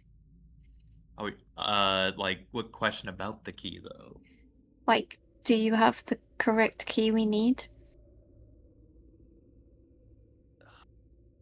Well, that's the weird thing. Like, if the key is with the one that tells the truth, they will say yes, and the liar will say no.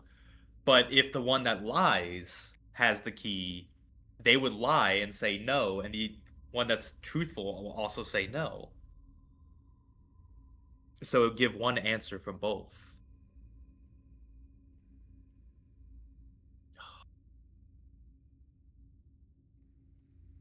Hmm.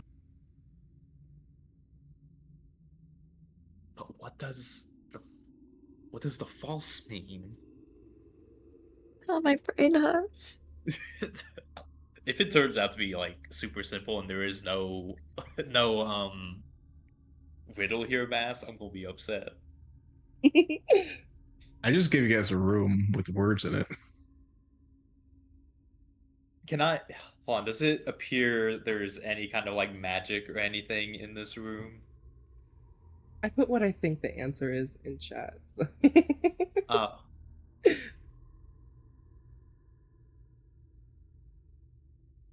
if we were to ask the other statue whether your key is your key is the one we need, would it answer yes? So, if we were to ask whether your key is the one we need, would the other one say yes? So if the one that's telling the truth has the key, the other one says no. This hurt my brain. Yeah, me too. I say we go for it. I say we use that question. The one that's Lexi put in the chat. Yes. Is that your final question? I have many more questions after this. But all the stats can only answer one. I'm gonna say that is my final answer. I want it to be a group decision. Is that what you guys Yes. ask? Yes, yes. Okay. So who's asking the question?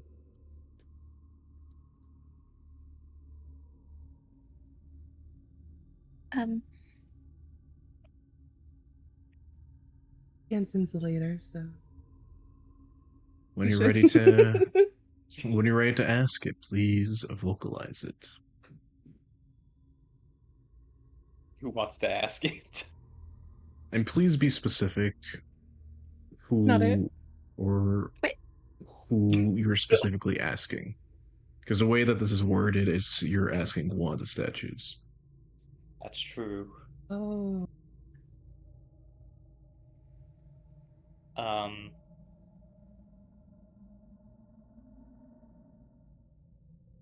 I can ask it. You can ask But it? I'll ask it. But which one do y'all have a preference of which one I ask? Like the one on the left, one or the one on the up, or one down? because we can I- only ask one question. It doesn't mean we can only ask it once, though. So technically, we could do both, maybe. Unless it's like we can only ask one question each for each statue. We can see. We'll see. I Alright, guess just pick one. okay. What are our thoughts on the one up top? I I like don't him. know. I He like the. seems chill. I would have gone with the bottom one, but I don't mind. You go for the top one. You going for the bottom, Faye? No, it's 2v1, so we go top. Okay. Okay, so we're going top because we're only tops here, and Mask is the Yep. bottom. Yep. Allegedly. And Mask, I want to let you know if the key is on the other one, the one that goes down, you're bottom. Noted. And okay, so I walk up to the statue, the top one, Mm-hmm. and I ask it, if I were to ask the other statue whether your key is the one we need, would it answer yes? Rocks fall, everyone dies. It's over. Freedom. You ask the question, the words leave your lips. If I were to ask the other statue, if your key is the one. Wait. Whether your key is the one we need, would it answer yes? And the statue says no. Okay, it says no. Hang on, wait, I need to So- to process this. Okay, so hold on. I'm gonna draw on this real quick. So it answered no. That this one is the one we don't need. No. We asked about it, but this one So- would say. So it's The claiming bottom this one is would the say one we about the top need. key. Yes. So it's saying that one's the one we need, but on the Wait. front it says false. So Right, so it's a liar. It's lying So that about a liar, means- so it's telling the truth? wait, hand. I think it's saying. Oh no, hold on. So it's saying, so this one is saying that it would answer yes, that it is the one we need. But it also says false in the front there. It says false on that. So it's claiming that the other one will say yes, that that is the key we need. Wait, Oh no. wait, it said no, right? No, yeah, the one Yes. we asked, the top one said no. That it won't say yes. Yes. They're just So working that out. So it won't say yes. That it is. So it's actually. It would say. What? Hold on. would say no, but if it's So lying, if then we this were to one ask. really would say yes, which would mean that is yes is a lie, which means this one is not the one we want. We want the bottom one. I think, maybe. Mask, are you telling us you want us to get the bottom? I'm not telling you guys anything. Are you saying bottoms are This desirable? is just a room with statues and words. How do you respond to these allegations that you think bottoms are desirable? Well, you guys are obviously bottoms, like evidently, but that's not the point. Oh, whoa! Wait, no, I think I got it backwards. Oh no. Because if the top one, if we were asking this one whether the top one is the one we need, and it Mhm. says no, the one would really say yes, but he lies. So the top one is not the one we need. We need. Did I say that the Wait. first time? I'm so confused. Wait, So- no, isn't it? hold on. We're I wanna go asking the home. top one. We're asking the top one. If we asked the bottom one, if it's the one we need, it would it say yes? And it said no. So That is correct. that means So, sorry, go ahead. it's lying and saying no, you don't need this one. But if it's false, then it should be yes, you do need this one, right? So it is the bottom one.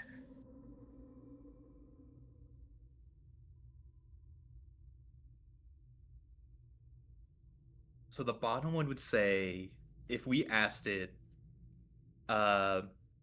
if that key. Oh no. I just realized something. Hmm? In the question, we asked it if we were to ask the other statue whether your key is the one we need. So either that could go to either statue, that your. Oh. The other statue, whether talking about like the statue we asked actually, or the one we're hypothetically asking, the bottom. I will say that only one of the statues did answer because you requested it specifically.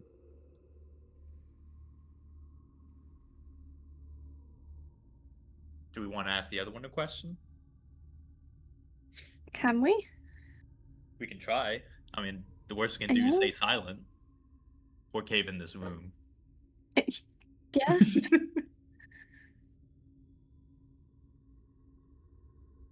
So, do we want to ask it the same question? Because if we ask it the same Do you want to question, be more specific? Or why don't we ask that one? Do you have the key we need? And then oh yeah. So if we ask it like, "Do you have the key we need?" and but if it responds differently, who's lying? They both lie. So wait. So because the faults didn't change, so it's just false. Like they actually said no. if I Real quick, ask if it- we ask it the same question, we probably get the same answer.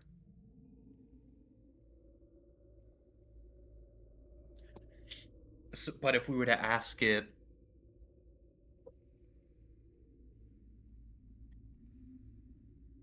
I think we just directly ask, is your key the one we need? It will lie, and then we know.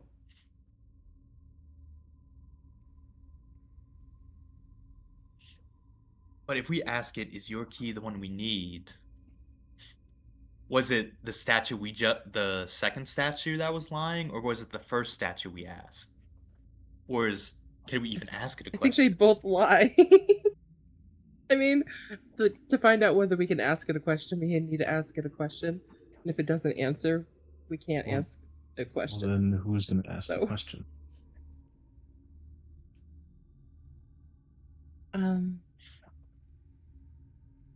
My lady will. And we're just gonna ask, is your key the one we need, right? Yeah. Okay, she goes to the bottom one. Okay. Is your You go to key the the bottom. one we need? To the bottom. You vocalize to the statue and ask, "Is your key the one we need?"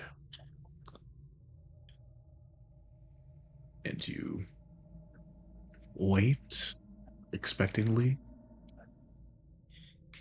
Nothing. I can't believe you've done this, Mask. Okay. Silence. I mean, Oh. it's a 50-50 chance, right? Yeah. Okay, but okay. I'm gonna take it from the top. So we asked the top if you were to ask the other statue whether your key is the one we need, would it answer yes? Talking And about it its own said- key. Yes, and it said no, Yeah, and it answered no. which means that Which the means that- answer it really would be yes. If this statue was lying, though, Yes, assuming they're both liars. Which I think they So- are because, again, it answered out loud. So the false means I believe that they're both liars. okay. So it's the bottom. Because if they're both liars, and we ask this statue what the other one would say, and the other one would say this is not the key you need, then that's the key we need. Yes. Yeah. Like where your head's at. Both of y'all. Can I just say quickly for brevity, if you guys look in the Discord's general chat, this is you guys to me right now. Charlie Actually, Day that's with the actually cork us. board and the red strings everywhere. You even wrote it out like for everyone to see, which I do appreciate. It's a good visual thing for the audience to like walk through with you guys. So thank you for that. It's great. It's great. This is helping me too, because it's like it's finally like coming together. It's all coming together. I don't like this riddle in particular. I'm upset with you, Masked. Who said it was a riddle? I just gave you guys words and statues and So- keys. Are we going with the bottom one, yeah? Yes, I Bottom. believe so. Okay, Yes. so who wants to grab it? Before you grab it, is it cool if I clear the red stuff from the board? Yes. Nice, Go sir. ahead. Okay. You want to try comparing the keys now? Just not taking it, just comparing them and seeing. Or and did if you we want touch to try? it and it's this one? Hold on, It Mask. won't Let me hurt get anything, rid of but- them. Or, Yeah, it takes the. Yeah, thank you so much. or did you want to Appreciate- try the appreciate it. disguise thing to see if we could ask the bottom one a question if I was disguised? Well, we tried like a asking the different bottom person. question. Yeah, but like this is for Ask her our style. party. What if it's like a new, like surely it's had to be asked questions before to open the door by different people. So if I came in as a different person, wouldn't it reset? I mean, it can't hurt, technically, since we asked it a question, it didn't retaliate, so. What if Might we as all well. walk out? We walk back in, and we see if it reset. Hey guys. I will say, there's some money writing on the line now.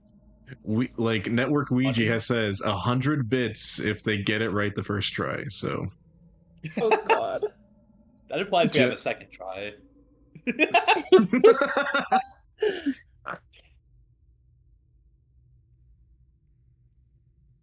So we want to try like walking out and walking back in. See if that reset it. Well, this disguise thing, I think we should try. Yeah. Okay, yeah. So like walk out, disguise, come back. Yes. Bye. All right. You exit out of the room, and is it just close the door? Yeah, we close the door. And then so Probably hide. you can so you're committed to casting disguise self on yourself 100%. Yeah. No second thoughts. No. Okay. You have to use an Australian accent so they don't know. Describe to me how you cast your spell and what you turn into. Okay, I'm gonna like I swirl my hands around. I like pull my ears out to make them bigger. I pull my nose out. I like sort of ruffle my hair, and I turn into the innkeeper from before. What if it's just Okay. wasting our time when we could just axe the door down? What if there was nothing in there that was magic and we could just I- grab the Well, the fact that the statue spoke indicates there's a little bit of like arcane at play, but What if other that's than that, what if that's the full extent though? maybe. But I will say you can do multiple things at once: ask statues questions, beat down doors with axes. You know how it is. Of course. True. So you change into Imri Fulkin. Do you enter back into the room? I do. Go on in then. I can't see the door. Am I in? Okay. No. It's Is it just also you very going in? dark. It is I mean, dark. it might recognize you though, wouldn't it? Maybe I if must I can't ask see them, you. they can't see me. Ask you a question. Okay, so you enter into the dim room. You can see and read like everything because you do have dark vision, so you should be fine. Mm-hmm. So same Next thing. time. Wait, so wait, was I asking the? This is not my character speaking. Like, this is me. Like, am I asking it? Does it have the right key we need?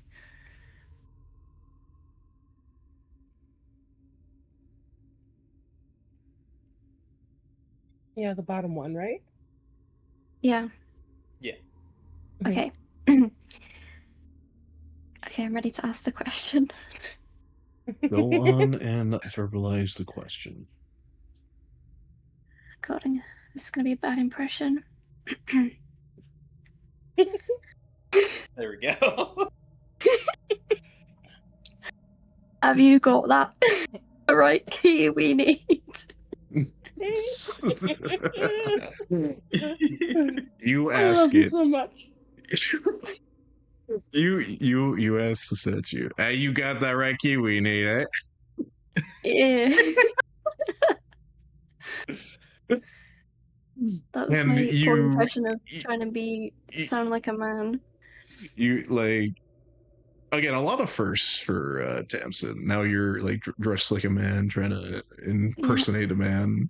I bet your face is pretty red and a little embarrassing. You harsh your voice and you ask this, expectantly waiting for the statue to answer.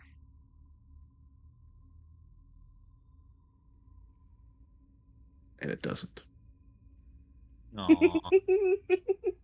I used the spell slot for you. Oh, it didn't work. That's so sad. Okay, now do we No, want to I'm just a compare the man key? for nothing.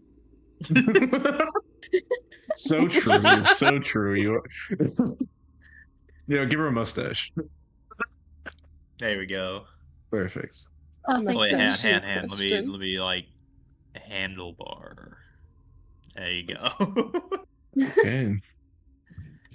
So you guys asked your one question. The keys are still around the necks of the statues. What do you So do? I think we settled on the bottom we were gonna go for. Yes. Alright. Yes. Yes.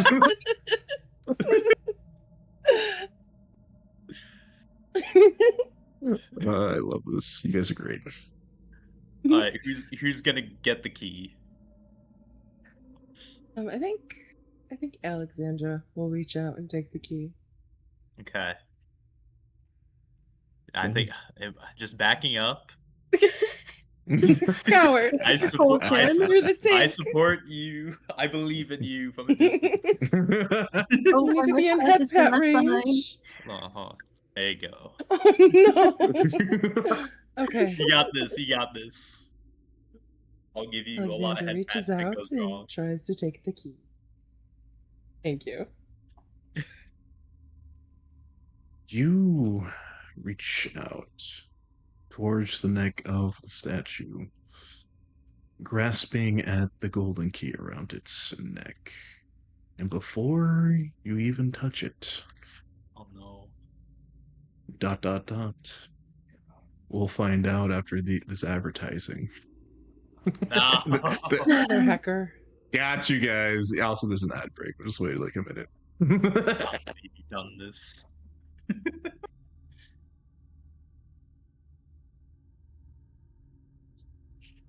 I can't believe you brought it back, man. I can't believe it. I didn't bring back anything. You. I can't believe you'd put me through this at like 12 o'clock in the morning. Oh, how could you, man?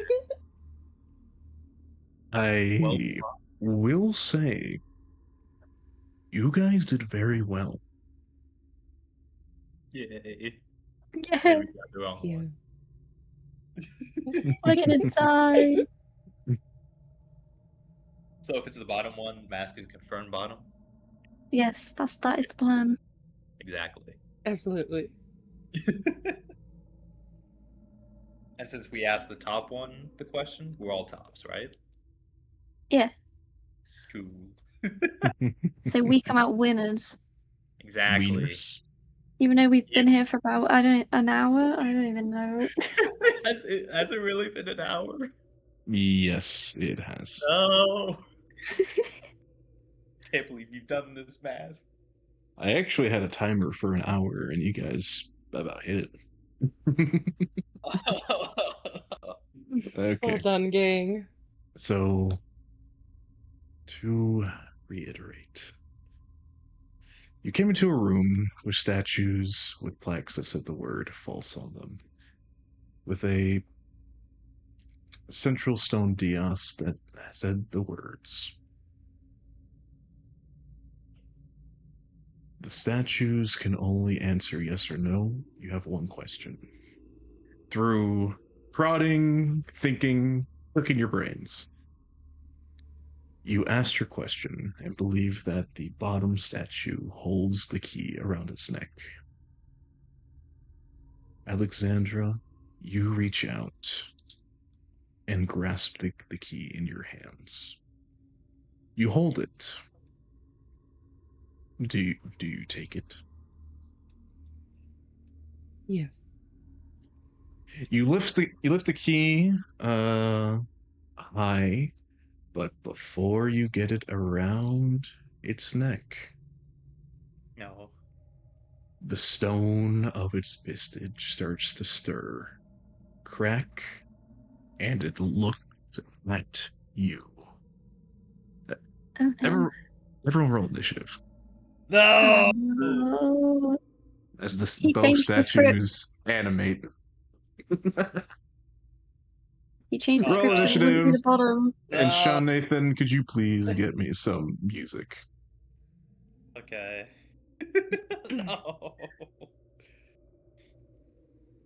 I should have known you would try to claim to be a top mask. Yeah, sure, let's call it that.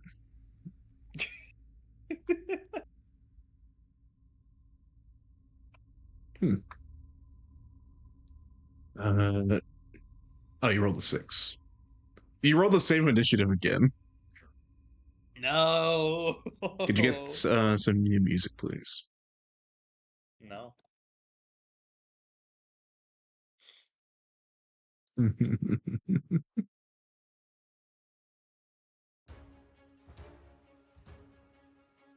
Okay. How big are these statues, by the way? They're about, give or take, 7 feet tall. Oh, 7 feet. Oh, fun. I'm guessing they can get through the door. They also rolled 14 on their initiative. Oh. Oh. Since they rolled the exact same initiative as certain mercenary Las, you actually get to go first before them. Oh, But them reanimating is a bit of a surprise, wouldn't you say? No, we were Indeed. expecting it. Nobody We knew was we were wrong. expecting the animated statues. As you lift the key high, the statues take their stone swords and they try to slash at you. Oh, Whatever I no. roll, it's a +4 for their modifier. So 6. You I have managed to alert, hop. so You managed to hop out of the way, and you actually managed to hold the key in hand, so you actually have it. This one, Okay. however, comes down from its platform, and it swings at you. 16.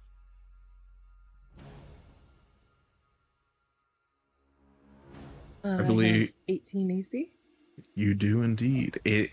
Uh-oh. Its stone sword slams against your shield. Bits of stone debris break off and begin to crumble. You do not take any damage. Okay. After that initial surprise round, it is now your turn, Alexandra. Okay, I'm going to attack the top one. Also, we Network, thank you so much for the 25 bits as a runner-up prize. Roll to hit. 18. That hits. Roll damage. Yay. Ooh. One-handed attack, 7 damage. Very nice, very nice.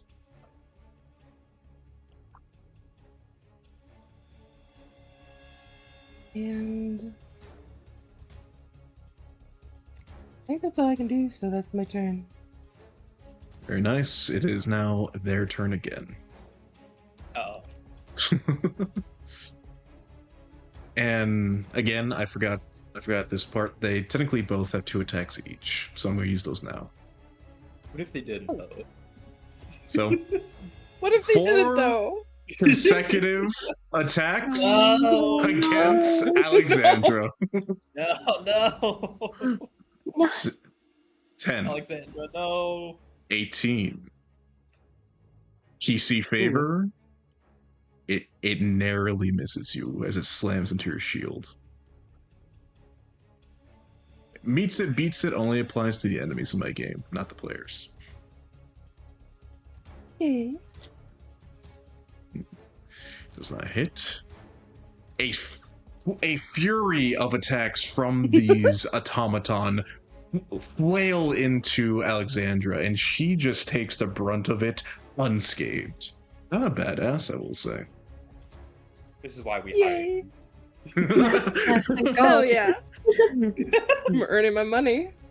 Tamsin, you see your new strong-willed and strong of body companion being assaulted on all sides. What do you do? Mm-hmm. I am. Also, no, not Tamsin, the barkeeper. Oh, yeah. Right, you listen here, you.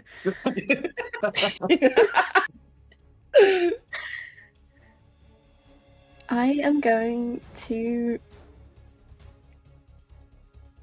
Um.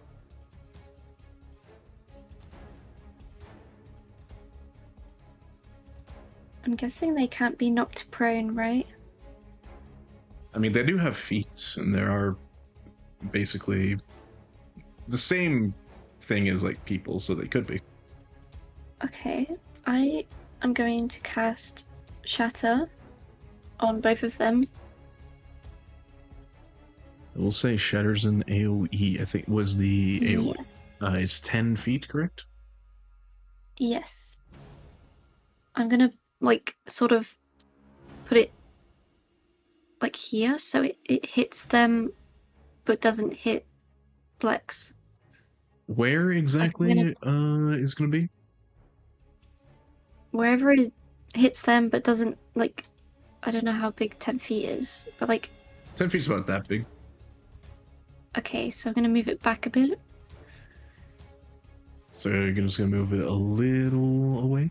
So. Yeah, lovely. That does just about get them in it, so yeah. Okay. Go ahead and cast Shatter. And I believe there's a little thing in the spell about creatures made of stone or something. Is there? If you put display in BTT, you should be able to see. Yes, Karma, we're still going. They got stuck on a puzzle for an hour. We did not succeed. Time is also a flat circle. So welcome in, Chris. How you doing? How you doing? You're right there. A creature made of inorganic materials such as stone, crystal, or metal has disadvantage on the saving throw. So there we go. They also have disadvantage on the saving throw. Oh, yeah, I totally knew that. Yeah. You saved it for this exact moment. Very Yeah. optimal. What is the DC of your spell? 3d8. No, that's the damage, the spell save. Oh. How do I wait? It should be listed in your spell tab at the top next to your attack bonus. It says like spell save DC or something like that.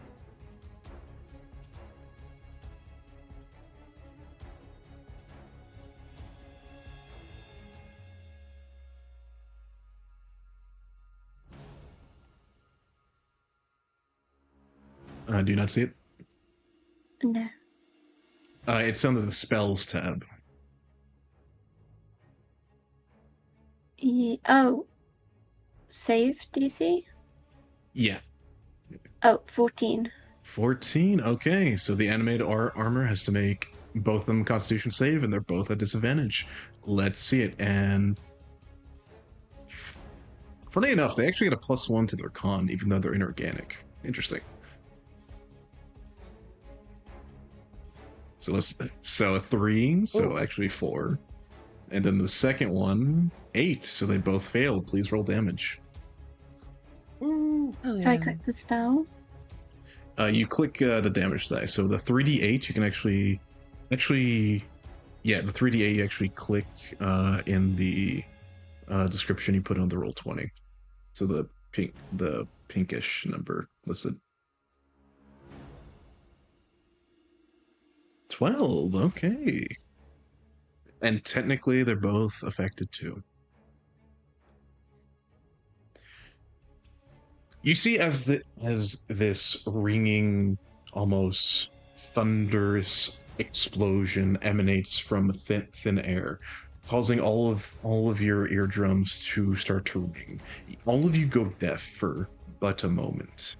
And you actually see these animated statues get almost completely destroyed, thrown asunder, and cracked. They are but piles of rubble until they slowly, barely manage to knit themselves back together, but imperfect. Where their head was, it's in their chest, or their arms are somewhere on their backside. They are just piles of rock, and they are barely holding themselves up together. You could breathe on them, and they could fall apart. Would you like to try, Blue? Yeah. It is your turn. I would like to 5, 10, actually move right here, Ooh, okay. and I'm gonna so the other one might but one or both might go for me instead of uh of Selexia. So Okay, giving them options. Nice. so I'm gonna attack the one that definitely has the right key. That one. Gotcha. Okay, roll the hit. Roll the hit. 23. Ooh, roll damage. That definitely hits. 7 slashing damage. As you bring the axe on high, you bring it down. How do you dispatch of this rock golem? Alright, so I take my axe and I swipe its stone head clean off. But just above where the key is, so before it falls apart or collapses, I take the key. You expertly remove the statue's head and take the key. It turns to rubble and disintegrates. And but a moment later, the one below you does the same. It appears that whatever harm you did to one also affected the other. Combat is now over. Oh. GG gang. We did it. Did it first try. Yeah, totally first try. May you please change the music, thank you. So, now It'd be funny if we actually Lexia. needed all the keys. That would be We actually crazy. need both. Now, Oh my God. Alexandria and Blue have halves of a key. Oh, which one's the right one? Which one fits? Which one fits? And also, I will say, so using Shatter there was actually really, really good because since they shared a health pool, she effectively almost killed them in one go. Well done, Faye. Let's Yay, go. you carried us. I mean, I'm sorry. The barkeep. Yeah, The that's the barkeep. barkeep. Yeah, come on. I don't know where Tamsin went. I just see the barkeep here. All right. So, you guys have 2 halves of golden key. What do you guys do? That combat encounter took What like a door. 10 to 15 minutes, and we spent an hour on the puzzle. We failed. What can I say except you're welcome? Shatter is such a fun spell, Skelly. I do agree. It is. So, do we want to try the bottom one first and then? Well, there are halves of the key that you both have. So actually, all 3 of you have a half of a key. Huh.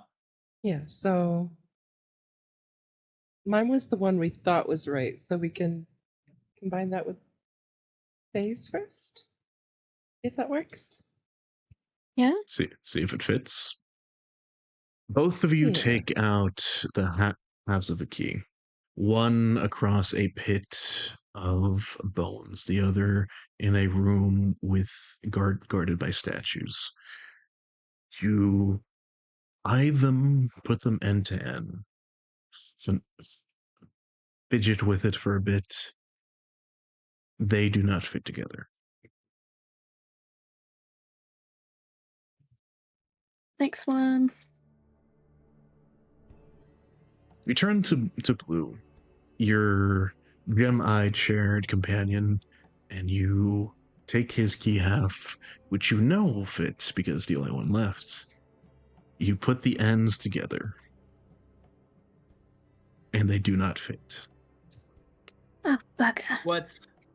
I mean, oh, bugger. Hold on. You already wasted your time. we should take we should take the 2 halves we got from the statues, put them together. You put the Yeah. 2 halves from the statues Yes. together. They both have teeth. Why would a key have 2 teeth ends? It could go up and down. I don't know. You finagle. You slam them together. They do not fit. Can't we just try the half? Okay, axe the door. I've Axe got the really door. small fingers. Axe the door. Let me His door ask is you a opening. question. Okay, go ahead. Axe the door. I axe the door. I'm gonna cry. Can I? Should I roll for it or? Yeah. See if you hit. Okay. See, okay, could be resistant. I missed. You, for some reason, you decide to hit it with the blunt end of your axe instead of the sharp end. for Oh, a little hell. Let me try that again. I flipped the axe over. bit. May I try again, Go on. please? Okay. You don't need. Hold on. I Hey, did. I actually. you flip I went it to like the full other The other side on the side? blood end. I did like a full 360. Hold on. Let me try. Can I like, give let me him try. guidance?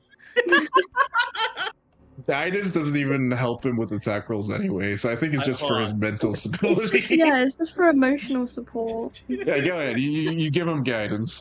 Can someone give me the help action here? Wait. By the way, Faye, you have inspiration from Karma. Oh, thank you, Karma. Mm, Yeah. thank you so much. I'm gonna ask this door question real quick. I'll say again. that I say that they just give you the help action. Roll with advantage. Go on, go nuts, go Okay. crazy. Oh, 17. That There we go. hits. 2 17s. Roll damage. 1. 9's good. 9's good. Oh, 9 damage. You strike into it. It doesn't leave a mark. No. Try again. Keep going. I Yeah, keep, keep I going. keep going. I Yeah, keep go going. ahead. Go ahead, go crazy. 14. Yeah, you strike into it. 10 damage. It doesn't leave a mark. Okay, It's I've not- got Oh, a... it's not. I was Lexi. You also have inspiration. Woo. Thank you. I hit the door again. Go on, keep going. Me hitting the door. 17. 17. Hey, you hit. It doesn't leave a mark. Can I But- Eldritch Wait, Blast hang on, it? hang on. Yeah, go ahead. Roll on tech. Yeah. There you Set it on fire with my torch. go. Go ahead. Yeah, you can start burning the door. Go ahead. Can I see that Eldritch Blast attack? Oh, 11. It strikes the door. Doesn't leave a mark. You put your torch into the door. It doesn't catch fire. Hold on. This is some bullshit. Hold on. Can I? Where else can? Hold on. I want to do a little backtracking. Is there any hidden passageways around here? Roll investigation. Okay. I swear to God. If there's something back here. Masked. 13. 13. It is Where a is it? solid wall of vines. There's no outcroppings anywhere to be seen. Where is it? Let me look back in here. Mm-hmm. Oh. You just went in there to look and then walked back out? Is there anything on this pillar? The plaque, the wordings, but would you like to take a closer look, I guess? Faye Yes. did, earlier, Tansen did, look for a mechanism of some kind, but she only rolled a 7, so there was nothing that she found. Would you I'd like to roll? Yes, I'd like to roll. I just imagine my character is not panicking, but help? half. Yes, please, thank you. Would you like to give Like- them guidance, Tamsin? Yes. Yes. Okay, you Anything have at this point. an advantage on investigation. Roll me the d4 first. Oh, sorry.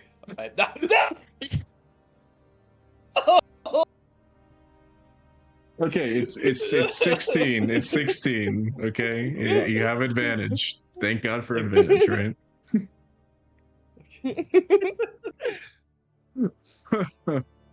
Okay. Hold You- on. Wait, I see. Okay. Good. You good, buddy? Nope. Okay. I'm gonna... Can I? How about that? Where's that D4? Wait, you rolled a 13, a 3, and a 3, so you rolled 4 times. Oh, my bad. I just saw the 2 threes. We're, and I was we're like, gonna take the oh. highest of the first 2, so you rolled a 13 and 3. We'll take the 13. And Okay. so you rolled a 16. Okay, a 16. That's good. That's 16. pretty good. Okay. We good? Yeah.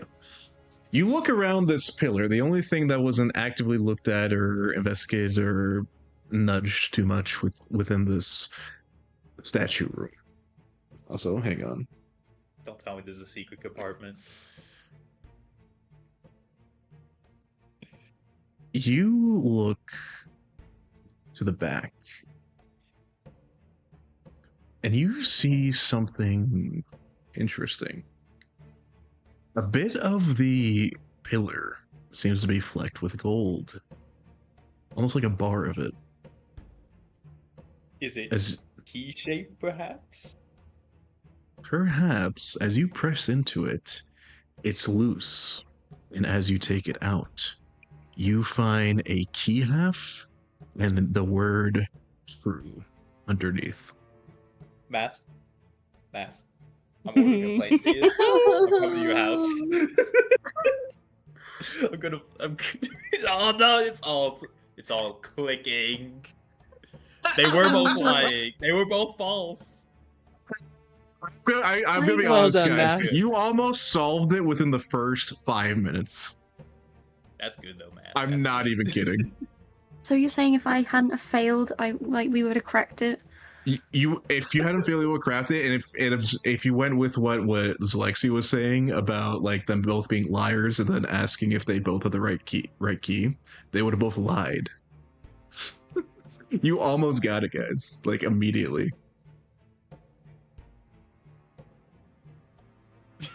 But hey, you solved it. Congrats. We did it. Yay. Yay. I'm gonna fight you though, Mask. Love you, buddy.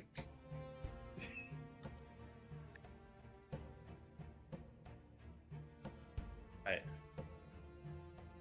Hold on. Bartender. Oh, hold on. I tried putting the mustache on Oh, you. oh. Come, bartender. Come, bartender. We must. Wait, does the key fit?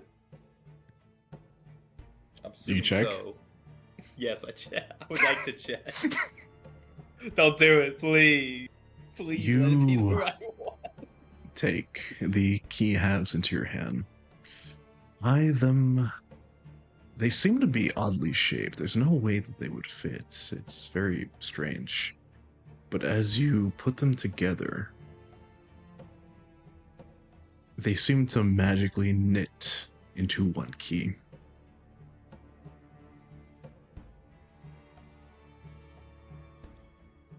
You have a key and a door ahead of you.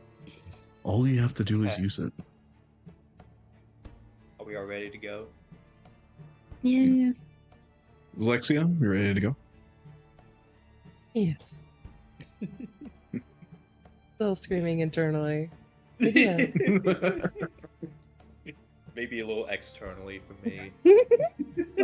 we could take just quick 5 minutes. I'm lying down. Go to the bathroom, take some air, scream into the void. Let's take 5, guys. It's fine. Blink my mind. No. We're so close.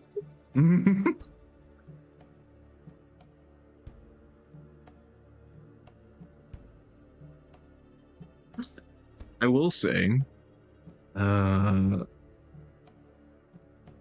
you guys did almost expertly well in the Bone Zone room. I will say. Thank you. Oh, thanks to Faye. And No, then thanks to the Max. bartender. yes. Oh yeah, the part.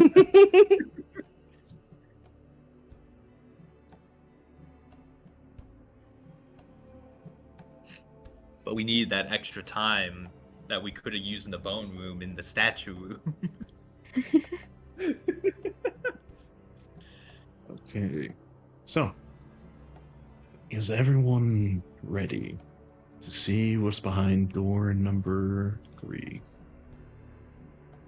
I'm ready. Yes. Yes. Fantastic. You take the golden key and place it into its lock, its slot. You turn, click. The door's unlocked. If this was a key for another door, Would I ever put another door in front of you? That'd be crazy. I swear, if we see another door, You are free to open the door at your leisure. Oh god, if it's another puzzle room. if we see 2 statues. I'm just striking them down. You see a long, narrow hall, still filled with vines, but it leads out into what could only be lagging. described as... Oh, everyone refresh their page, so we're on the same side. Yeah, just refresh your browser, make sure there's no delay and everything, just, yeah. So yeah, just quickly do that.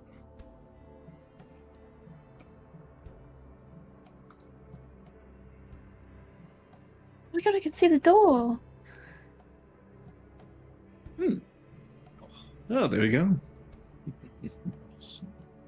As I was saying, you are enter into a long hall with walls once again seemingly made up of vines and roots and such.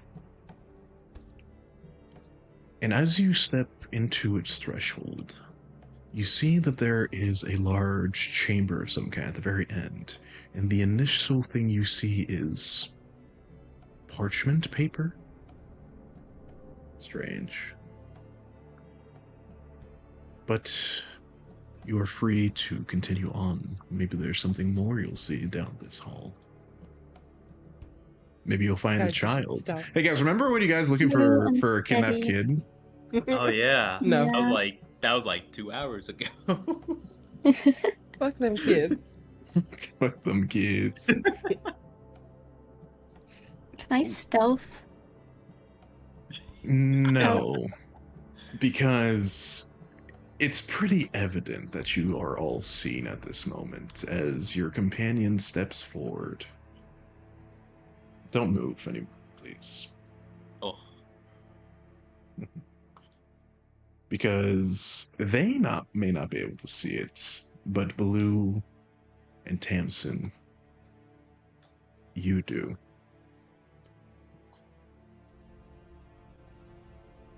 Hang on, one moment. What are we seeing? Hang on. we see For some a red reason, Among Us my character. ping is not working. There we go.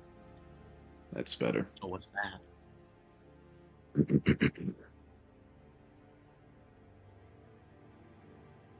Within this large chamber, it's full of clutter, with the true dimensions of this room being completely lost behind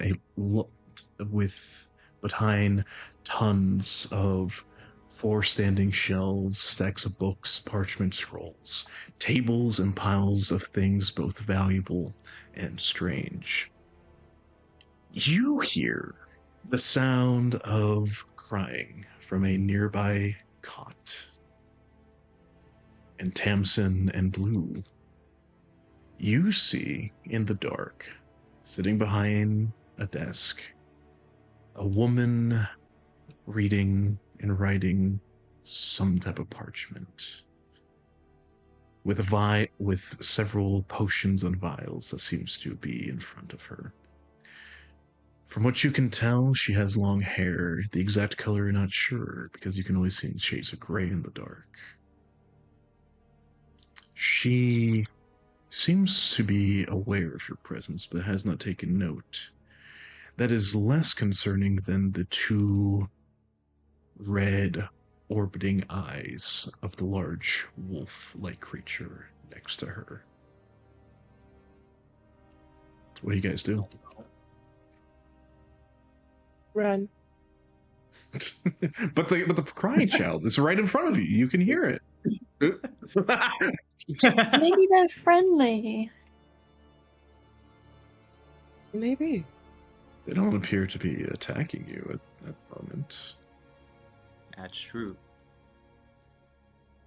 Should we move further in?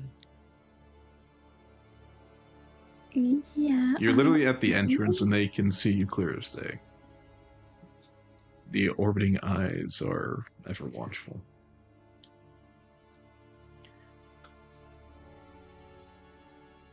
Oh, this room's big. Oh my god, I see the outline of the big token in the darkness. Oh gosh, That's a big one. that's a big boy. You may approach at your leisure. You hear a voice in the dark. I've been expecting you. As you finally approach, you see a woman that stands behind a table upon which there are piles of several vials. She has long auburn hair and is dressed in a woolen dress spotted with mud. Nearby is a large wolf-like creature that studies you intelligently. And I will say, Tamsin,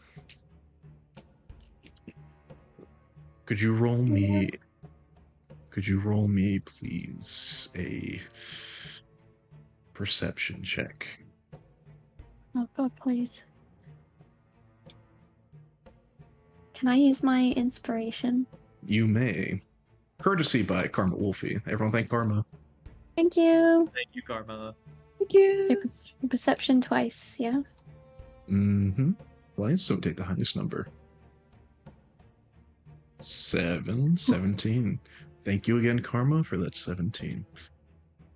Thank you. Something strikes you as familiar about this woman, because not only does she have bright red auburn hair, she has a crown. A crown of thorns and roses. Oh. Good thing you're disguised, though. Oh yeah. Oh no. You see this woman again only just now acknowledge you as she looks into she was looking into some type of crystal that was glowing for a moment and then puts it aside and finally looks upon all of you. And she says, "Well, I must say, you are welcome to my abode, my study, my home. May I ask what the intrusion is for?" As she asks this, the sound of crying coming from the cot directly to her right, your guys' left, is echoing throughout the entire room.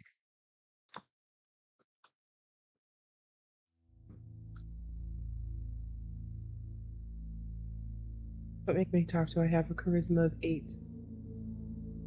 Have a charisma of 15, so I have plus Do 2. you have nothing to say? It's rude to barge into someone's home uninvited. Please. There's a pause in her voice. Speak, and you hear a low growl from the creature next to her as she says that almost in unison. I have an 18. It sounds. I guess I'm speaking. That's why she's the boss. You got this, bartender. Am I still like in that? Can I change like You can change at any time back to your original form. But yes, you still look like the bartender. okay, maybe it might be best to change back and then she can see that I have the similar crown to her and she might sort of you know sympathize. Maybe. Okay, so I like de-transform. Thank you for welcoming us into your lovely home. We have ended up here because we heard word of a missing child, and we're only following tracks back that led to this place.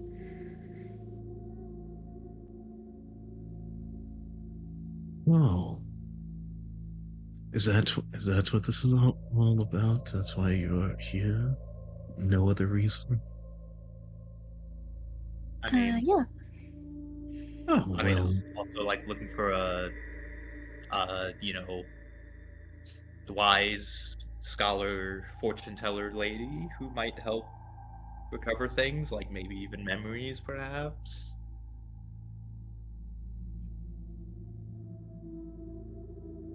If you know someone like that. She looks at you up and down, and I will also say, he does not have an immediate reaction to you re-transforming back to yourself, Tamsin. Almost like it was expected. Hmm. Well, I will say one such as yourself would be looking for something of a past life. You are past, after all. Well, a little bit, yeah. Roll insight. No? I feel like someone already knows, but roll insight anyway.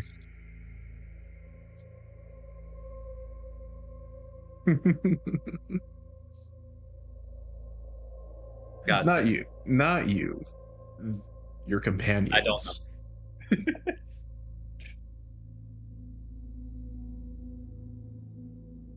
I don't know nothing. Would you like to use inspiration if you haven't? No one knows. No one knows. It all went yes. over our head.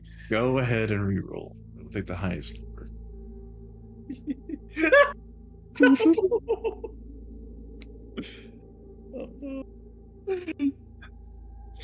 The sound of crying is kind of numbing at both your guys' mind. You're here for the child after all. Let's just get the child and go, you think. Said, you are, so she says again, you are past after all. Continuing the conversation.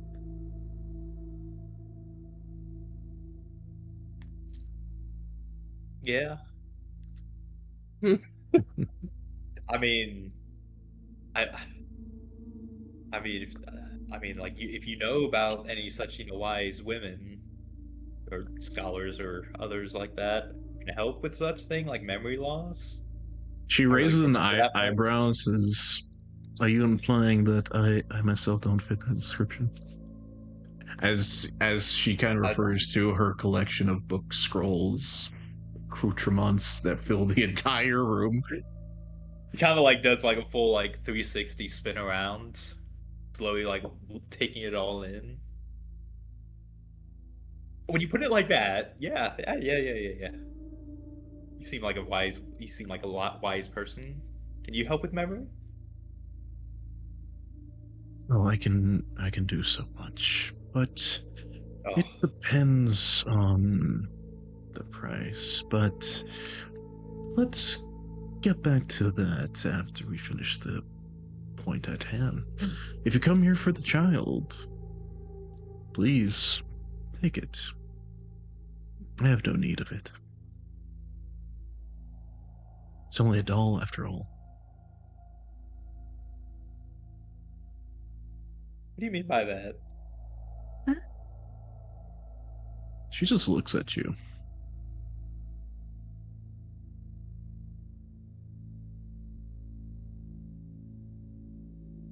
You guys do? Okay. So like, The child is in the cot is still crying. I slowly begin to approach. The large wolf-like creature studies you as you do, but stays still. I As would you, like to ready the dodge action in case it attacks me. of course, in case anything comes at you, you dodge. You approach. The sound of a crying child becomes louder and louder. You come closer and closer. And as you loom over this cot with this child, you see a placid, woolly face and two button eyes. Oh boy. Huh.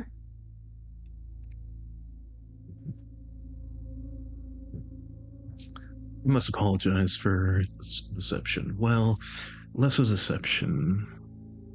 That woman, the niece of the man you were just trotting around as earlier, she's simple, let's call it.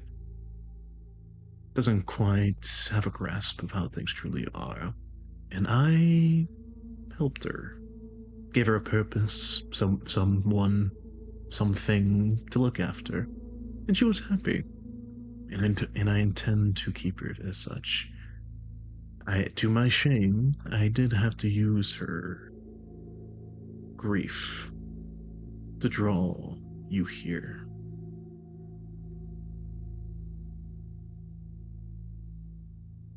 Why us? She snaps her fingers, the crying stops.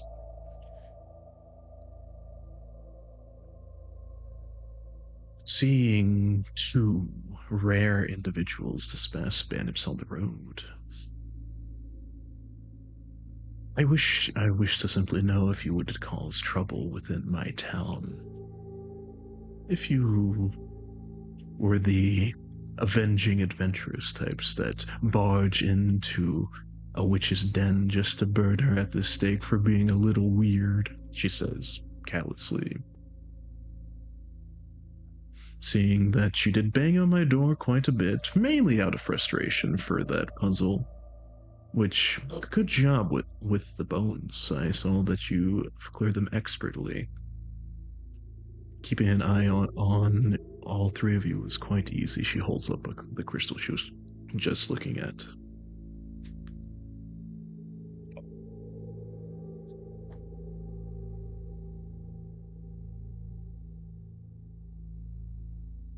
Huh.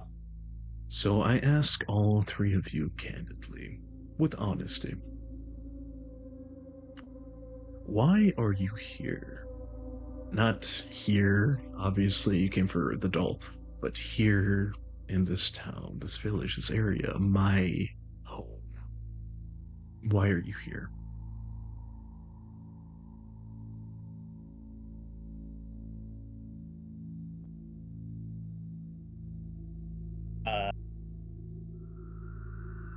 Well, I was here trying to restore what was lost, my memories. I heard there was a wise woman around who could help with such things. And you came here looking for that which is gone, which is admirable, and I can help. What about you? She points to you, Alexandra. I'm just a mercenary looking for work. Simple payment. Quite. She grins, just kind of with satisfaction with that. Then her head slowly knocks and turns to you, Tamsin. And she looks at you with a baleful stone look. Something that's very hard to read. Roll me insight.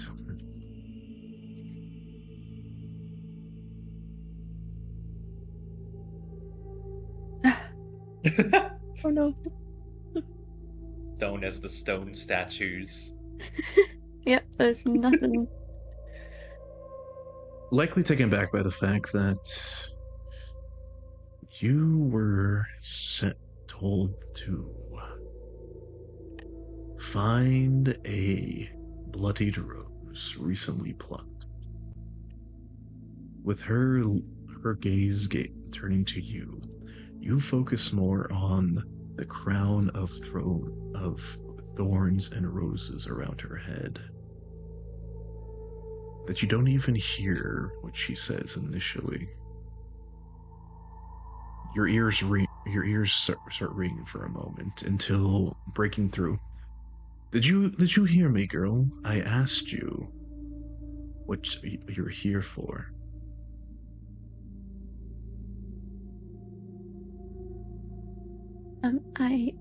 I'm merely seeking freedom from my oath. I can see you do have a bound.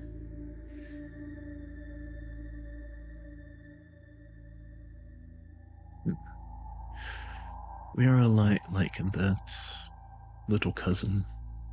You could even say we're estranged, lost family.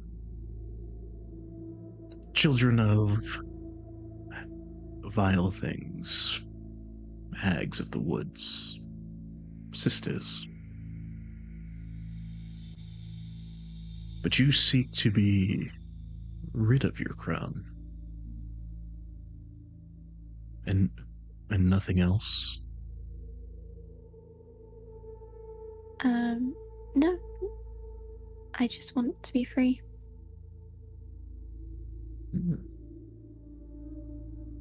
Free of who? Who is your progenitor? Do they live in a tree?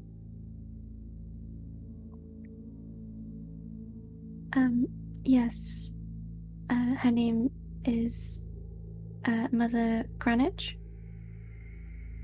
You might have heard of her. When you say Mother Greenwich, she actually, you can tell the look of surprise on her face. And she says, Greenwich, not Charnty? Well, interesting. Cousins we are, indeed, she says.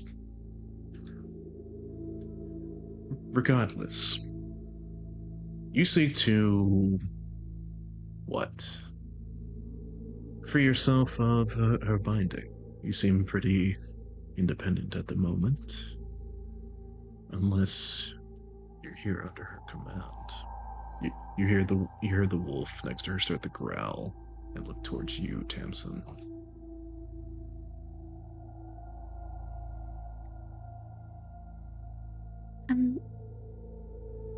I'm here on my own accord.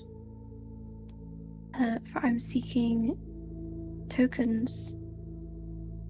You might have heard of them or seen them. A golden butterfly. Yes. You're surprised that she knocked it pretty well. How would she know that?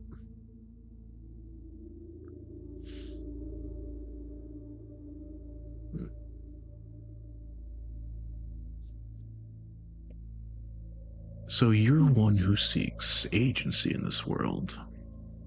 You're one who seeks a return of the self. And you're here for material things.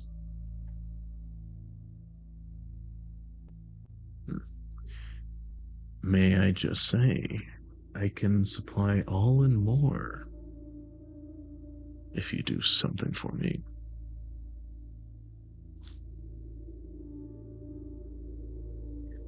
What exactly are you proposing?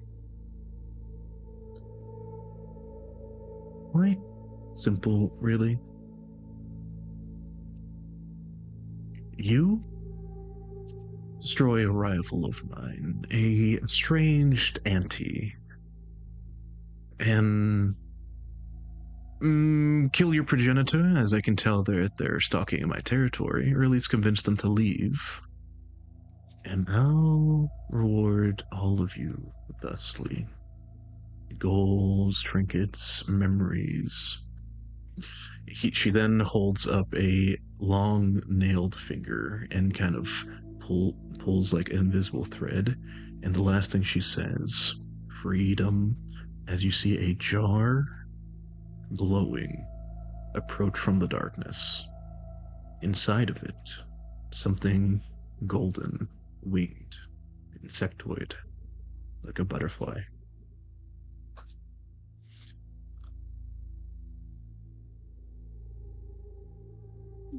How did you find that?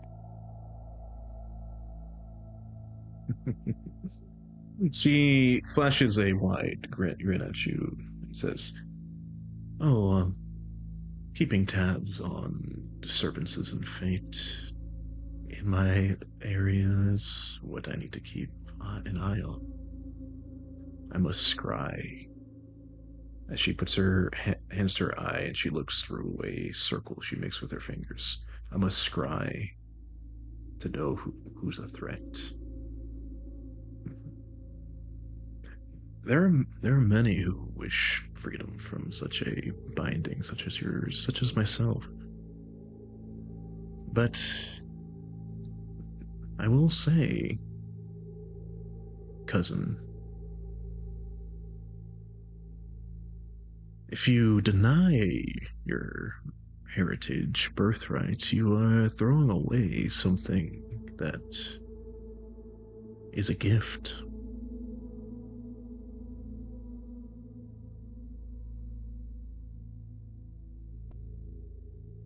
I would only say you reconsider.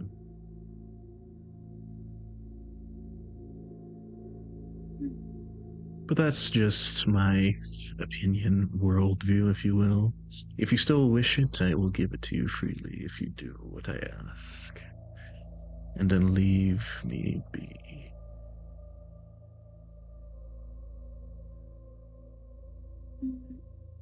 Say I would reconsider. Would you tell me about how, or if you have broke free of yours, and how you possess so much power?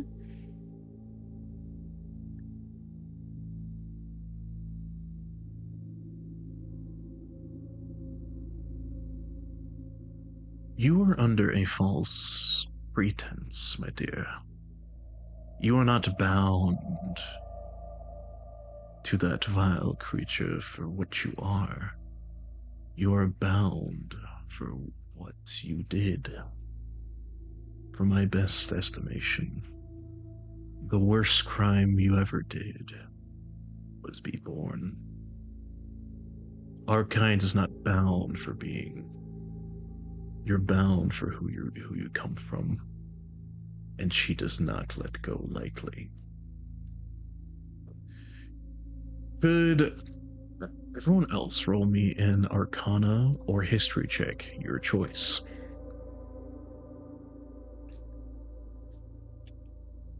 Uh, 18. This conversation seems to be veiled in specific nomenclature and metaphor almost. You begin to piece together something. Tamsin is bound to someone, and given her nature. Also, let me just say, fun fact, Mr. Sean Nathan. You could have rolled an extra d6 on your rolls at any time this entire session because of your species. So, probably read into that when you get the chance. But regardless, just wanted to inform you of that. Maybe you should read it up when you get the chance. You make the sudden realization that Tamsin isn't just a strange blue-skinned elf. She is something known as a hexblood, the spawn of hags. She appears to be bound to one, at least from what you understand.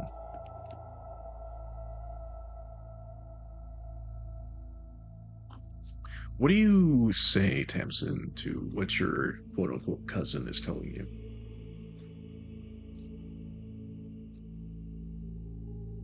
If I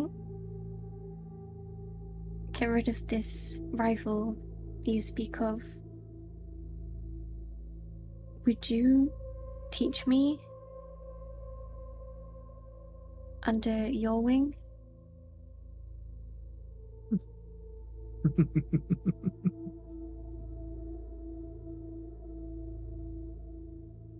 She smiles. She says, I will be honest, I did not consider that. Taking one as you as an apprentice. You are inexperienced. It seems like you haven't really seen much of anything of the world, of the wider cosmos of truth. Are you asking for a big sister? Yes, in a way.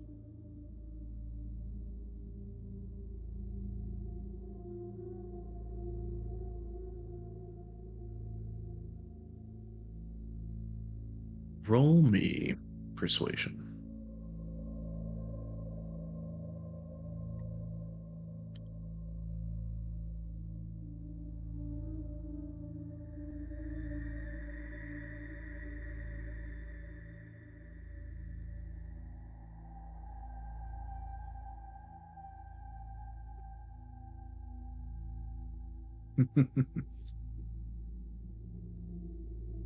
Well, seeing that we're related, what's family for?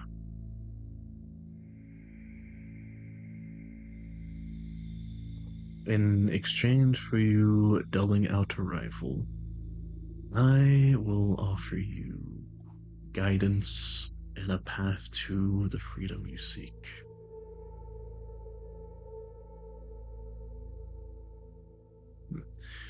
For you, I will grant you clarity in where you came from, memories lost. And you, I have plenty of valuable things that I could simply give. All you have to do is ask your price.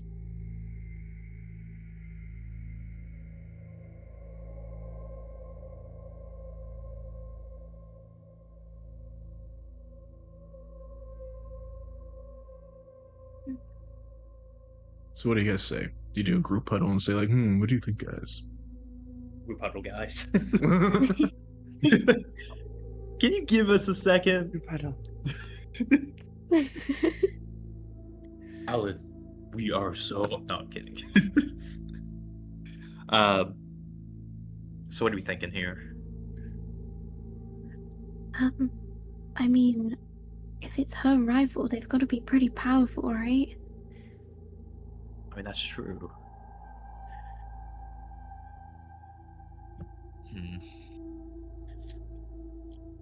I mean, I feel like she'll probably know how to, or like something more about the rival that we can then use to our advantage. That's true. That's true. And she is the one who can bring back my memories and give you a lot of money, Alexandra, if you want a lot of money. I've already agreed to work with you. So you pay me and you make the decision. That's how this works. Oh, so like right now. I Yes. think Oh. forming an alliance with her could be very good for us, for you and your memories, for learning about like my history and how to break it, and the money and the- rewards And the money? And and the money. money. And the money? Money.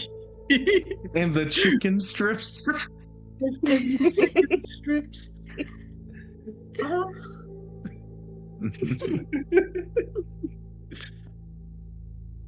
now I want chicken strips.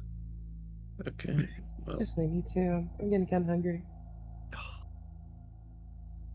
I think the chicken strip places are closed where I am. No. Oh, anyway. enough about chicken strips. So, I mean, um, so you guys had your discussion. All I get to do is give an answer. Have So we're you three come to a decision? And please, if you decide to jump me, I will say, my death will cause something far worse to befall you. The Fey Court has much need of me and my expertise. Roll oh, Arcana, all of you. oh, that means The nothing. to low me. rolls are they're so consistent. Oh! That means nothing to you guys. She just says, "Don't threaten me, or something bad's gonna happen." What's the Fey Court? I don't Oh, know, man. I've said too much. I mean, they sound kind of important. Yeah, let's not mess with them. So, I and I will say, a little absentmindedly, that barkeep really did put. Did he put up the waterworks? All I said was to lead you guys here.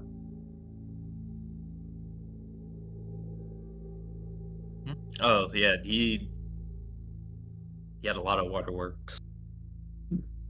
Well, he played his part to the letter. I should reward him when I get the chance when we next meet. But, business aside, what is your answer? Are we going with it, guys? I mean, I'm in if y'all are in. Okay, right. I'm in if you're in. We gladly accept your proposition, and we would like to request some details and information on this rival of yours. Excellent. Again, a part of this agreement does involve sending your progenitor away from my territory as well. Because I know she's here for you.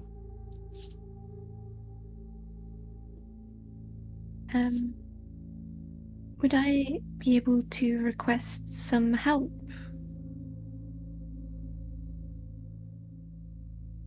The help I offer is Leslie. Be strong, headlong, and don't let her push you around, dear. But I'll answer the former before we get to the latter. There is a crone, a wicked bird in my garden that I wish cut out. Her name is Charanti. She lives in a giant wood hut tree to the far east, and she has been wishing to spread misery to my town for years. As you know, cousin, their kind thrives on misery and pain. It's only a fortunate bit of nature that we do not have such proclivities. It's quite simple. Either kill her or cut her tree down. It's your choice. Just get rid of her.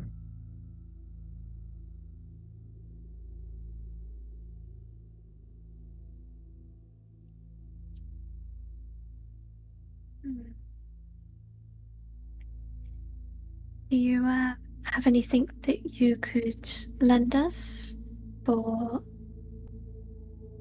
to make this job a little bit easier? I believe the fact that you have gone to me unscathed proves that you're capable to handle it with what you have. She effectively said no. Means no.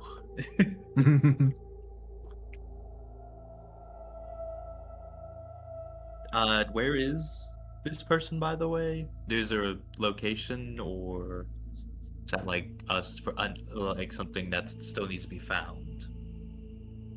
Her whereabouts is typically in the Far East. That's where she keeps her vile tree. There it lives within its roost. It is, however, I will say, quite the journey, not something that you could just do in a night. And she is a powerful Fey courtier, after all. So it will take you some time to prepare for the coming fight, if you even need to do such a thing. Luring her away and loosing her tree to the ground could easily work. Subterfuge is always an option, but it's your choice.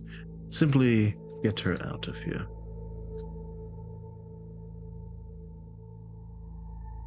Of course, thank you for telling us. Can I like walk up and grab the doll thing? You may. Please return that to Marka. She desperately needs it to, well, in all honesty, live. Does the doll look like that woman, Marka? It's literally just a cotton-filled wool knitted doll with button eyes. Doesn't it look like a person? It's a doll. Ah, okay.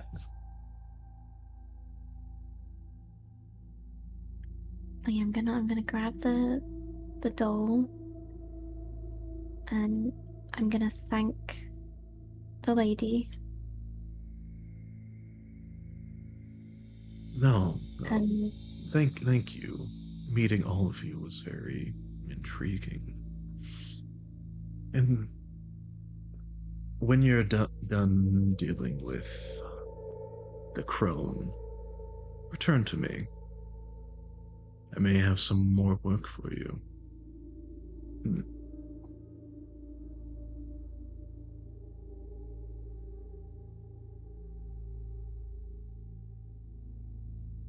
You see that the large wolf creature that was pointed and ready to fight seems to relax for a moment and then lay down on a stack of parchment books and scrolls. It appears that things are done for the moment. If you have any more questions for the witch, well, now's the time. But you guys have completed your goal. You found the child. All you need to do is take it home. I can't Can I think pet of that dog? anything. Can I Can pet you pet that the dog? dog? Yeah, pet that dog. She asked that in character. Yes. You wouldn't? You wouldn't, Mask? Can we pet the dog? She raises an eyebrow and says, "We'll call it another reward if you come back after completing your job. One free head pat." Yeah. Deal. I'm Oh. so Oh, and where are my manners before you go? It has been a pleasure to meet all of you. I hope your hopes and dreams are found, your pains and misery abound. For I am Catherine, the Witch of Underwillow. At your service, at your renown. It's lovely to meet you, Catherine, and it's been a pleasure. Likewise, cousin. And I will say, your progenitor will not be so happy. I know she wished for my head. So I thank you kindly for not listening to her. Freedom looks good on you, child. Wear it well. Thank you. I look forward to hopefully being your apprentice. As am I. I'll be watching all of you closely now. She holds up the crystal. Now, Please leave while you can. The gateway has a tendency to flicker wildly. The what? She doesn't answer and she goes back to her studies. You're all free to leave.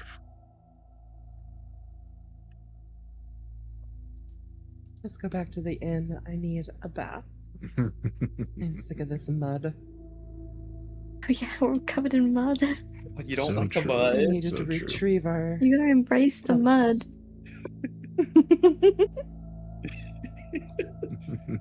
Embrace the mud, indeed. So, you guys exit out from the Underwillow. And you come out in the dead of night. I will say, you guys still have those key halves, which is real gold from your summation, so it could be worth some money. But Well, we also have the other congratulations. Yeah, so it's two of them. But congratulations, you have found the kidnapped child, Null. That didn't take long at all. You thought you were going to see a pack of wolves, but you met a lady of the woods, the Underwillow Witch. And she has asked you to clear the area of her rival. And in exchange, she says she'll make your dreams, your hopes, your wants come true. And the money. But we're getting ahead of ourselves. You still have a child to return to its mother.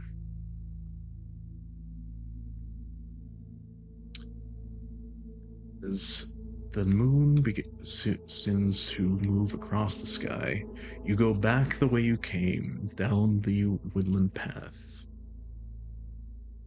Only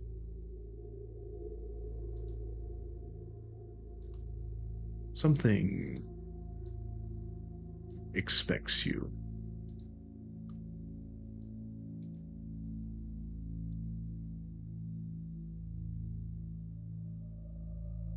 I assume you have a torch out to actually see in the dark? Yes. How long do Yeah. torches last? It's been a bit. About an hour. Is there how long it took you to take that puzzle? I assume you would probably pop another one.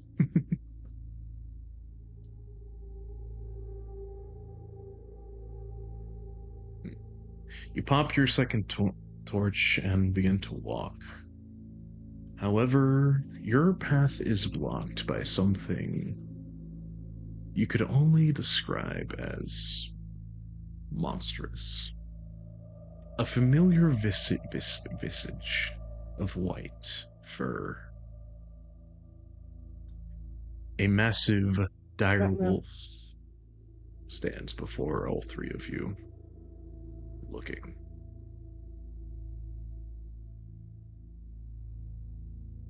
Does it look Can I angry? pet the dog?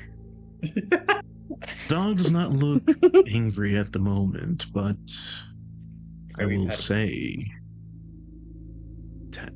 Tamsin, you take notice of one particular detail. Its missing left eye. Oh, no.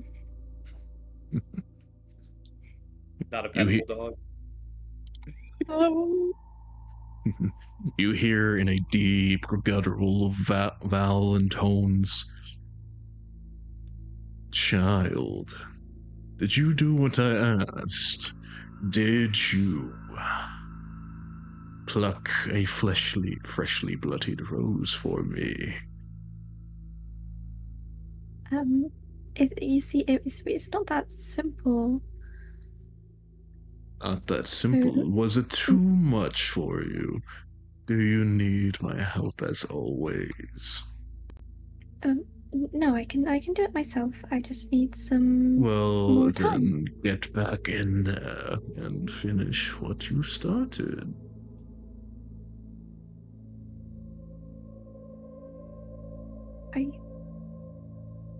I just need some time to plan and recoup my energy. Rest. You can rest out here.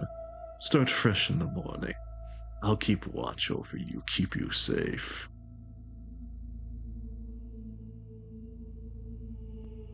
How do you two react to the fact that this giant wolf is talking and everything else?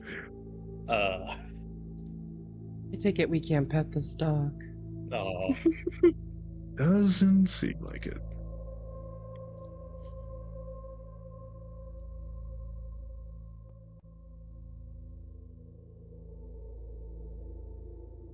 We already made an oath. I don't go back on my promises. Child, are you defying me? Your dear old mother, your auntie, the one who raised you, the one who nursed you while you were sickly, the one who gave you purpose, the one who kept you safe. I understand that the world is hard. You're scared, you're unsure of yourself, but you don't need to worry. I'm here.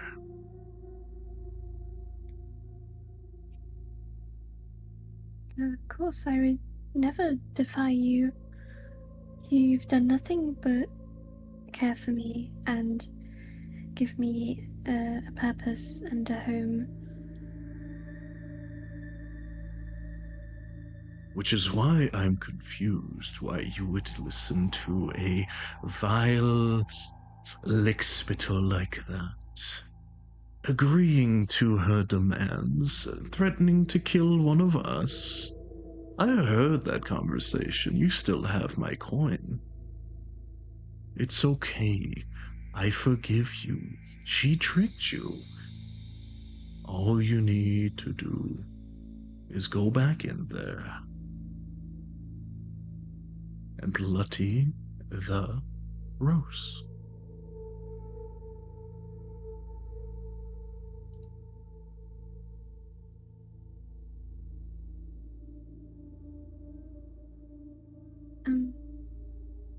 You are at an impasse.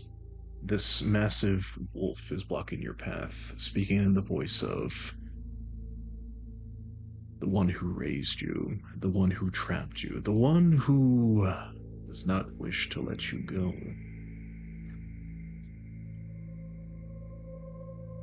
Do you have anything to say? Does anyone else have anything to say in her stead?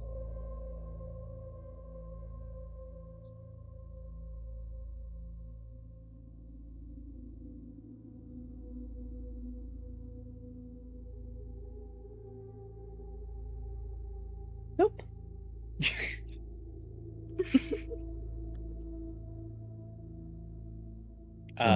Maybe if I chomp on these morsels, we can better talk. One-on-one was always best. The large wolf begins to get in a very agitated position. Its snout begins to curl. It begins to growl. I'd like assure to- you Bad that's not doggy. necessary. I would like to ready dodge action. Radiant Dodge, and it slowly approaches with bloodlust in its eyes.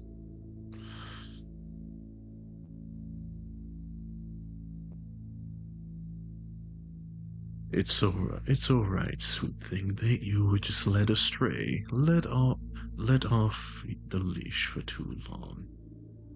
It's okay. Auntie's here. And if there's nothing else to be said,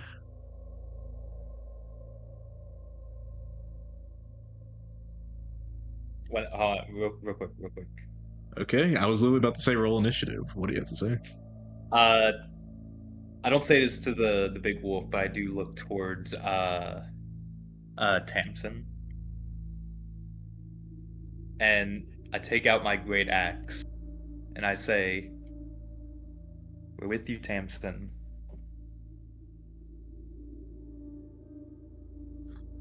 Thank you. Indeed.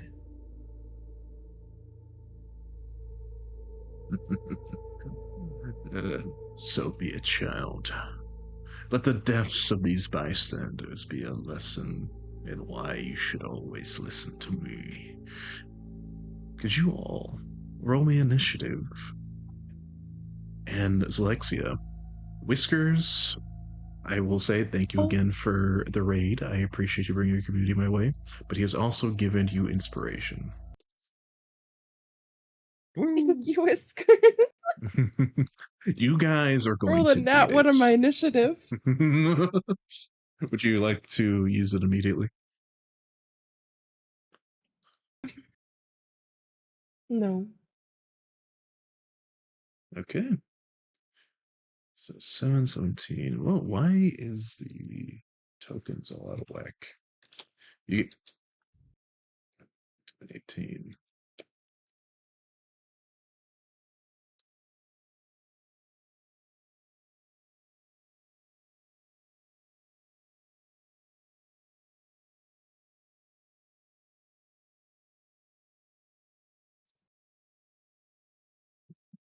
You got a song prep for me, Mr. Bond? Yes, I do. Very nice. Hold off for a moment. We're about to get started.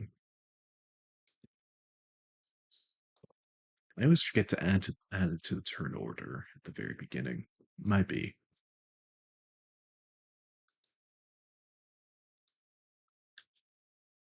There we go. Okay. Now I will ask Tamsin.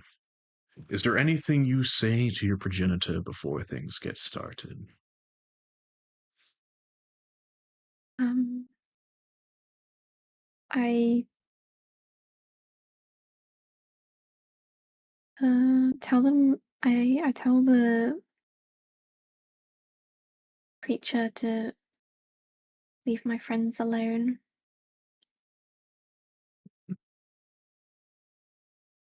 How sweet you made friends. Such a delicious taste. Please play the music.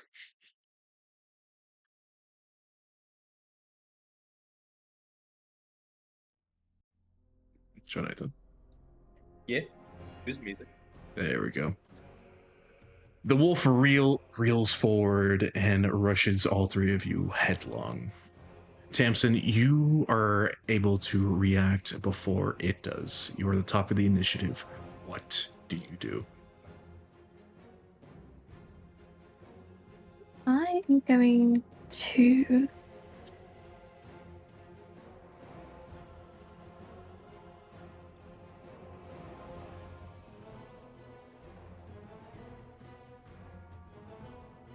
Mm.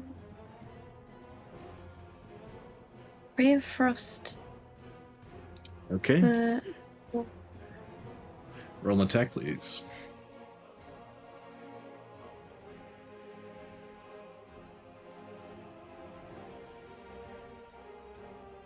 You let out an icy ray of freezing frost, and it flies towards this giant direwolf. It strikes it in its side, however, it's not enough to actually damage it. You effectively miss. Oh. It is That's now not good. its turn. It rushes forward. And it decides to take a chomp out of Mr. Blue. No. And again, we're rolling in the open, so whatever happens, happens. Oh no. That is a dirty 20. That hits. Oh Ooh. no. You will take 2d6 plus 3. Please roll me a strength save to see if you get knocked prone. Alright, strength save. Oh boy.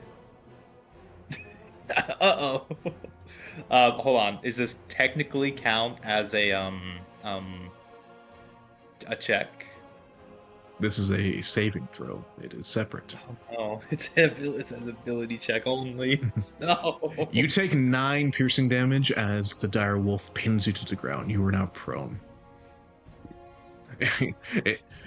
Then you hear a guttural laugh. What are you supposed to be? You are already dead and buried. After that, Blue, it is your turn. You are on the ground, prone. What do you do? Oh, hang on. Can I do one thing real quick? Quickly. So, like, in response to what she said, like, "Who are you? You are already dead." I look at this wolf in the eyes and I say, "I am undeath." And reaction, rebuke violence. Oh, you're actually using your abilities. What does Rebuke the Violent do? So I use my channel divinity to rebuke those who do violence. Immediately after an attack, attacker within 30 feet does damage against me. I can use my reaction to force the attacker to make a Wisdom saving throw. On a failed, it takes radiant damage equal to the damage it just dealt. On a success, it takes half Interesting. as much. So it's a Wisdom save. yeah. What's the DC? DC, I don't like that's a question. 12.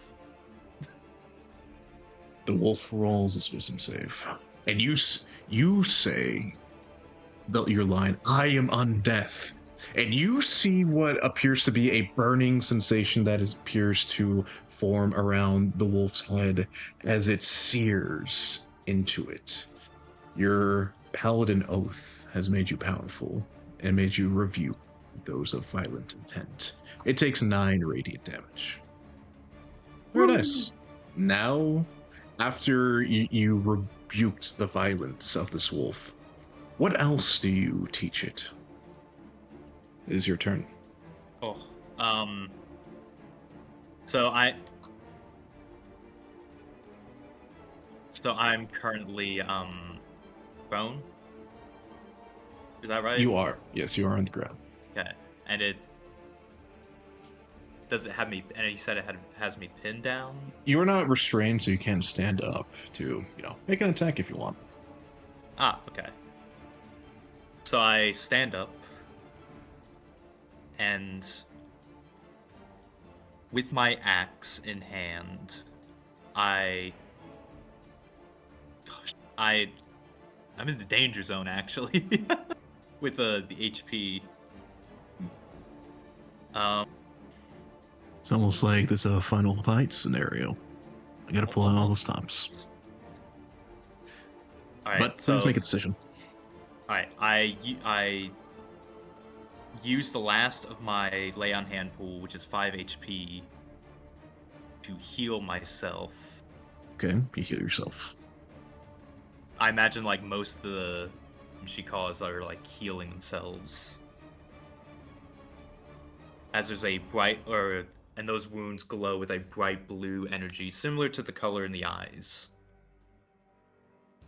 Fantastic. Is that like an action bonus action? Remind me quickly. Takes an action, Okay, use your action. and then bonus action.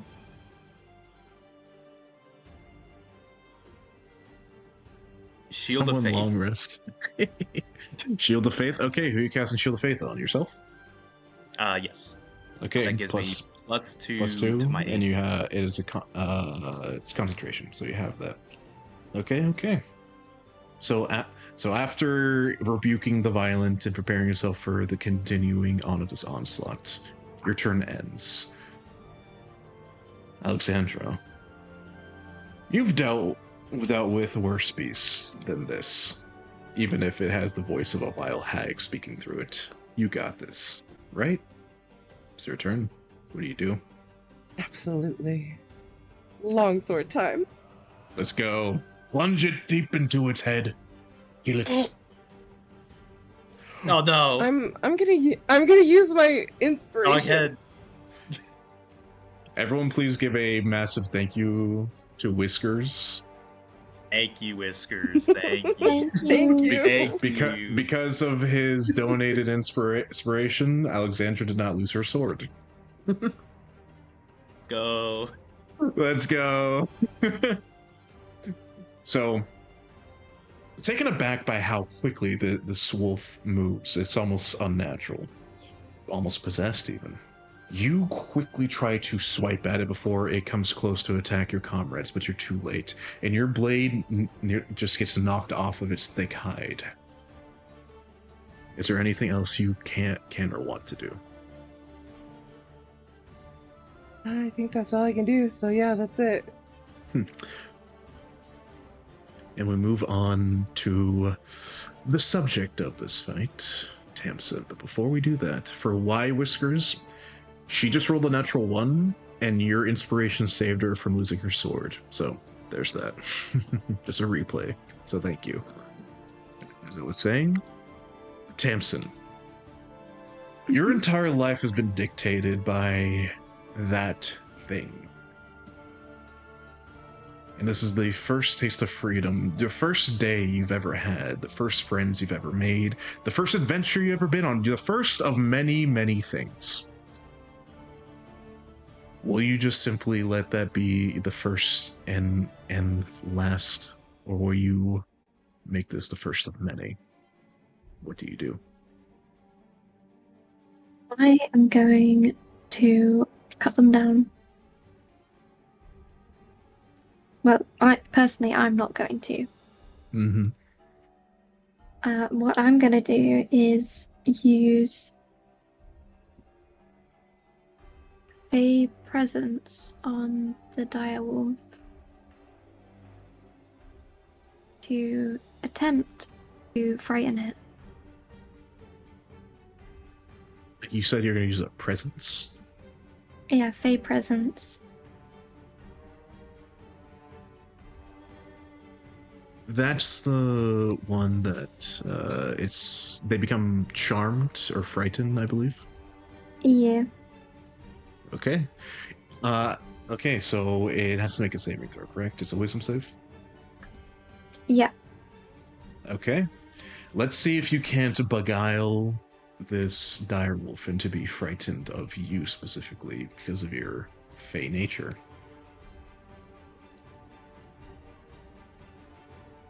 That would be quite the turnaround. Wisdom saving throw. 16. You dare to befuddle me with what I have given you, child? Foolish!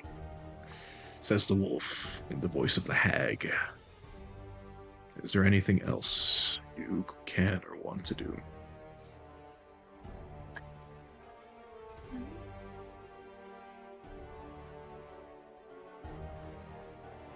Nope, I think that's all I can do. I will say you can move because you guys are kind of bunched up here, and I don't recommend it. Just saying. Wait, do I take an opportunity attack? They could. It's really the wolf's decision.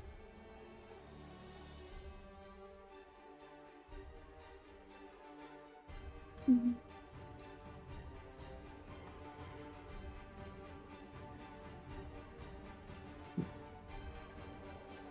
Okay, I'm going to attempt to move. Okay, go right ahead. Can I disengage? You already used your actions, so no. Okay. I'm going to move. How far can I go? 30. You move 30 feet.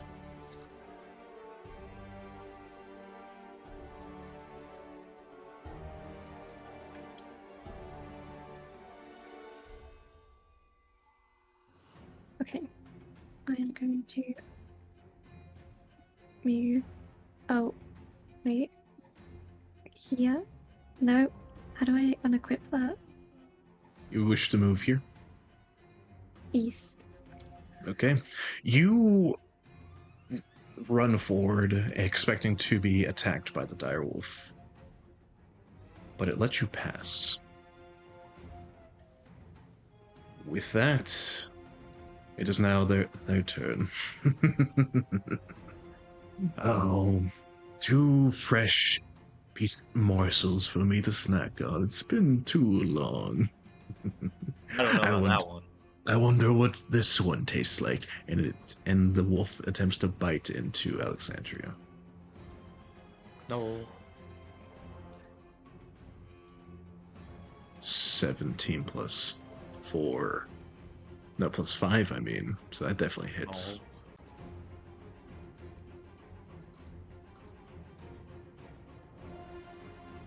You take 7 piercing damage, Alexandria. How you feeling?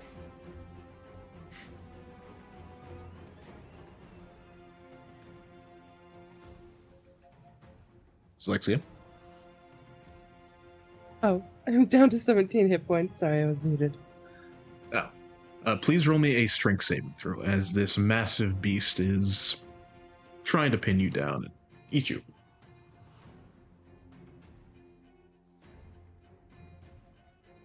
Despite its teeth digging into your shoulder, breaking into your armor, you hold it aloft with your sheer strength, and you actually hold the wolf up off the air for about a moment and throw it off you. Impressive. Let's make things interesting. And you see the wolf actually not disengage, but take off into the woods like this, triggering an opportunity attack from both of you. Ooh.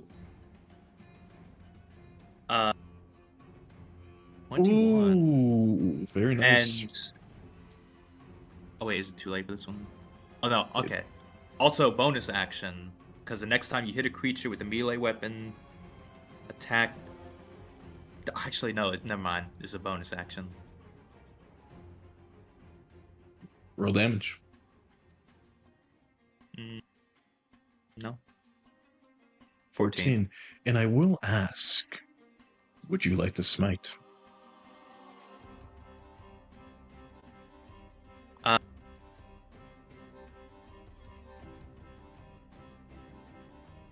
So that's the thing. so- The searing smite that I have, it's a bonus Paladins action. have a default smite, which they can spend spell slots to use after they hit a creature. It's 2d6 radiant damage. Would like to do that. Roll 2d6 radiant damage as you call upon the wrath of God to smite this creature. Oh. Your faith, however, is wavering, and you only do 16 damage total. Does Alexandria like to use her reaction to an opportunity attack as well? Yes, no. Alexia? Wait, what? Sorry. The wolf is running away from you. You can attack it for free if you use a reaction. Oh, okay.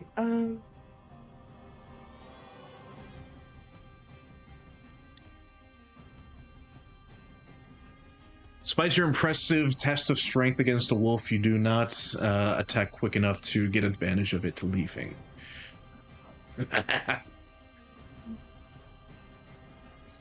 By the next dawn, you'll be bloodied and forgotten.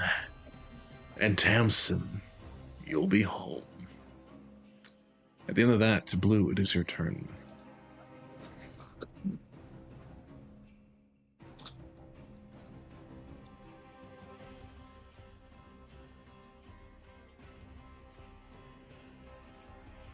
Mr. Paladin, Yeah?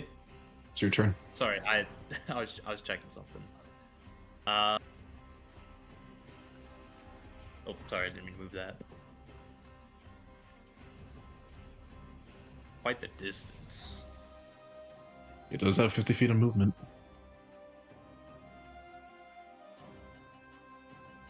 20, 25, 30. I move right there, and I ready an action to attack it with my great axe if it gets close. Okay, your turn ends.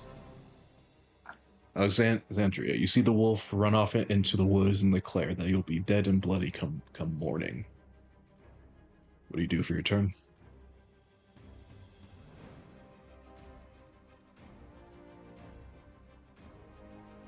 move up here. And I think I can shoot it from here. Ooh, you got a range attack? Wait, it's 80, so I think I can hit it. I will say it is in dense foliage, so it does benefit from 3/4 cover. So a +5 to whatever AC it has. Okay, I will try shooting it with my crossbow. Go ahead and roll. Let's see if it hits. 12. You see your crossbow bolt fly into the woods and narrowly strike at the wolf, if only it wasn't for that low-hanging branch.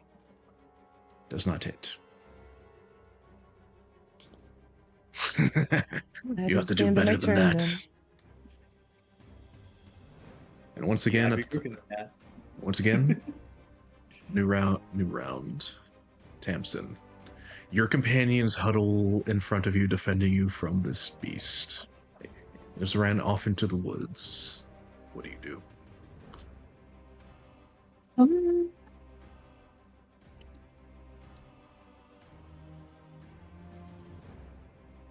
I am going to attempt to Eldritch Blast it. Roll your attack. Let's see if the Eldritch Machinations given to you by this very thing can be used against it. 13. You fire a long beam of Eldritch Force energy, and it actually seems to create a valley of destroyed twigs, minor trees, bushes, and such. And you actually see the wolf duck out of the way. The branch that was actually blocking Alexandra's shot is cleared.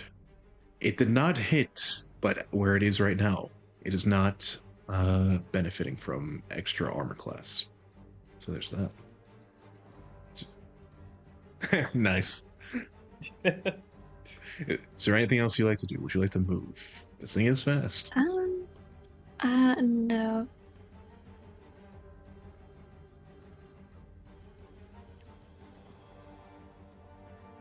Okay. Ending your turn there. It's not their turn. Let's. Before anything happens, bad news. I don't have any more healing. How many spell slots do you have? 0 right now. Ooh, okay. All spells that smite was my last one. No more healing, no more smites. Down to the wire.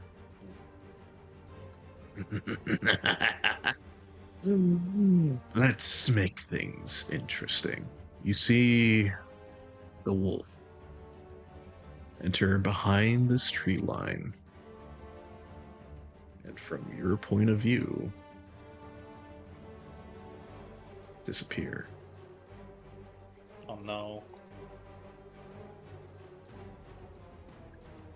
It appears that the wolf is using what can only be described as stealth to get the drop on you.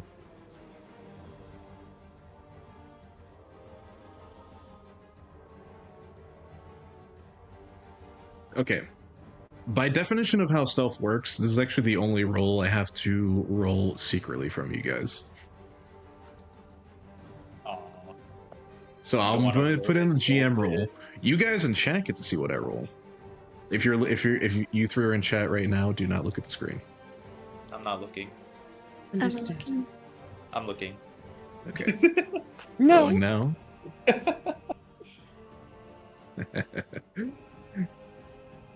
So Cool. that's actually pretty funny.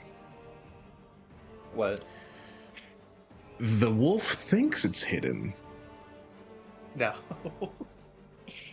but it rolled a 5, so effectively, like it's crouching in the bushes, right?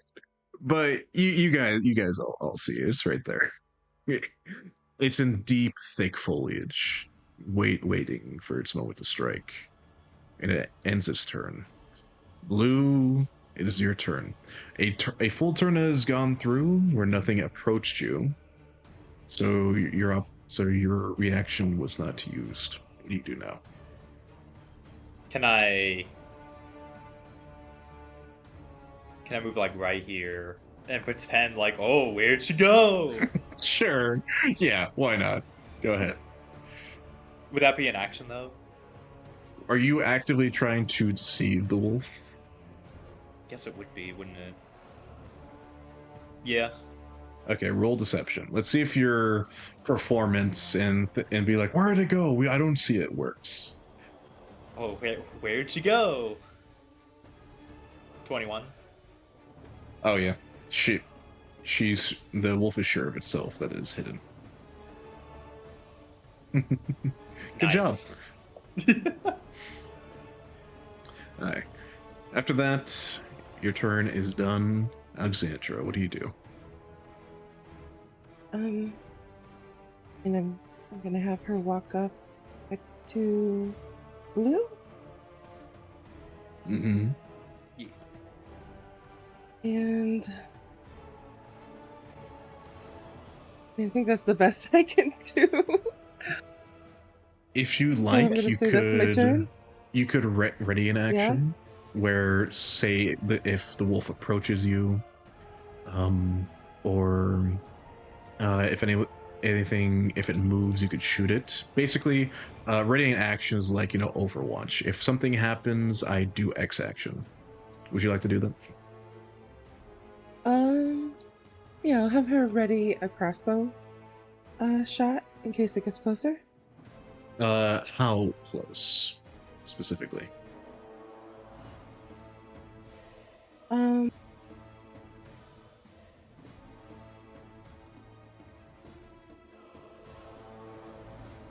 I guess within 30 feet? Okay. If anything comes within 30 feet of you, you shoot it. Gotcha. Your turn ends. Tamsin, it is your go. You see the wolf, it believes it's hidden. What you do? It's in thick foliage, so it has armor class bonuses. I'm gonna move up. Mm-hmm. Form the Great Line. Nothing will go And wrong. I'm going to attempt to ray of frost it when it comes out of the bush. Okay, so effectively the same trigger as Alexandra. Gotcha. Yeah.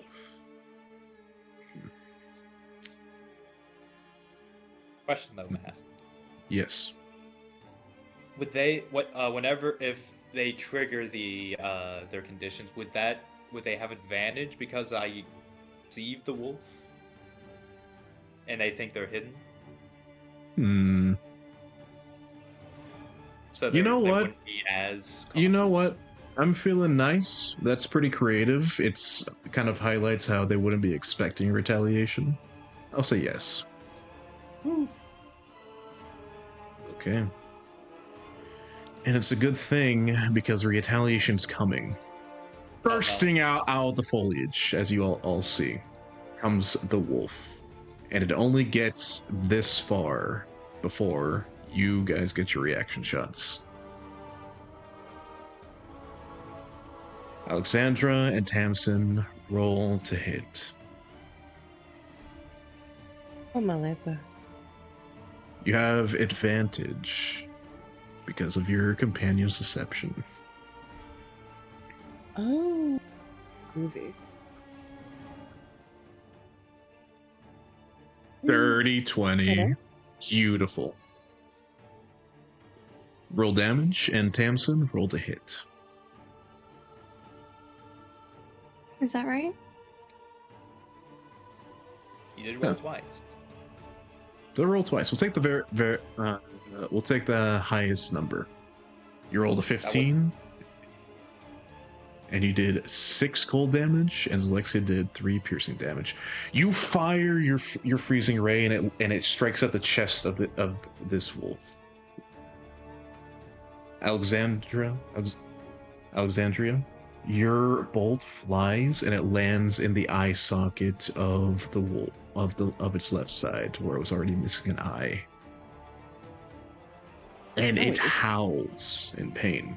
You guys have majorly bloodied it. Mortaled it, even, you could say. Close. It's happening. Hell yeah. It screeches to a halt here, realizing that it was seen. And seeing your massive axe, it does not want the smoke.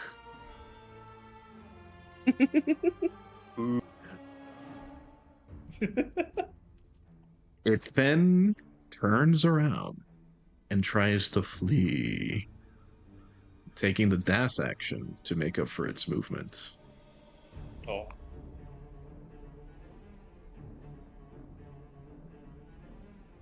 It runs into this bundle of trees over here, and it gets behind some foliage. You can still see it, but it's protected minorly. So is it like properly how much- running away? How much did my Ray of Frost affect it? The damage you did is actually below what you rolled. Oh, so I don't take away any of their movement? Oh wait, is that an effective ray of frost? Yeah. Oh, how much movement did they lose?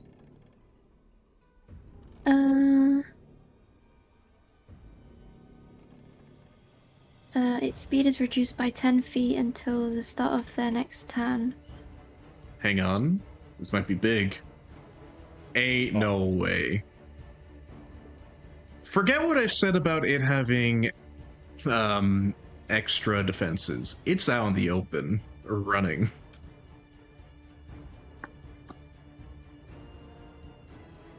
It's open for the pickings. All because of Tamsin's use of her spells so good on her. Hell yeah. Blue, you only have your axe, but you do have a pretty good throwing arm. You found out apparently.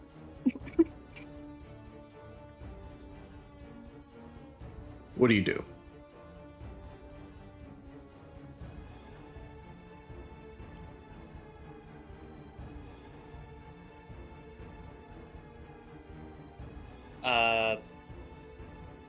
You said blue, right?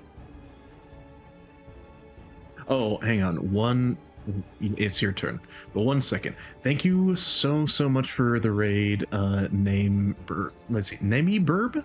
Thank you so much for the raid. Sorry I didn't acknowledge you. I'm very focused on the game right now, but appreciate you coming in. Let's see. You got to keep the GM on his toes. Did you do this, Whiskers? We're about to finish up here, hopefully. Unless this boss gets the turnaround on them. Cow Bird Raid loves some D&D. Well, thank you so much for saying your community my way. You're about to see, hopefully, a great finish. But yes, Blue, it is your turn. Okay. 15, 20, 25. I move right there, Mm-hmm. and I again ready an action if the big wolf gets close, because I can't Okay. reach them. I can't reach them without a. No, and you don't Yes. want to throw your axe again and get stuck in a tree again, right? Of course. course not. We had like 20 minutes to deal with that. True. So once again, playing the party sentinel, you ready to defend your companions. Alexandria, you could put this thing down if you just roll high enough. Indeed. Okay. You can move and then attack, it's- right? If somebody had a. Yes, you can. You can move your full movement, which is 30 feet, and then attack. Mask, hypothetically speaking, Yes. if I was to redeem 3,000 shards to give a player inspiration, is that? We can I do already that? established at the very beginning of the session that your guys' points don't count for that. Damn. Okay. But if somebody else though. There's someone in chat, yeah. So if anyone wants to give him inspiration, because it is down to the wire. I mean, Whiskers, if you have points. Even, Maybe. We'll let Alexandra do her turn, though, so please. Alright.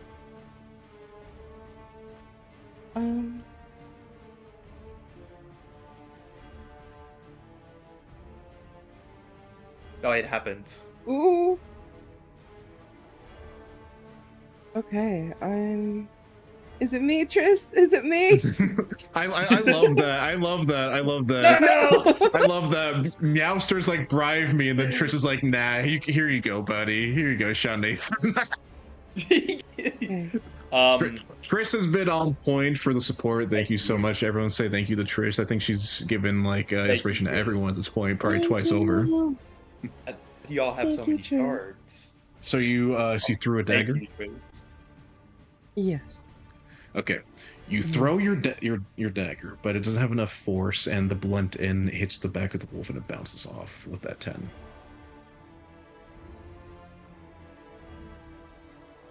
If there's nothing else, Tamsin, Mm-hmm.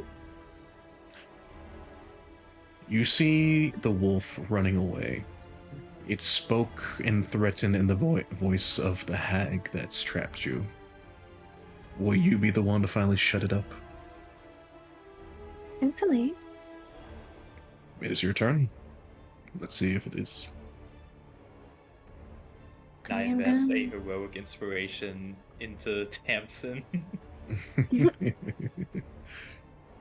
I am going to cast Witch Bolt. Ooh.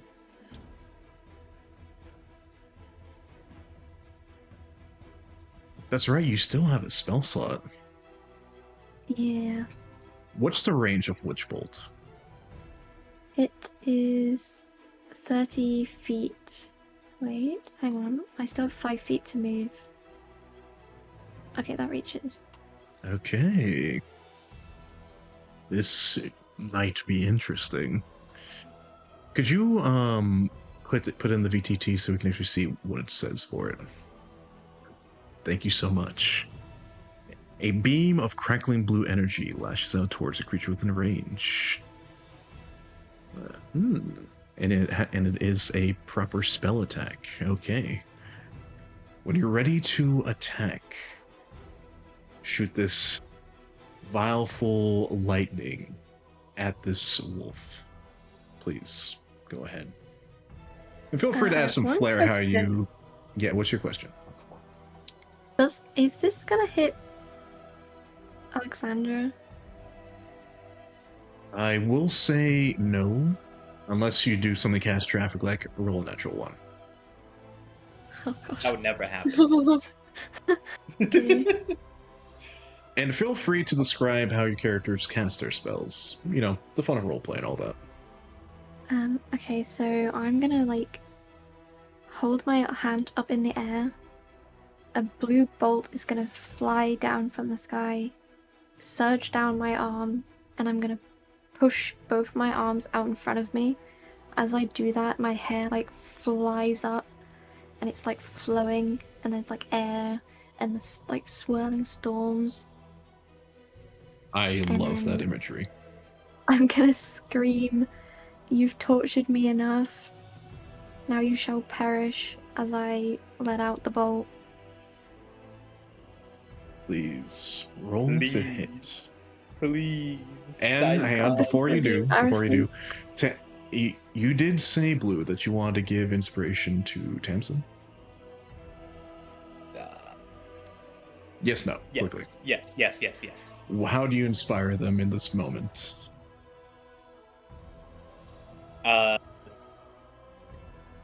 I kind of shout at Tamsin. You got this, Tamsin. Head pat. I am next to you, head pat.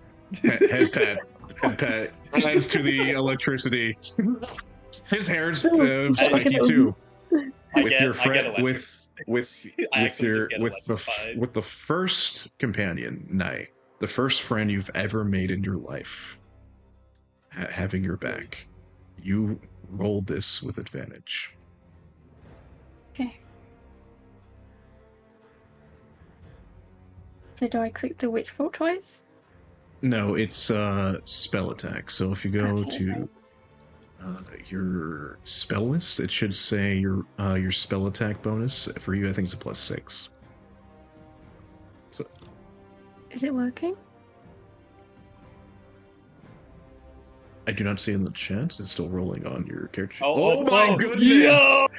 Natural 20! Oh, Yeah, I'm inspired. Hey, no way! And here's the fucking cool part about this. She cast her spells at the highest level possible. So instead of 1d12 damage, it's 2d12. And because the way I do crits, that's a minimum of 24 lightning damage plus 2d12. Please Let's go. roll damage. 2d12, please. 2d12. Let's get some nat 20s in the chat if anyone has. That is freaking crazy. That is a highlight right there. That is amazing.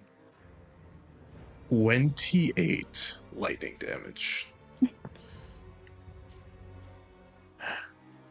Needless to say, that is enough to kill this wolf 10 times over. Tamsin, describe how you take agency for the first time in your life, please. So after I hit it, I fall to my knees. Wait, this is the hag dying, right? Or is it like the hag? You are electrocuted. You're doing like Emperor Palpatine levels of like electrocution from a distance. The rage you felt, your entire childhood stolen, your life dictated, no more. The first decision you ever get to make, and this is it. How do you do this moment? I'll allow you to describe it in full freedom and detail. Oh god, okay. So I let out the bolt and I fall to the ground and I just scream. Like all the pain, the anguish. I just let it all out. The best part about I- Witchbolt 2 is it's continuous, so it doesn't end until she's done or an entire minute passes. So you just keep screaming as you keep pumping electricity into this wolf. Yeah. The baleful energies that are released into this wolf as it howls, screams, yelps in pain. It is not just magic made manifest to hurt. It is your desire for freedom, your rage you felt, every feeling you've ever felt after you encountered that golden butterfly, manifested into this bolt, and you finally get to hurt those who have caused you such harm. The wolf seems to almost fry. It wriggles. Its fur burns. Its flesh becomes malleable, sloughs off, burns, ignites, and yet you still zap it. You still burn it. You still yell and scream and wail. It begins to approach, barely even constituting a thing anymore, simply ash and bone. It pushes and moves. It comes closer and closer, its jaw reaching towards you, Tamsin. Before it could reach it, you hear a guttural cry. Tamsin! And in a moment, it bursts into ash and dust. Gone. You're exhausted, spent. You collapse to the ground.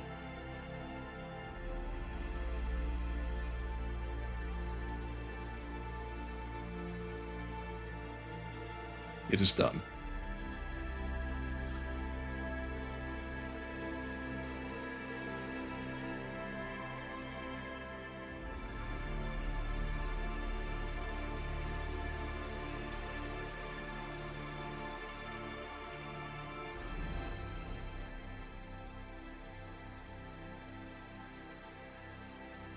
How does Tamsin feel after all of that? What does she do? Say even? I think now, like, she's let out her scream. She just breaks down. Tears flooding. Her crown crumbles.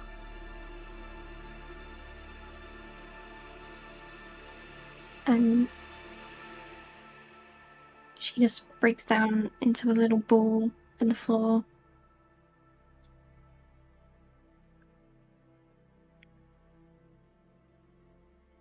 And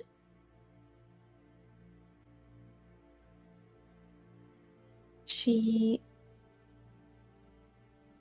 looks to her new friends and in a cracked, mumbled tone thanks them for helping her gain her freedom.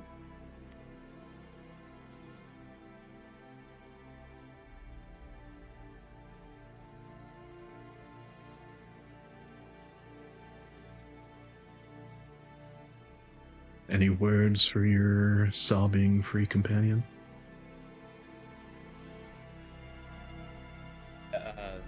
Blue or gets down next to gets down next to Tamsin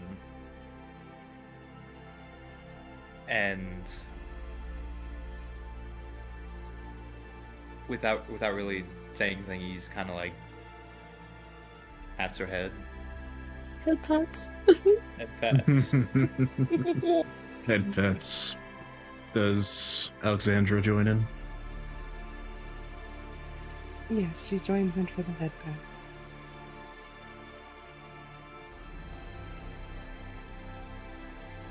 What a lovely moment. Quite a lot has happened this day, this evening, this night. A girl born again to finally see the world as it truly is.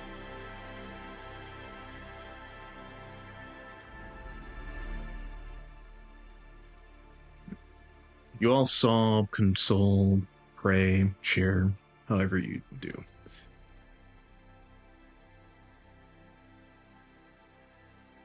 And when it's all said and done, you finally leave that place, head back to town, and return a mother to their child.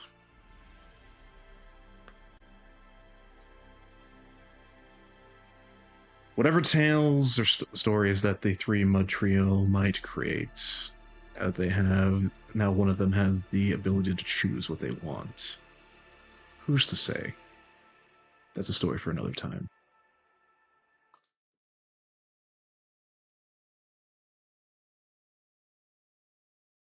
That was amazing.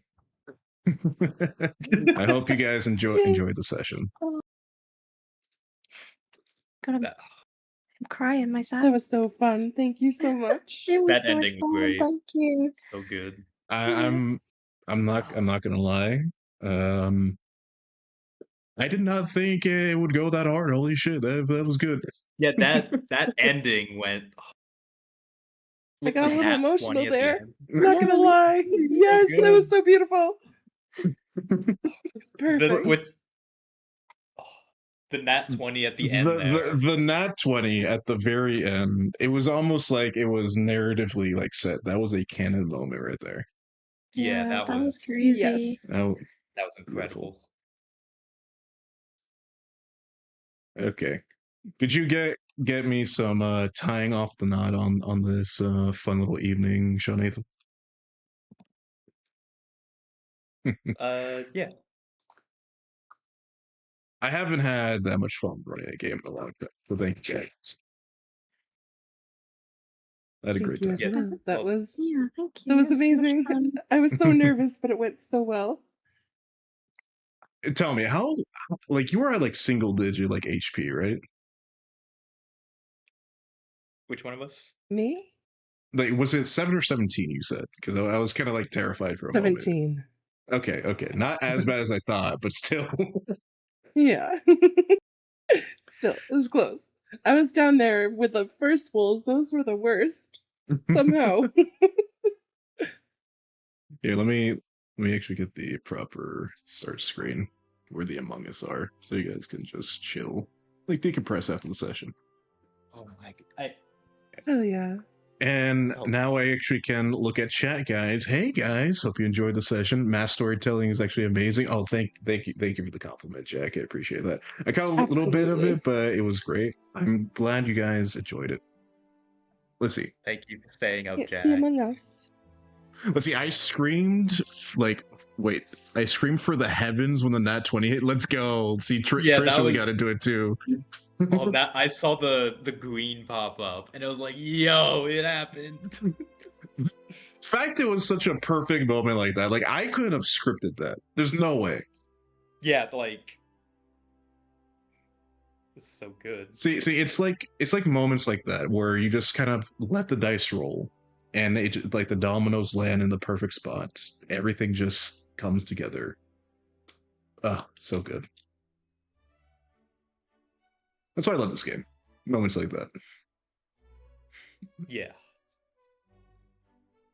I will say I do apologize for those who are staying up a bit well past their bedtime because of this game. Look at you, Faye, Jack. So I Somewhere, do apologize for that part.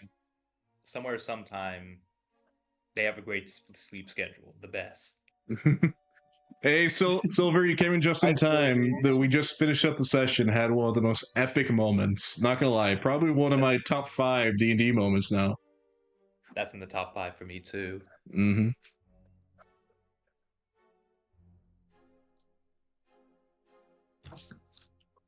Okay, let me actually turn up the volume of the music so everyone can hear.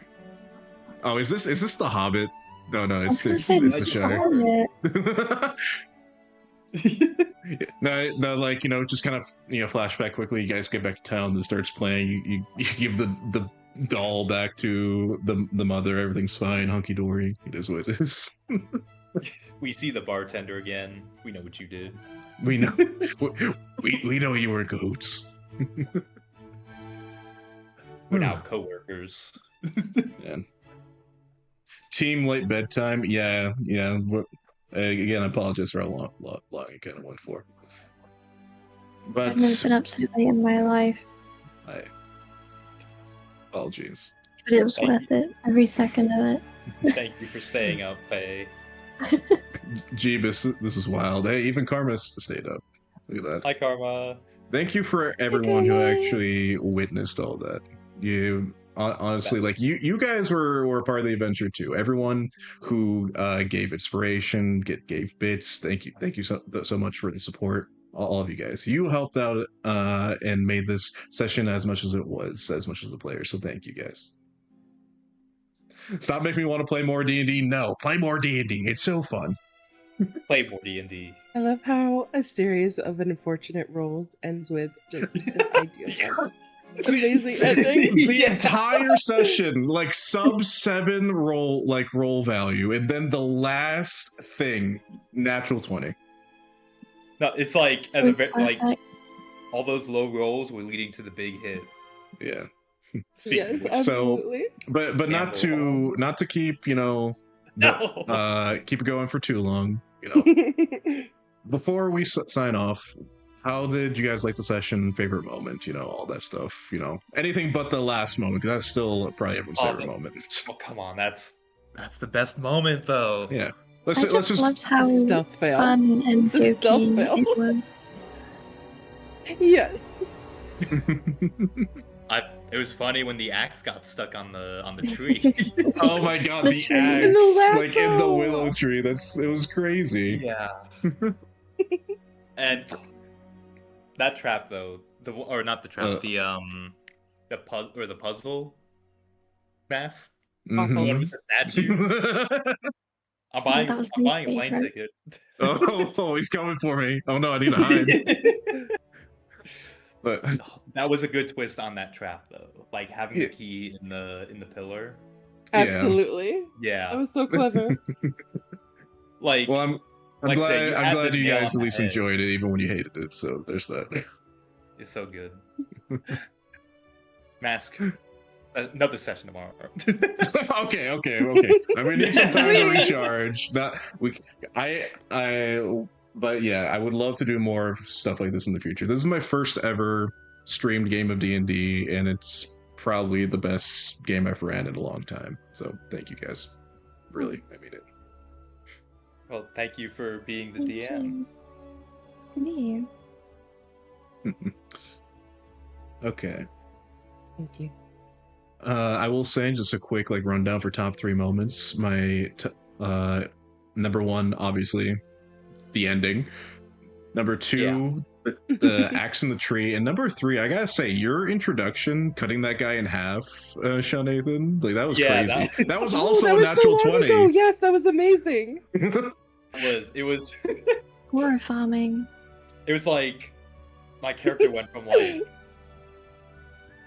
I also did like my original plan for the character was that he would be a little bit goofy, a little bit Yeah, when after that moment of intensity, fear, strict, regimented, warrior type, and then your tone completely shifted. I had to laugh. I'm gonna clip that. I'm not gonna lie, because it was a complete tone change. Also, guys, oh, by the gods, are you okay? also quick shout out, Yeah. Karma is vowing to be at the next one. She's gonna make a big comeback, as she says. Let's hold her to it. I can't wait. Let's go. Hell yeah. But yeah, Faye is the most tired you've been. Yeah. Jack thinks so. Let's not hold the wee Faye here for much longer. She's been through a lot. She just went through a bit of a cry. Now she's... Yeah, that was That's emotional. I'm glad I at least facilitated a good enough game for you guys to care as much. I still put that more on the dice though, because that was good on the dice. Shout out to the dice for doing their job. Thank you, Dice Gods. Thank you, Dice Gods. That was so good. Thank you. Thank you, Carmeo, for I don't know, cursing us for a bit. Actually, yeah, blame Carmeo for all the low rolls. He was literally praying for a natural ones the entire time. So we'll jump him tomorrow. We'll see. But yeah. Yes. Yes. But all right, guys, thank you so much for coming in and watching my first ever stream game of D&D, where I actually ran the game instead of punting it off on Zora. Hope you guys enjoyed. Thank you so much for the bits, the raids, everything. Thank you for just being here, guys. Appreciate you all. Thank you all for coming. Thank you. Thank you. I think a good way to end off the night is probably show a little bit of love to a personal friend of all of us, right? I think Mr. Shu is streaming. Oh, Faye is Sylvie's being gonna dragged cuddle off. me. Yes, please, Sylvie. Take me.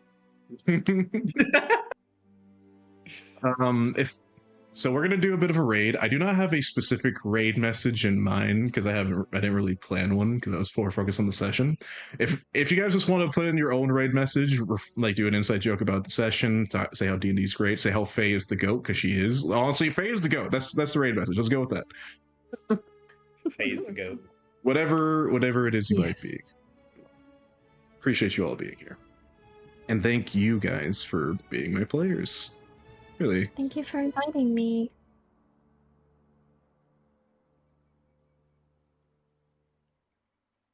Oh no. Oh no. Hey, I'm sorry, my mic disconnected. Thank you for being here.